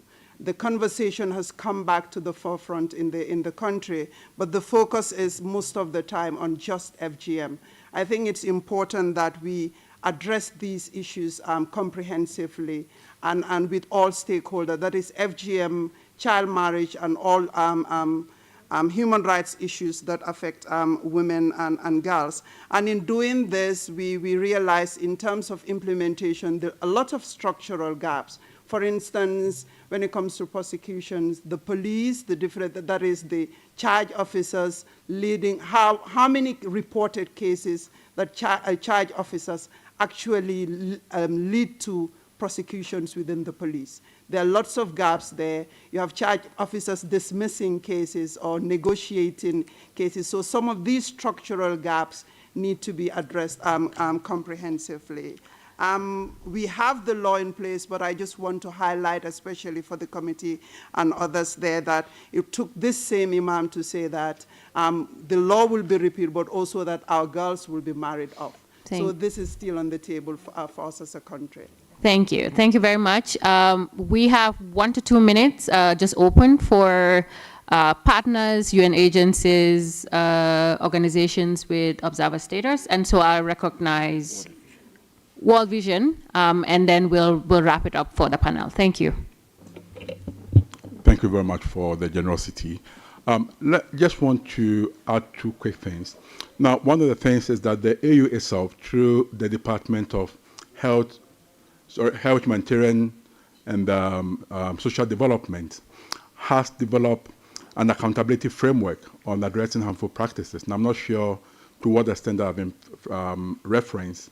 And I think we have spent a lot of resources on that as well. So probably, rather than looking at another accountability mechanism, it will be useful if we can make reference to that and see how that supports this study. Now, the second thing is that we also have the Convention on Ending Violence Against Women and Girls, which was adopted by the AU last year. Now, currently, we only have 7 member states who have signed. We haven't received any ratifications yet, and we need 15 ratifications for it to be operational. So, noting that we have member states here who are very energetic and, enthusiastic about addressing ending violence against women and girls, I would probably encourage you, if you can get your member state, your parliament, to help in the ratification of the convention. Thank you very much. Thank you very much. And I want to take this opportunity to thank everybody that has taken the floor for their intervention, their call to action. We want to say thank you to the panelists for their insights. At this point, I will hand it over to Honorable Kembo, the Special Rapporteur, as well as the Honorable Chair, for the Honorable Special Rapporteur to address the question from Sierra Leone, but also to proceed with the lunch as well. Thank you. Merci pour la parole. Thank you very much for the floor. Sierra Leone would like to know if the committee has been in touch with the Special Rapporteur for Central Africa. We had joint letters. We had 2 letters, and I think we will continue to monitor the question, the matter. Same with the government of Gambia. We sent 2 joint letters on the situation, and we will continue on the same line, the same vein. And for accountability, the committee indeed is part of this accountability framework. These are the points that emerged through the discussions.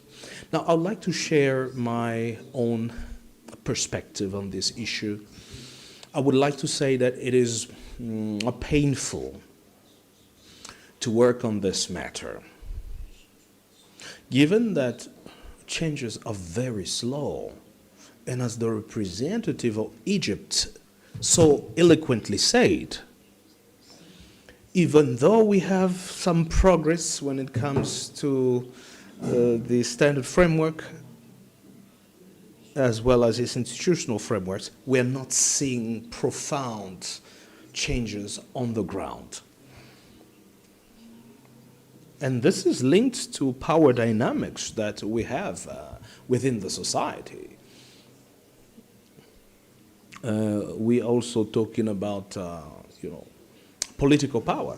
But so this phenomena has several dynamics. And I have looked at all the 5 regions of the continent. the phenomenon is prevalent in every of these regions. So when we say that poverty could be the cause, and you go in countries where they have a higher level of development, you still find the same issue. So it is an issue that concerns us all, and this calls upon the individual consciousness, but also our collective consciousness, or our collective conscious. Because we need to ask ourselves, what world will we leave for our children? Are they children who have had the time to really seize the opportunities on their path? Because on our continent, these practices, these harmful practices, are hindering the progress of our children, while in other continents, children have a better start in life. Therefore,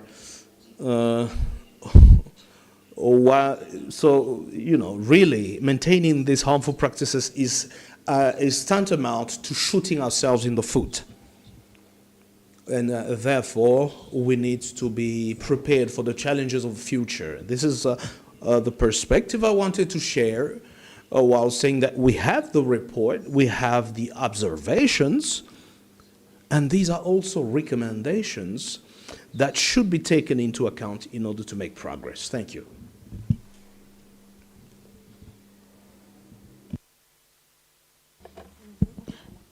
Thank you very much, and we will now proceed with the lunch. Thank you.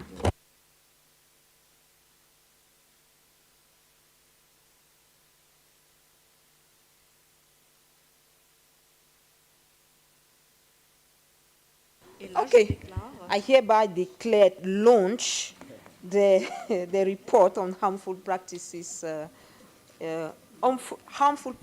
affecting children in Africa. Thank you.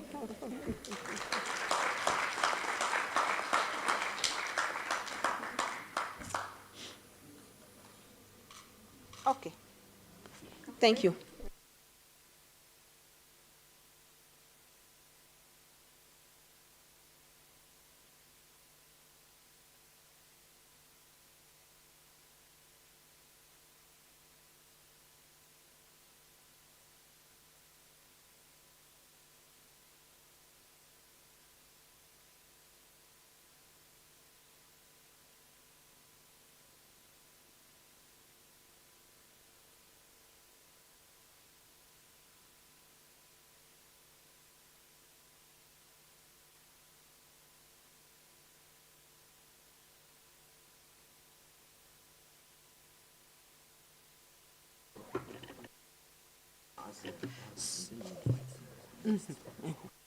Honorable members, we can break just for 5 minutes to bring your coffee and tea, and we can follow with the next program. I want to call the panelists concerning the consultation with REX, decision on consultation with REX on violence against children in preparing for the second ministerial conference on VAC. So please, you can join the podium.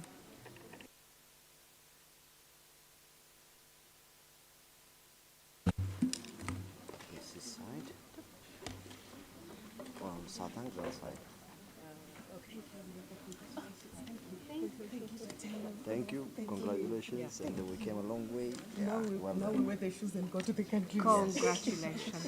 How we can achieve this changing of the beliefs. Yes, that's the main achievement. Yeah, the main one. Of course. Thank you. We have you because we have.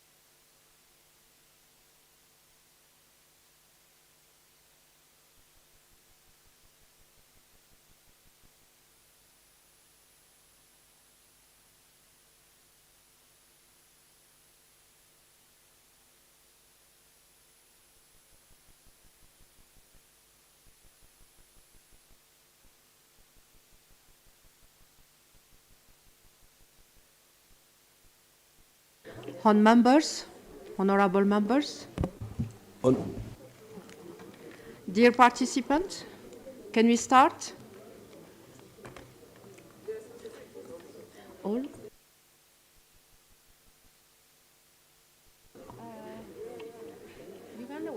Please, the panelists, can you join us? ACPF, Yeah, UNICEF? UNICEF is online. Online, We okay. have 3 people online. Yeah. Oh. And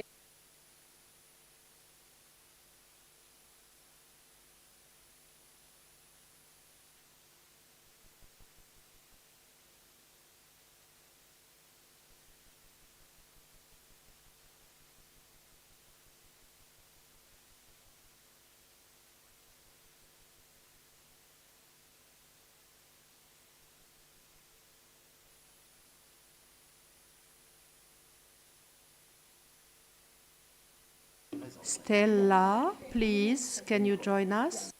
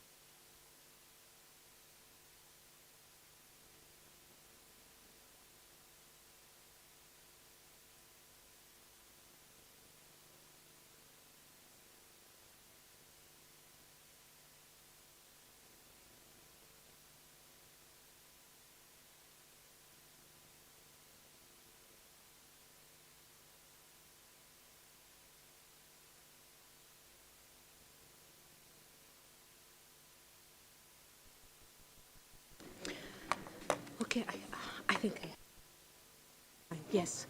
Okay, good afternoon once time, honorable members, dear participants, representative of member states, dear children, and dear panelists. So we will follow with a panel on the consultation with REX on violence against children in preparation of the second ministerial conference on violence against children. So I hand over to Honorable Satan for the moderation of this panel. You have the floor. Thank you. Thank you, Honorable Chair, members of the committee, member states, and distinguished delegates. We welcome you to this Interrex consultation on forging Africa's input into the second ministerial conference on ending violence against children. We welcome the representatives of REX, UNICEF, partners, and experts. And so just to start by stating that the consultation today is not necessarily a technical exchange, but rather it is a strategic one where we are very much interested in this being a formal consultative platform in terms of ensuring that Africa speaks with one voice in Manila in November 2026. That is evidence-based. And so as we start with this consultation, we do also ask all of our panelists as well to be as brief as possible. In that way, we will have more time, especially in terms of input from member states to inputs from national human rights institutions and other key stakeholders into the Common Africa Position paper.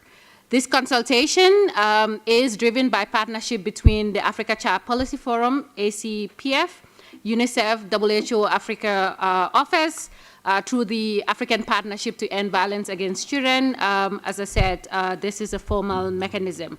And so we'll start with a strategic framing and from ACPF, and then we'll have, we'll transition into the RECs doing a brief reflection on their unique regional priorities and systems of leverage.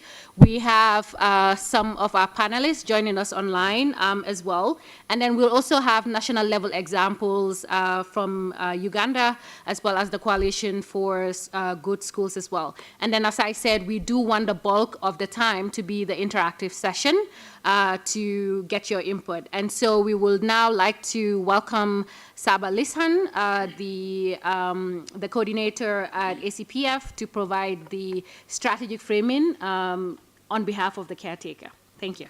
Wonderful. Thank you. Thank you so much, Honorable Sata. Distinguished members of the committee, Honorable Chair, representative of the regional economic communities, colleagues and partners, I'm delighted to deliver a very brief remarks on behalf of Honorable Mama Fatima Sangete. She's the caretaker of African Child Policy Forum, also the chair of the Executive Council of the African Partnership to End Violence Against Children. And so like the Honorable Chair said, this is not a usual meeting. This is a strategic meeting, which is part of a structured process to shape the African common position on ending violence against children ahead of the second ministerial conference, which is going to be held later this year, sometime mid-November. So the common position will be a continental political instrument, one that defines Africa's present priorities and engages globally as a coherent voice. So across the continent, as you all know, childhood reflects in Africa both remarkably resilience and permanent vulnerability. For millions of children, it is nurtured by stronger protective family and community systems, the enduring strength of our African societies. These systems remain the foundation on which all child protection efforts must continue to be built. And yet for countless others, violence remains a lived reality, as we all know. It's not always visible, it's not always reported, and all too often frequently accepted as normal. So violence occurs in homes where discipline causes harm. It happens in schools where safety is compromised, in communities where silence protects the powerful, as we just heard from the launch of the report, and in humanitarian settings where systems are overstretched, and increasingly in the digital environment, which continues to expand faster than the protective systems meant to safeguard our children. These realities do not, however, define our continent, but they do define the urgency of our responsibility to act differently, to act decisively. So over the recent years, member states have demonstrated commendable progress, as we all know, from strengthening legal frameworks to advancing policy commitments and institutional structures aimed at addressing violence against children. Yet, we must also remain clear-eyed about the persistent gaps, including uneven implementation of these measures and the significant violations in the functionality of protection systems across a different context. For instance, in some settings, child protection systems are increasingly coordinated and responsive, while in others, including in fragile and humanitarian settings, the systems are often fragmented, reactive, and constrained by limited resources, as we all know, and also workforce capacity. The central challenge before us, therefore, ladies and gentlemen, is to establish a predictable system-wide and fully functional child protection system across all contexts. We are also operating in a rapidly evolving risk environment. Violence against children today is shaped by intersecting pressures, including economic vulnerability, climate-related shocks, displacement, protracted human crisis, digital exposure, and persistent harmful social and gender norms. Unfortunately, these are not isolated drivers. They reinforce one another in ways that deepen vulnerability of children and strain already limited systems, particularly in fragile and crisis-affected environments, where service delivery and protection mechanisms are often disrupted or incomplete. This reality demands a shift away from fragmented responses towards integrated system-based prevention and response that function across development and humanitarian settings and across all environments children live, learn, and move. It is therefore within this context that today's consultation carries particular strategic importance. Convened under, the Honorable Chair said, under the umbrella of Arise Africa. This is an initiative of African Child Policy Forum through the African Partnership, but also through UNICEF and with the collaboration WHO Afro, designed to sustain political commitment and accelerate progress on ending violence against children. This consultation brings our respective regional economic communities into a structured process of continental alignment. Through this process, regional economic communities are expected to contribute across three interrelated dimensions. One, they are expected to share with us their regional priorities for ending violence against children. Two, their role as a political and coordination actors in advancing coherence around the common position. And three, the practical pathways to support member states in translating commitments into implementation. We are approaching a defining moment in Africa's global engagement. The second ministerial conference in Manila is important, but Africa's influence in that space will depend not on an event itself, but on the coherence we forge now through alignment, clarity, and disciplined articulation of our priorities. The common position we are shaping is therefore not an end point. It is a part of a sequenced continental process that will culminate in a Rise Africa 2 conference, where insights from the consultation will be consolidated into Africa's formal position. This means today's deliberation are not isolated reflections. They are building blocks in a structured process of a continental convergence and consolidation. To guide our work, three priorities are critical. First, the identification of a priority risks affecting children across diverse contexts, including the structural and social drivers that sustain violence. Second, the strengthening of system of foundations, meaning financing, workforce capacity, coordination, data systems anchored at a national and community levels where implementation happens. And third and finally, the definition of catalytic, scalable approaches that accelerate impact and ensure Africa's response is a coherent, practical, and implementation. Distinguished colleagues, today's consultation is therefore designed to move us deliberately from a reflection to a structured alignment. We will hear from our regional communities on their priorities, on their institutional roles in supporting implementation, and on how they intend to continue to ensuring that commitments made at the continental level are translated into action at the national level. We will also engage with practical country-led and sectoral innovations that demonstrate what scalable solutions look like in practice.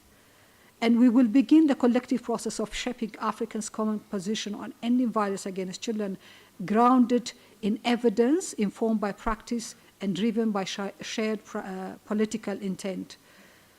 In closing, our responsibility today is not only to describe the challenges that children face, it is to shape the system that determine whether those challenges are prevented, addressed consistently across the context, and ultimately eliminated.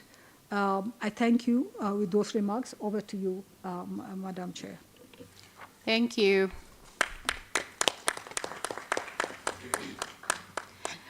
you already have coffee, so we hope that you're energized. As we said, this will be a very interactive session. Thank you, Saba, for the framing, and do extend our appreciation to Honorable Mama Fatima Singate for her leadership in this space. And as you rightly said, especially with the Arise Africa platform being the platform to coordinate, especially the Africa Common Position, we do want to, at this point, invite Ms. Nankali Maksud, who's the Senior Advisor for Child Protection and Migration at UNICEF Africa, but also the co-convener of Arise Africa, who's joining us virtually to share a little bit in terms of context setting, and we welcome your intervention for 3 minutes. Over to you, Nankali. Thank you. Thank you very much, and good afternoon to everyone. Thank you so much for the opportunity to be able to speak and join with you today. Excellencies, colleagues, and partners, let me begin by reaffirming the importance of Arise Africa, which for us is not simply a platform, but a mechanism that connects political commitment to implementation. And this for us comes at a critical moment, as Saba has already shared. Across Africa, risks for children are becoming more complex and more acute. Conflict, displacement, climate stress, digital exposure are all converging, while at the same time, fiscal space is tightening and systems are under increasing strain. In this context, the question is no longer whether we have commitments, it is whether these commitments are translating into real protection for African children. Because ultimately, this is about whether a child is safe from violence, whether a girl is protected from early marriage, whether a child on the move is supported, and whether systems are able to respond when it matters most. This is where Arise Africa becomes essential. It provides a space to move from commitment to delivery, to connect political leadership with the systems that actually determine outcomes for children. At UNICEF, together with partners including African Child Policy Forum, WHO Afro, and the regional economic communities, we see our role as helping to enable that shift, not by adding new layers, but by strengthening coherence and alignment across the continent. Because fragmentation remains one of our biggest risks. Countries are asking for support that reinforces national systems. For us, this means aligning around core systems enablers, public financing for child protection, a strengthened and supported social service workforce, integrated data and case management systems, including CRVS and legal identity, and services that are coordinated across sectors. This is how Africa's common position must now be understood, not only as a shared vision, but as a framework for system-level action, one that applies equally in developing settings and in humanitarian contexts, where the pressure in systems is often greatest. And this requires a different level of partnership that is sustained, that is aligned, and critical, that is accountable. Accountable for ensuring that commitments are reflected in national policies, in budgets, in systems, and in the services that reach children and families. As we look ahead to the 2026 Ministerial Conference in Manila, the opportunity before us is clear. Between now and Manila, we need to demonstrate progress, not in new declarations, but in implementation, in showing how the common position is being operationalized at country level, in how systems are being strengthened, and in how results for children are being measured and sustained. Arise Africa can be a central vehicle for this, but it will require all of us to stay focused on delivery. Africa has already shown leadership in setting the agenda. The next step is to show how we can be able to deliver it. Thank you very much, Madam Chair. Back to you. Thank you. Thank you very much, Nankali, for giving us more context, especially with the Africa Rise platform. But as you rightly said as well, that it's not just a platform, it is really the engine to support our coherent approach to our engagement in the second ministerial conference in November. And so with those two remarks on the context setting, we now transition to the first session of this consultation, which is focused on the regional priorities for ending violence against children. And so we have 4 speakers from the regional economic communities, the RECs, and we as a committee are very appreciative for the RECs taking the time to be part of this panel. We are joined by Mr. Tapira Chinumote, who's the Conflict Prevention, Management and Resolution Analyst of the Common Market for Eastern and Southern Africa, so COMESA. We're also joined by Ms. Alice Carrara, who's the Program Officer, East African Community Secretariat, the EAC Secretariat. Online, we're joined by Ms. Gloria's Zinara Hora, who's the expert on social affairs of the Economic Community of Central African States, ECAS. And then finally, Mr. Olatunde Olayemi, Program Officer, Social Dimensions of Human Trafficking, ECOWAS, who's also joining us virtually as well.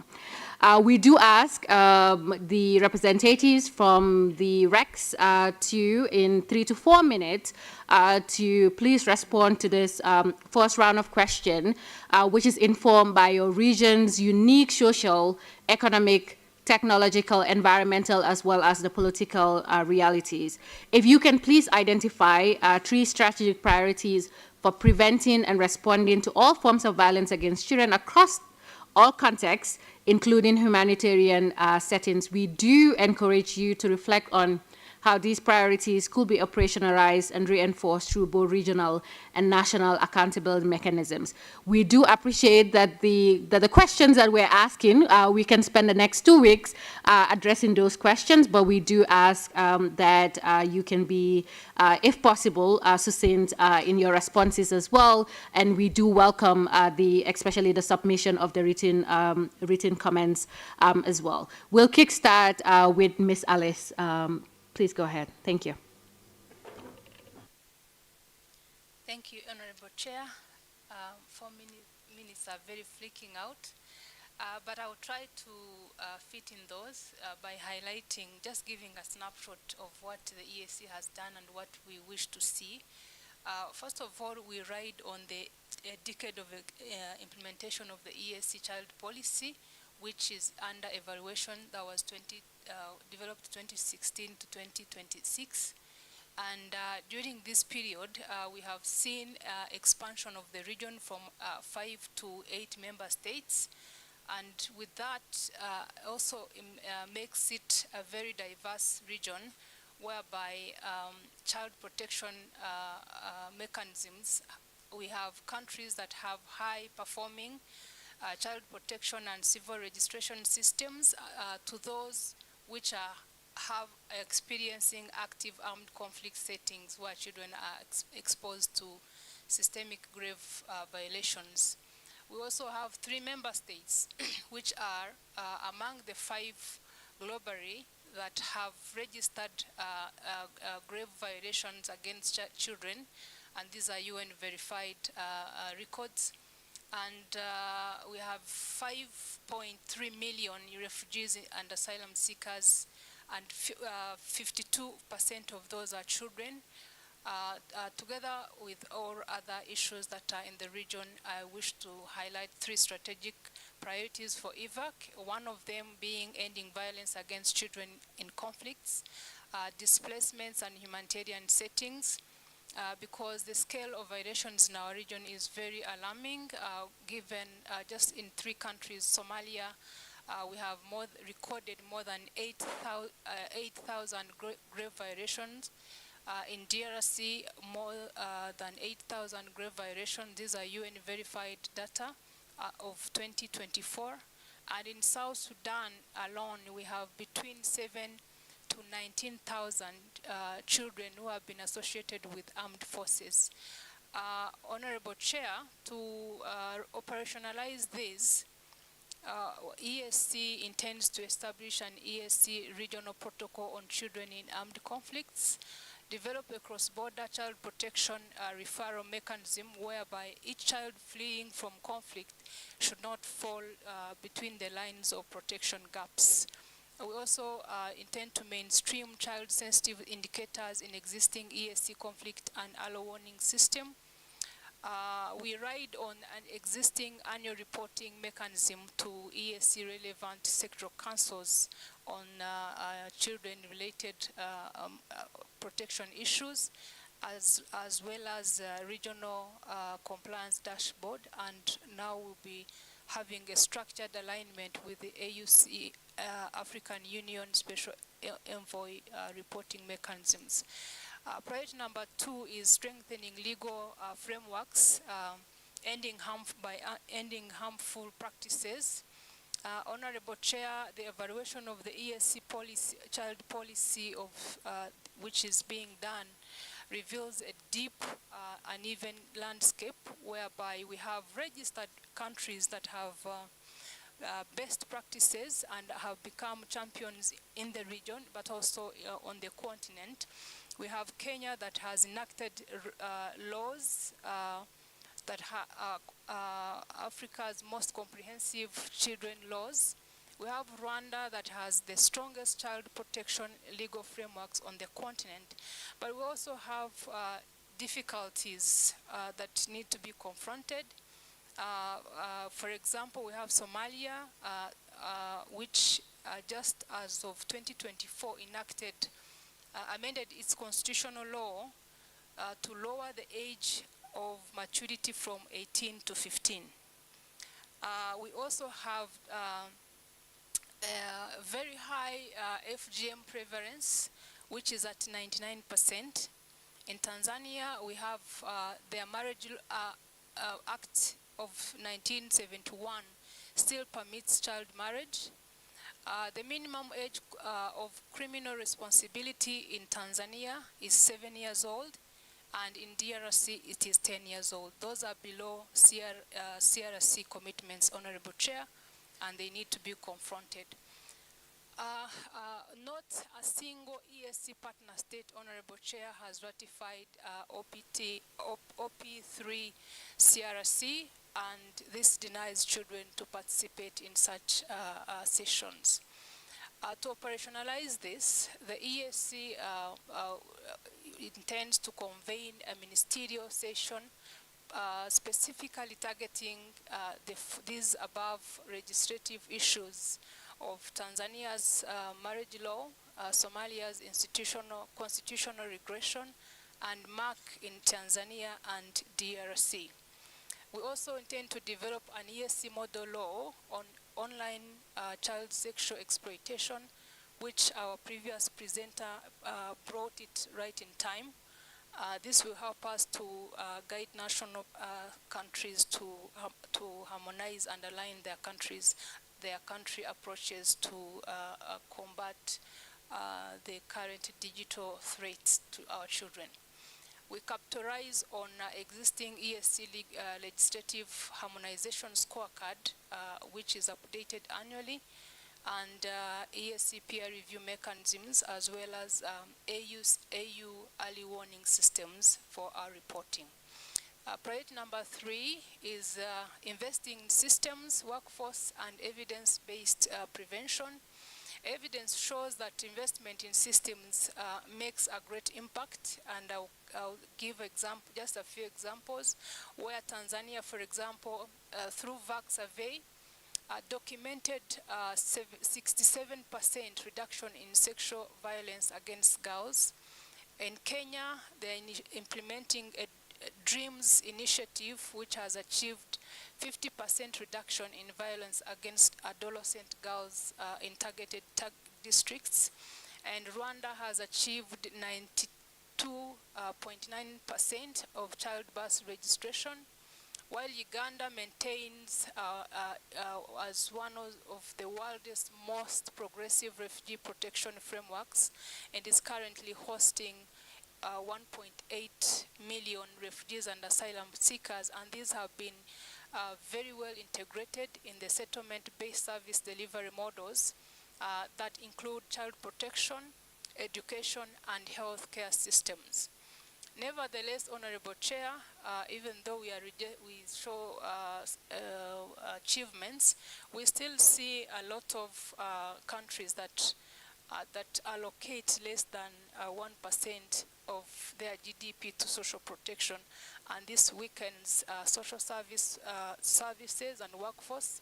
And also in conflict-affected areas, there is virtually no funding for child welfare and workforce, and this remains under humanitarian interventions. To operationalize this priority, Honorable Chair, we wish to establish an ESC regional benchmark for child protection financing model that is aligned to that of Abuja Declaration on Health. Also, want to integrate and institutionalize VAC surveys within national data systems. So far in our region, only Tanzania is doing this, and we wish all other partner states to do the same. We wish to establish a dedicated financing mechanism for mental health and psychosocial support, especially for adolescents. And we would ride on existing accountability mechanisms, one being ESC regional M&E framework on children rights with indicators that are aligned to Inspire and SDG 16.2. Annual regional scorecards are another mechanism, and independent evaluations will be our reporting mechanisms. And these three priorities, Honorable Chair, are interconnected, and our response to child protection must equally be integrated, and ESC is committed to ensuring that the realities of the region reflect in the Africa's common position for Manila. Should I continue to the next? The REX collaboration? Okay. So leveraging an ESC mandate and cross-rec collaboration, ESC treaty and the Common Market Protocol provide a strong implementation architecture that would facilitate REC-to-REC collaboration. ESC policy that is under review is very well in line with African Charter on children rights. We also have minimum standards for comprehensive services for children and young people. And three concrete ways to better leverage on this, Honorable Chair, has been that we are evaluating the impact of the ESC policy. This is a very critical moment for us to mainstream EVA commitments, including those of Bogota and Arise Africa and Manila conferences. The ESC Sectoral Council on Gender, Children, and Social Protection should also reflect EVAC as a standing agenda item in its sessions, and as well as inter-agency working group on children, which is comprised of many different stakeholders, including UNHCR, World Vision, Plan International. They should be formally mandated to monitor EVAC, pledge implementation, and provide technical assistance. Honorable Chair, before I conclude, all our member states they cross-cut into another REC, SADC, COMESA, all IGAD. And therefore we propose three priorities for this overlapping membership. One is ESC IGAD Joint Program on Cross-Border Child Protection Mechanisms, ESC SADC Coordination Mechanism on grave violations against children in Eastern DRC, and a joint cross-rec advocacy for universal ACERWC ratification, because right now only 4 member states in Africa have not ratified, and 2 of them are in our REC, that is South Sudan and Somalia. To conclude, Honorable Chair, it's so hard. We wish to emphasize that the experience of ESC offers variable insights that should inform the enforcement of common position for Manila process. And we wish to see a regression, a confrontation, or Manila conference addressing the regression issue in Somalia, as well as ensuring EVA commitments are accompanied by financing commitments, and having children to participate in our table. And I'm glad that in this meeting we saw children participating, but also we want to see them participate in other forums as well. So the ESC stands ready to strongly provide support in the implementation, but also in sharing experiences to make sure that our children in the region are protected, not only in the region, but also in Africa as a whole. Thank you very much.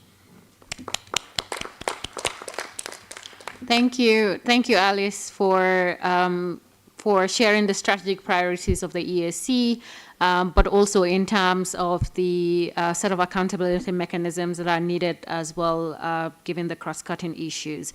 Again, we appreciate the submission of the written submissions by the RECs, and which will be used, especially by the platform in developing the Common Africa position. We now welcome Mr. Tapira from COMESA. If you can share the strategic priorities of COMESA in about 4 minutes, that will be very much appreciated. Thank you. Thank you so much. Honorable Chair, if you can allow me to ride on the protocols already established. It's a difficult task to do it in 4 minutes, but I already am wasting time. So I think I should try to make it in 4 minutes. But there are some aspects I will need to mention, issues of cross-rec membership. Like COMESA shares membership with 6 regional economic communities, except for ECOWAS, but all the others, there's shared membership. Then another issue of concern, 5 member states in COMESA have consistently recorded grave violations, and as reported by the UN, and these are DRC, Ethiopia, Libya, Somalia, and Sudan, at least in the last few years.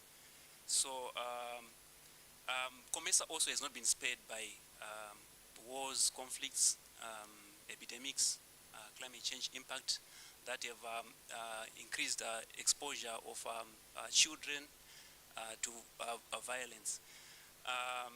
So cognizant of what has been happening in COMESA, I acknowledge that COMESA is a broader framework on child protection, but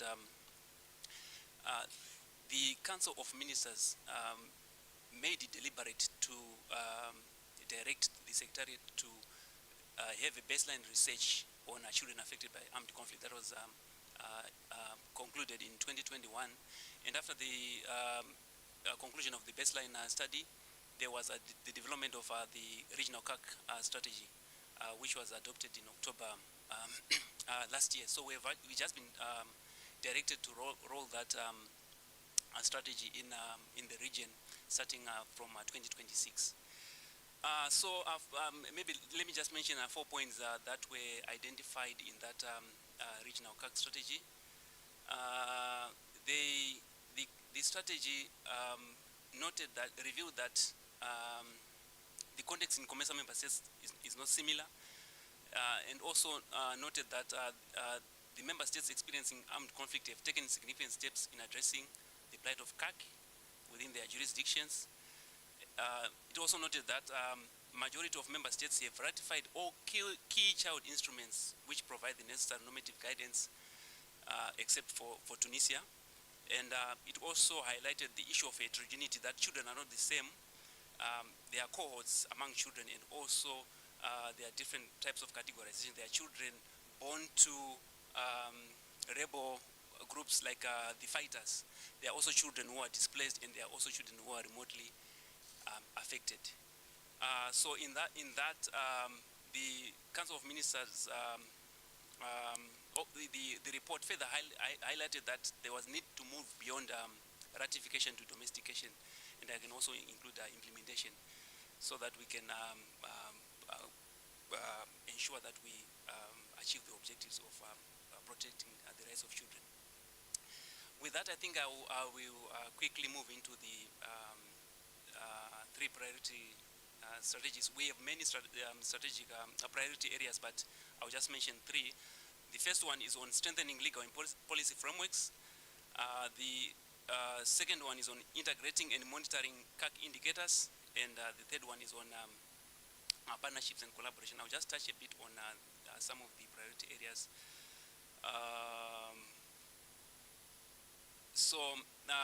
What we intend to do under strengthening legal and policy frameworks, we will enhance our cooperation, of course, with member states, the committee, and other partners to organize country-specific sensitizations on child protection, targeting key stakeholders, NHRIs, CSOs, media, law enforcement agencies. to continue strengthening prevention, advocacy, oversight, accountability, and remedial roles. And we shall also organize an interministerial conference targeting child well-being, as articulated in the COMESA Social Charter, and CAC is articulated in the recently adopted regional strategy. Then additionally, in line with the guidance of the Council of Ministers, we shall develop a regional framework that guides the incorporation of peace and security into the education curricula, and we shall also roll out the regional CAC strategy. Accountability, we shall be reporting back regularly. Allow me to move on to strategic priority 2 on integrating and monitoring child-sensitive indicators. Here there are 2 aspects. We have already started integrating child-sensitive indicators into the COMESA conflict early warning system, that is COM1, and we shall be using the focus from the early warning system to try and identify structural drivers associated with conflict that are linked to children, and see how we can address those. Then secondly, there's another opportunity of ACERWC country structural vulnerability assessments, and also the APRM reviews. So under these, there are thematic areas, or what they call markers, 7 of them that have already been adopted by the AUPSC, and I wished if Ambassador Jainaba was around, so that maybe these are issues that are directed to her, so that because there's a thematic area on gender, youth, and persons with disability. I think it can be broadened to specifically include children, so that in those consultations, the issue of children that stands out. So far, there are 5 consultations that have been conducted. That is for Ghana, Cote d'Ivoire, Zambia, Malawi, and in June we shall be commencing the consultations for Kenya, and I think it's also an opportunity for the committee to assign maybe some people who can provide technical expertise during those consultations, so that issues of children are not left out.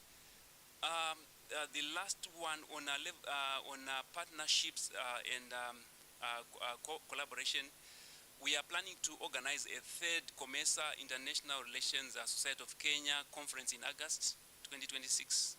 That will be held in collaboration with Accord and Conrad at Newer Stiftang, where abstracts for different thematic areas, including on child protection, will be presented, followed by complete write-ups in 2027, that is for selected abstracts. I think that's an opportunity also to publicize some of the issues concerning the rights and welfare of children. And then also in collaboration with community-based CSOs and partners, we will be organizing community-level sensitizations on INVAC in selected hotspot areas in the region. Then we shall also support other RECs, EAC, and other partners in their interventions. Then under leveraging COMESA mandates, I'll be a bit brief. I think it's important to highlight that COMESA has developed guidelines on troop and police contributing countries on disarmament, demobilization, and reintegration, that is DDR, of children formerly associated with armed forces and armed groups in the COMESA region. And there's also another guidance note on involvement of children in PCRD. So I think you can take advantage of those documents. 30 seconds, I'm sure. Thank you. I'm finishing. So as COMESA, we shall continue to develop guidance notes on trade corridors, agriculture, migration, and peace building. So to conclude, I would like to say the successful achievement on IVAC relies heavily on cooperation, collaboration, and sustained commitment by partners to leverage both on technical expertise. So as we continue to advance the COMESA EAC SADC TFTA, as well as the AF CFTA, let us not forget that peace and security for children now and for the future is important. Thank you so much. Thank you. Thank you very much, Tapira, for the the sharing of the strategic priorities for COMESA, but also for the pathways as well and inroads for the committee to be engaged in some of those consultation processes as the member Dublin as the country rapporteur for Kenya. We do welcome such opportunities as well, especially in terms of feeding into the Common Africa position. I will now, at this point, welcome Ms. Glorious from ICAS to share from the perspective of ICAS the 3 strategic priorities in about 4 minutes, then be followed by Olatunde from ECOWAS. Over to you, Ms. Glorious, if you're online. Thank you.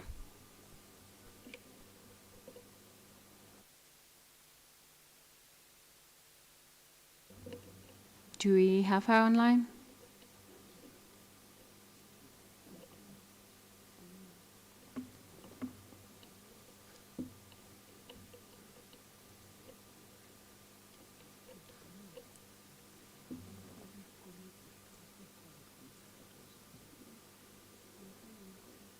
Yes, please go ahead if you're hearing us, Ms. Glorious.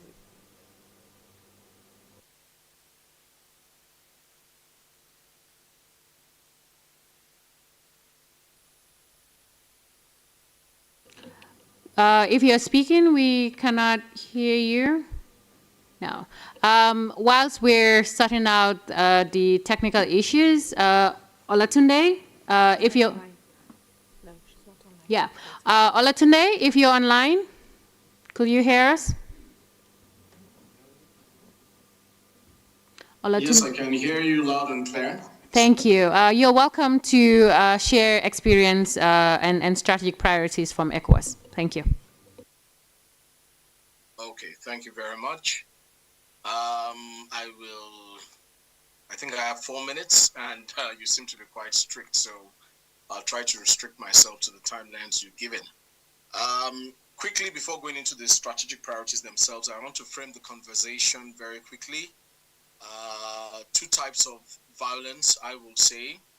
Direct violence against children and violence that could be considered as structural. By direct, we will be focusing on violence which is either visited harm on a child or is comprised of neglect, basically, of the child. So when you talk about sexual violence against a child or an assault, we will consider that to be harm visited directly, and then neglect could also be, for our purposes, determined as some sort of violence. Structural violence deals with circumstances of a child as determined by authorities. So cases of, for example, children held in adult detention centers would be one example of that. Failure to adhere to standards in the treatment of children, either in conflict with the law or children in contact with the law, as witnesses, victims, or otherwise impacted. One other example will be children born in prisons or children whose mothers are victims of domestic abuse, or children within the context of armed conflicts who are born to fighters or to insurgents, for example, will all be cases that might be justified as structural. Now, ECOWAS has been working for quite a number of years now and had the first child policy, which was adopted in 2008. The current child policy was adopted by heads of states in 2019, and it will subsist till 2030, with a number of the child protection component of the policy deals with legal frameworks, system strengthening issues, which I'll return back to service delivery, a protective environment and social norms, and coordination and a coordinated and multisectoral approach to child protection issues, including EVAC, of course. We have a number of subordinate instruments to the policy. So there is the ECOWAS strategic framework for strengthening national child protection systems to prevent and respond to violence, abuse, and exploitation, which was adopted in 2017 by heads of states, setting out 10 key regional commitments, which are pillars that apply to all types of child protection risks and threats within the region. and also specifies 5 immediate to medium-term priorities for focus by member states. And these 5 include child marriage, includes children on the move, violence against children, birth registration, and child labor. Those are the 5.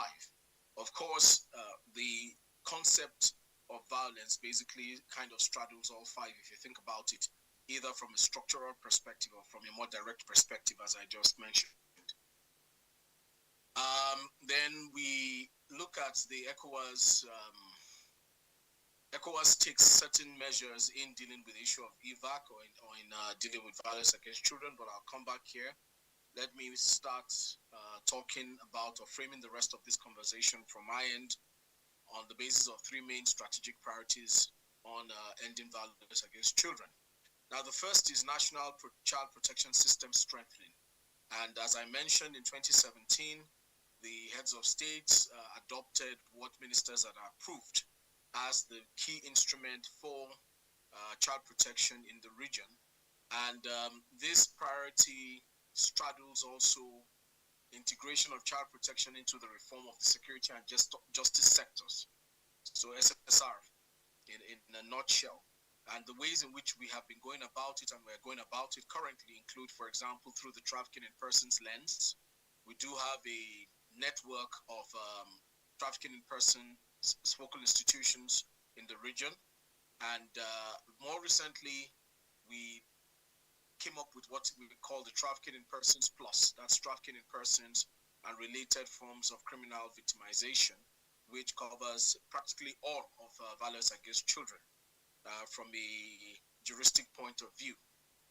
And we've been working now for the last 3 years thereabouts to pilot this approach, which still retains the core of human trafficking, but then extends outwards to work with law enforcement, with the social service workforce, and with other service providers to create an integrated strategy in dealing with issues relating to violence against children.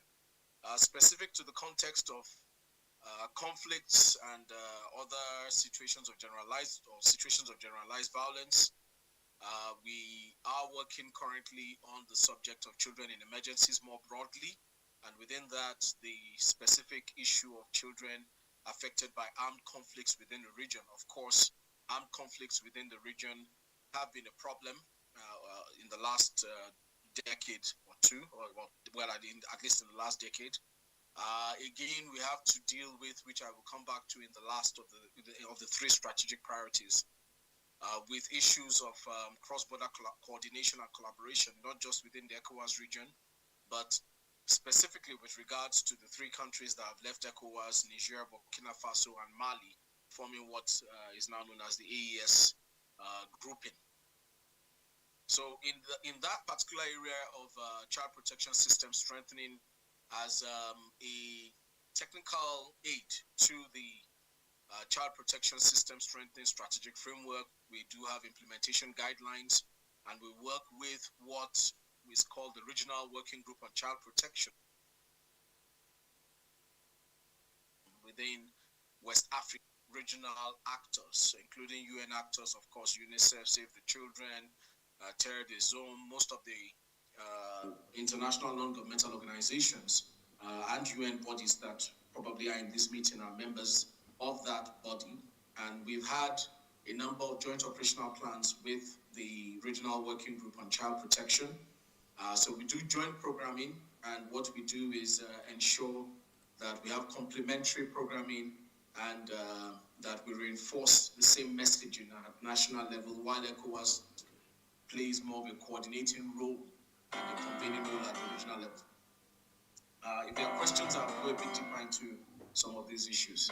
Of course, there's the international humanitarian law component of it as well that we bring to bear on that first strategic priority. A second is permanent oversight at the regional level on child rights and protection, including EVAC, through the ECOWAS Child Rights Information Management System. And ECOWAS management has approved the establishment of that's essentially a child rights observatory, initially focused on child protection.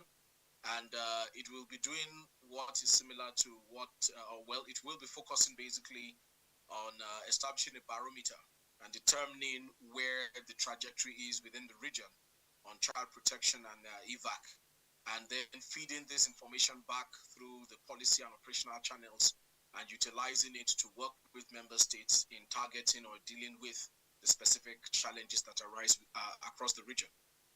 The third is strengthening cross-border coordination and collaboration by member states on cross-border child protection risks, such as children on the move, trafficked children, children affected by armed conflicts, etc. I just talked about the reality of having 3 countries that are Sahelian and that are, of course, mired in the problem of conflict along the Sahel. And then also within countries that remain in West Africa, insurgency and terrorism remain a pronounced risk. Of course, these interacting with other drivers of insecurity, displacement also being a major problem. So this also is one of the key strategic priorities of ECOWAS going forward in helping member states and facilitating. We actually have a standing body of the directors responsible for child rights in the member states. Indeed, we're holding an online meeting with them beginning tomorrow. And then we have a physical meeting to hold in Dakar, Senegal, later in the year with the regional working group on child protection. On child protection. So these are the 3 major strategic priorities. I heard a bell go off for some music. Do I have more time? I round up? No, but could you please round up Olatunde? Thank you. Okay, so thank you very much. Of course, there are specific strategies and tactics depending on what particular issue we're talking about. For example, through the justice system, regular special courts, issues relating to street children, fostering is a big problem in the West African region, and all these will be addressed through the 3 major strategic priorities and approaches I've mentioned. So I will round up now and hand the floor back to you. Thank you very much for listening. Thank you. Thank you. Thank you very much, Olatunde, for sharing the ECOWAS experience, but also the 3 strategic priorities as well. We are hoping that the representative from ECAS is online. If you are, could you please share the 3 priorities of ECAS in 4 minutes before we transition into the last session for this panel? If you're online, please go ahead.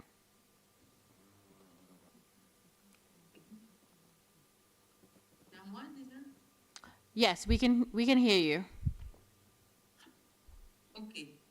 Merci beaucoup, Madame la Présidente. Merci. Thank you very much, Madam Chairperson. Thank you, dear members of ACERWC, dear colleagues. My name is Glorin Zinaro. I'm in Gabon, in Libreville, and part of the CAC. And ECAS has 11 countries. I will mention them. We have Angola, Burundi, Cameroon, Central Africa, Congo, Gabon, Equatorial Guinea, DRC, Rwanda, Sao Tome, and Chad. I would like to answer the questions that were put to us while taking into account our environmental, technological, political, and social situation of our region. We have 3 priorities to protect, in terms of the protection of the child. This is in the humanitarian dimension, but also taking into account other factors that must be strengthened by regional and national mechanisms. Just like in other RECs, violences towards children are multiple and have several dimensions, and the consequences are really catastrophic. We have physical violence, sexual, psychological, and institutional as well violence, and also violence emanating from negligence. we also have violence that comes to result from structural,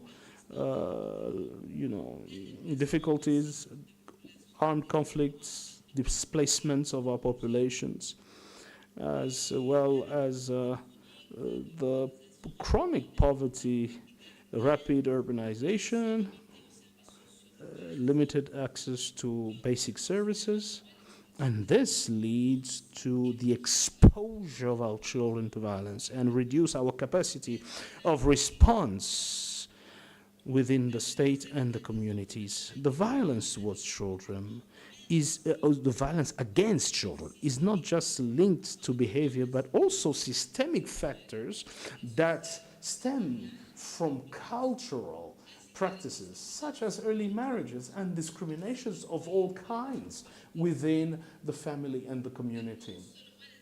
Not only that children are facing violence, but we need to recognize the fact that we have indeed difficulties when it comes to the social and legal protection of the child within our region. Statistics are showing that the coverage of the protection systems are very, very weak for our children. And indeed, this limits the prevention mechanisms and also the access to protection services and justice adapted to the child, psychosocial support that remain unequally distributed and inaccessible in some areas, especially in rural and isolated areas. And this leads to serious consequences in the lives of the children, this schoolwork, the mental health, the development, and all of that deepen, in fact, inequalities and stands as a barrier for sustainable development. So this is a key issue on the Agenda 2063 of the AU, but also on the SDGs, especially when it comes to education, equality, gender, peace, justice. And when faced with this very somber picture, when we are having this midterm review, and in partnership with various actors such as UNICEF and other agencies, nationally and internationally, ECAS would like to play a very strong role to allow these countries to have an integrated system that is focused on the right of the child. And we indeed have a strategic plan where we can highlight 3 priorities. Here are the priorities. Firstly, is to have a regional framework to promote and to protect the rights of African children in Central Africa. Within our text, within our laws, it is we've noticed that the child is not really visible. We have not given the child sufficient space for the development of the child. And that is why we have thought about drafting this framework and also to prioritize it. Why? Firstly, the threats that we're faced with are transboundary threats. Therefore, the risk that our children are facing goes beyond national boundaries, especially when there are humanitarian crises. It is clear that a conflict in one member state could lead to displace people in another member state, and a regional framework will allow us to have a harmonized approach for children who do not have parental care. And also faced with human trafficking, we need to understand that these issues are cross-cutting and affect different countries at the simultaneously. And we need to understand that the legal framework in Central Africa is very fragmented. That is why we need to harmonize our legislations. Some countries are a little bit advanced, while others have more difficulties. And this is indeed a crack that criminals can use in order to exploit children. And it is necessary, therefore, to have a regional coherence that places the child on the center. We need to talk about, the minimum age for marriage, for work, and so on. This will allow us to also harmonize our protocols for the care of children, and so that they can enjoy the benefits, the minimum benefits of the right. And we also need to optimize the usage of our resources and expertise within the context of budgetary constraints. A regional framework will allow us to optimize our resources and our expertise. How many minutes do I still have? Can you please conclude in the next 2 minutes? Well, the next point is that we will have our diplomatic capabilities that will be poised to protect the rights of the child. This will also allow us to ensure accountability. Of course, another measure is the collection of the data on the child. And this will come in handy to make the situation of vulnerable children more visible and to enlighten the decision makers. But we also need a technical committee that will be focused on the protection of the human child. Here are the 3 priorities that we have, and that we will focus on. When it comes to accountability, we have mentioned a couple of activities. I will not mention them all here. However, on the second question, I would say that we will support countries when it comes to this fight against violence, in the fight on the violence against children. We need to fight this violence and provide the necessary tools, such as a registration system for, registration birth systems, and also strengthen the national frameworks for the protection of children's rights. We need to also improve collaboration through various corridors that we will need to establish. And we work indeed with ACERWC because we have some activities in common. We will also have activities at a much higher level in terms of peer learning in order to really galvanize and consolidate our efforts. We have understood that we all have the same objectives, and we need to work synergetically because we have very ambitious objectives. However, on our own, we cannot overcome all the challenges in relation to violence against children. Thank you very much for your kind attention. Thank you very much for having shared the 3 priorities of ICAS. Intentional responses that you also share in terms of your strategic priorities shows the the seriousness and the commitment to ending violence against children.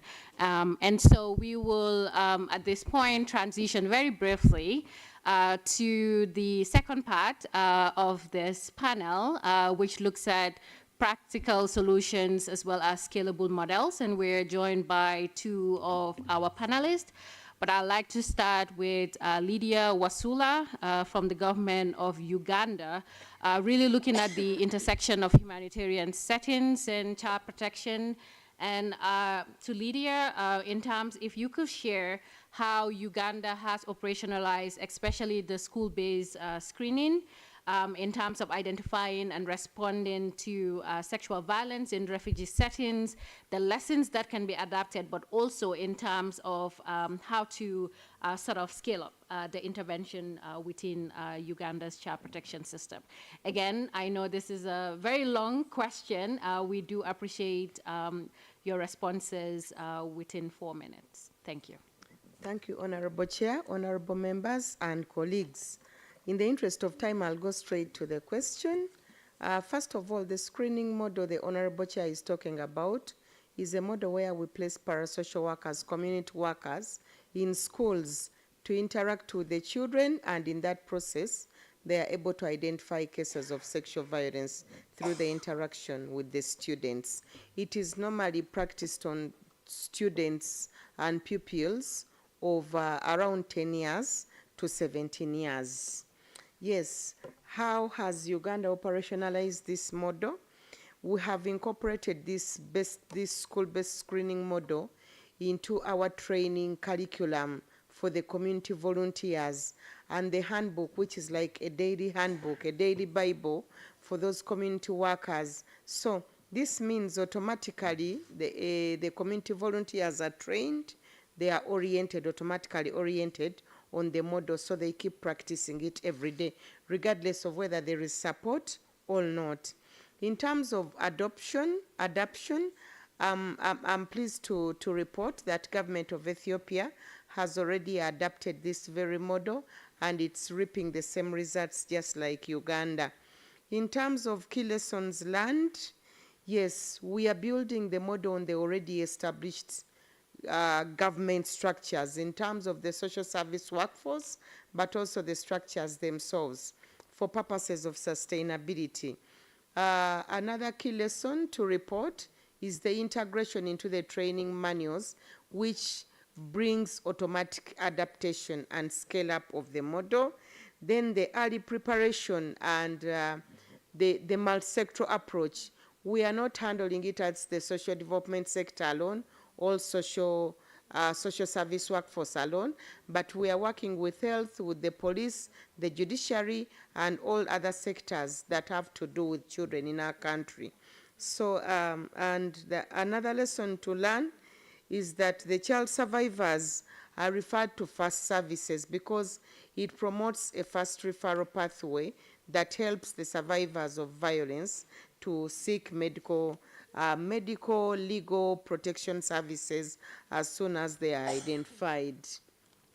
Yes, what are some of the mechanisms that I'm happy to report here? We are doing the monitoring as an interdisciplinary team, a multi-sectoral team.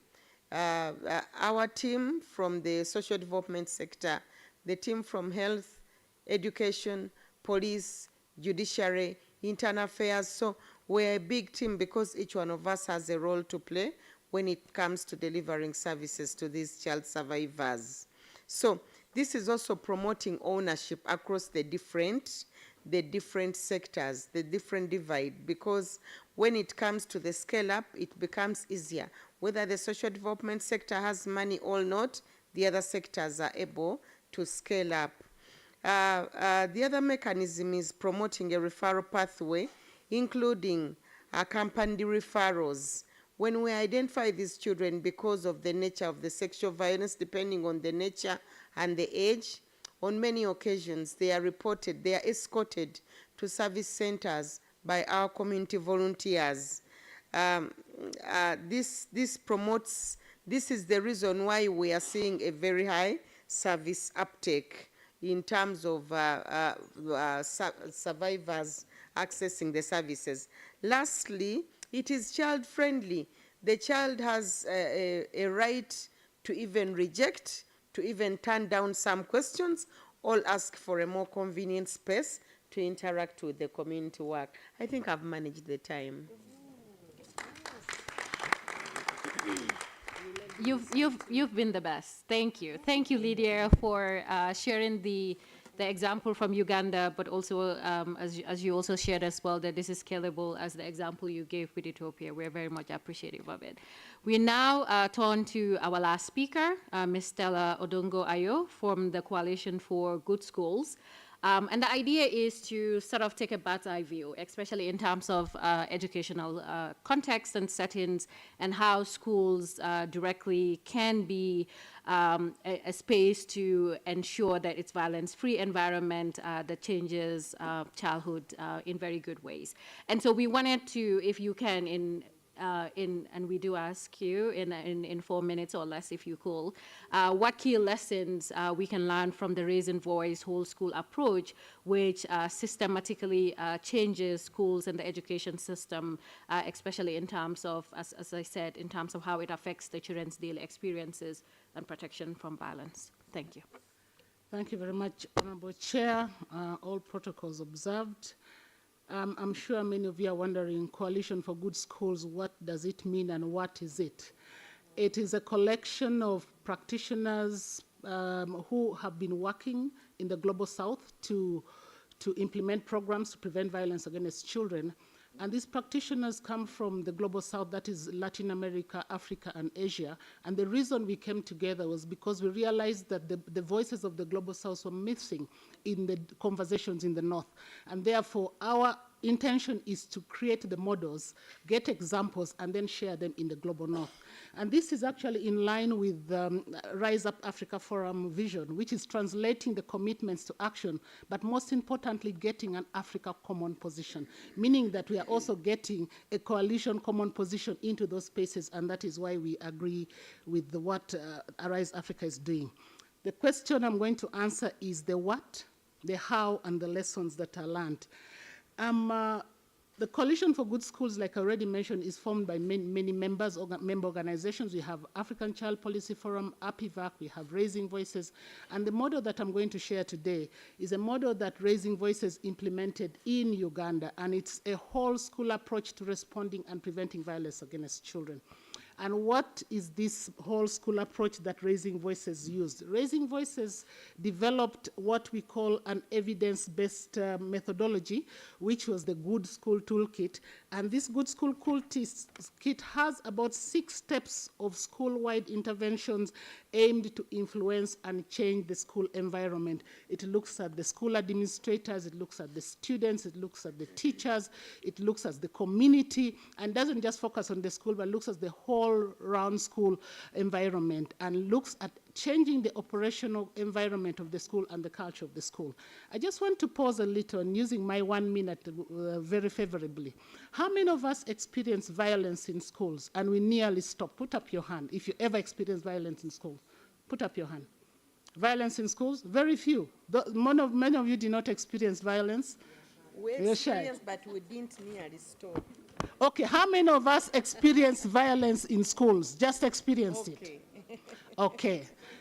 That means violence in schools is real. Now, I have good news for you because the model that I'm going to share has been tested and it has been shown that it can reduce the level of violence.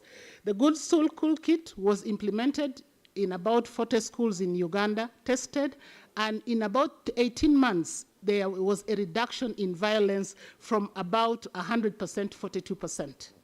That means that it works. It also gave children ownership. It supported the structures. The teachers were involved, the children were involved, the administration was involved. One area where this program was implemented in Western Uganda, there was a teacher who was nicknamed Mr. Lion. So Mr. Lion was feared by every child. Now, when we went to that region to implement the program, we decided to start with Mr. Lion.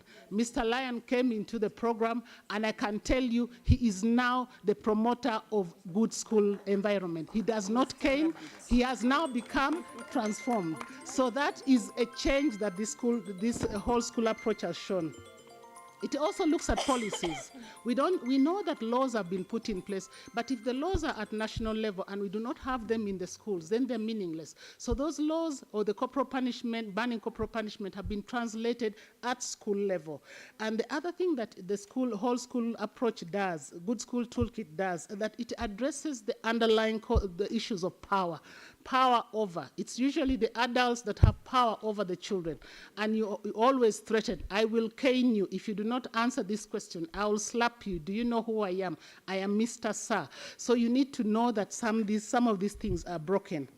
And the Good School Toolkit has been adopted globally. It is now in the Inspire strategies and is being implemented across the world. But what I also want to add is that beyond being implemented across the world, it has been adopted to other levels in Uganda. It is now going into more than 1,000 schools in Uganda, and the results are amazing.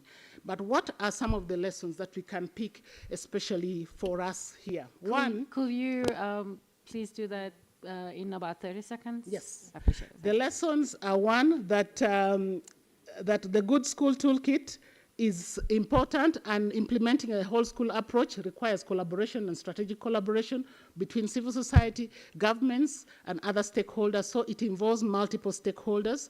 My final one is that during Bogota, and I'm glad that we're talking about Manila now, in Bogota 2024, governments made commitments, about over 100 governments made commitments to prevent violence against children globally.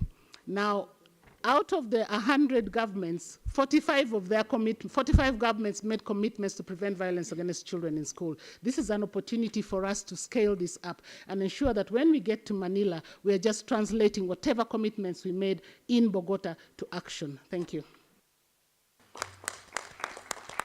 Thank you. Thank you very much, Stella, for giving us the model for the schools and how it has been scaled up, and the best practices out of that as well. Before we transition to the open intervention, and this will be very, very, very brief, I wanted to give 10 seconds to Lydia. She has, especially as one of the good examples of the consultative processes, especially as we think about next steps with SAVA. Okay, thank you. Members, I'm sure some of you are already aware by this time that Government of Uganda, in partnership with ISPCAN, the International Society for Prevention of Child Abuse and Neglect, is organizing the first ever African Regional Policy Forum that will happen in Uganda. You will recall last year, the last forum we had in Vilnius, but this time around we are doing it at regional level, and ISPCAN has chosen to start with Africa. And Uganda is privileged to be the very first host for the Africa Regional Policy Forum. So it will happen on 24th to 26th June. Registration is open to member countries, all member countries of Africa, academia, and NGOs to participate in that international space, regional space of learning and sharing experiences that work to prevent and respond to child abuse and neglect. Please check it out on the ISPCAN website. Thank you. Thank you. Thank you, Lydia. I know we're at time, and so I seek the indulgence of everybody to just take 5 minutes for any intervention from the floor before we transition into our two concurrent side events, I believe. I will invite members of the committee if anybody has any quick intervention. Thank you, Honorable Robert. We do seek your indulgence if you could do this within a minute. Thank you. I'll try to use less than a minute. What I pick from the conversation is that there is a lot that is being done across Africa. The regional economic communities, the regional mechanisms from the states themselves. So I think it's a critical example of deinstitutionalizing the silos that we always have to the end that the child has a good day in Africa. Thank you. Thank you. Thank you very much, Honorable Robert, especially in terms of reiterating that message, which is the core of this consultation, but part of the reason why there is need also for a common Africa position as we head into Manila as well. I do not see any other honorable member. I will invite member states if we have any intervention. If not, national human rights institutions.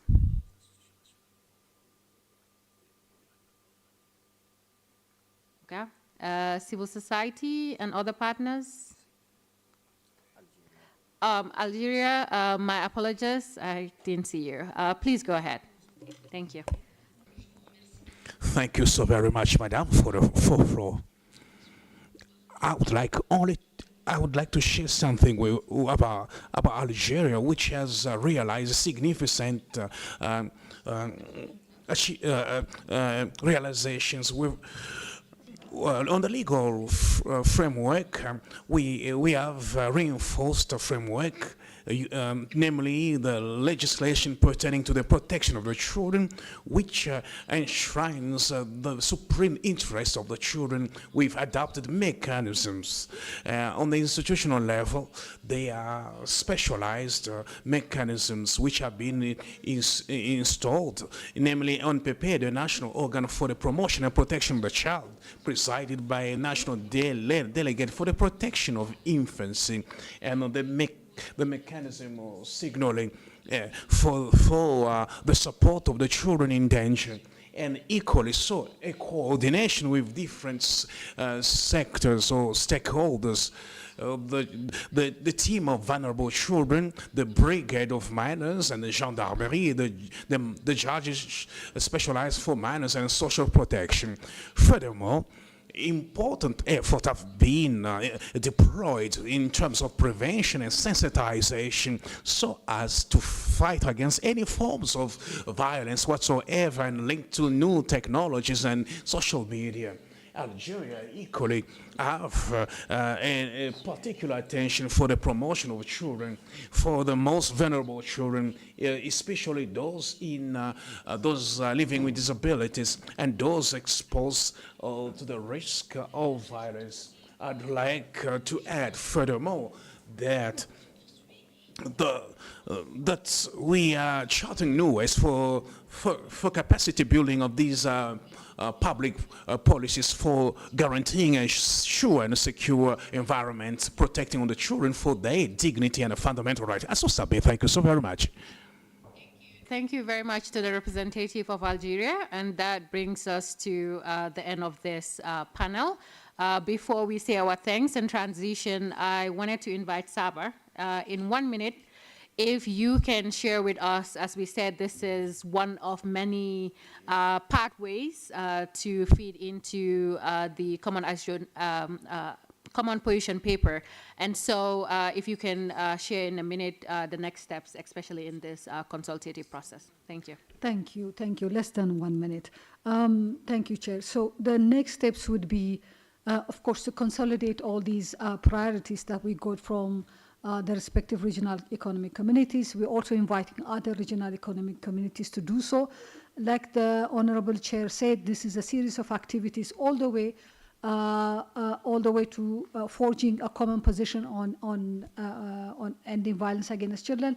And we are hoping to convene a continental conference sometime in September, where we bring member states and all other stakeholders to really define what that is. Because initially, like I said, this was a major lesson that we got from the first ministerial conference, where the continent, especially the member states, participated just as implementers of the predefined global agenda. With this common position, we want to change that. We want to be the co-creator of the global architecture of the end violence against children. And so the next steps would be, like I said, consolidating the priorities that we collected from the RECs and inviting other more, and convene the main continental conference on September. And then we want to also follow up with endorsement of ministers of the common position, And then, of course, we go to Manila in November with that common voice and common position to present Africa as a unified voice. Over to you. Thank you, Chair. Thank you.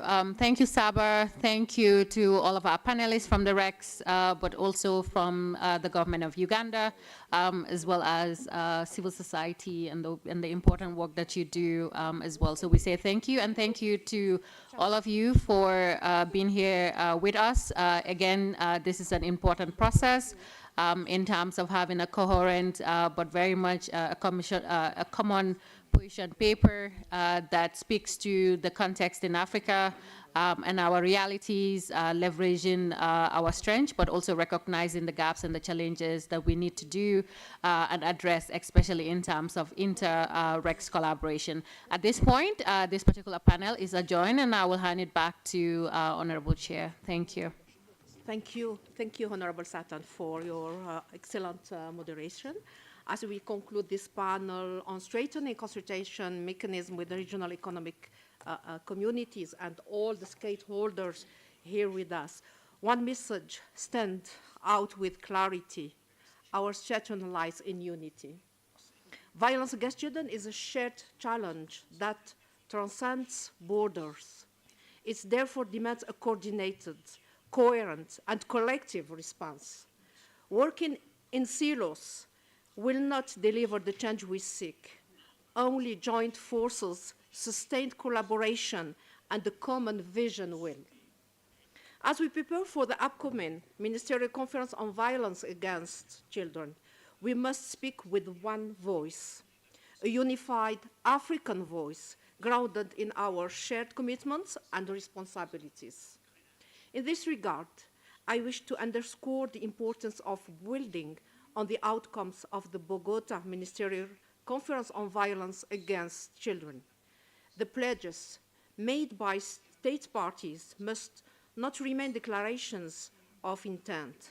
They must be followed by concrete actions, measurable progress, and accountable follow-up mechanisms. Let us therefore reinforce our consultation frameworks with regional economic communities, with our partners, with all the stakeholders, align our strategies, and ensure systematic monitoring of commitments at national, regional, and international levels.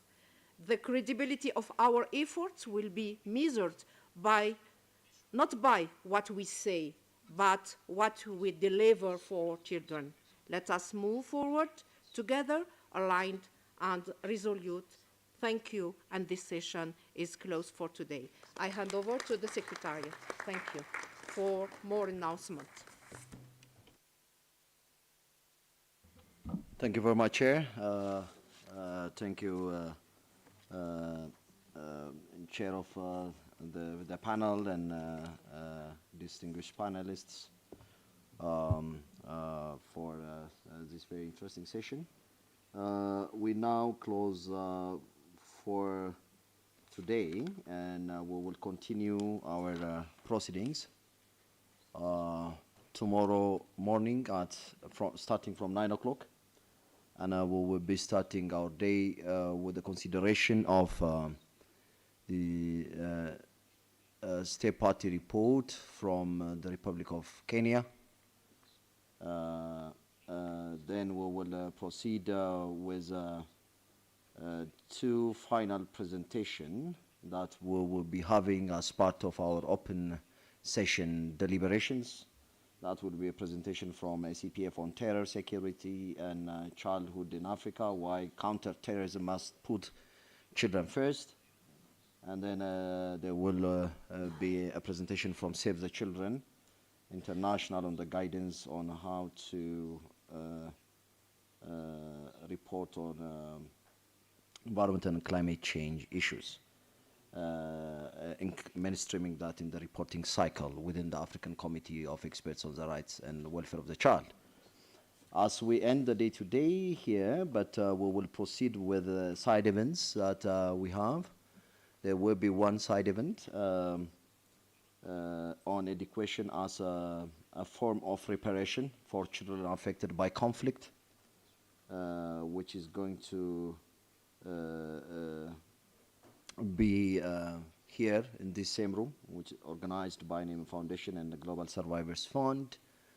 There is another, concurrently at the same time, another side event, which is going to be held online, hosted by UNFPA. So you are all invited to participate in these side events in line with your areas of interest. Thank you so much, and enjoy your evening, your side events, and then see you at 9 o'clock to follow the discussions that we're going to have with the Republic of Kenya. Thank you very much. Have a good evening.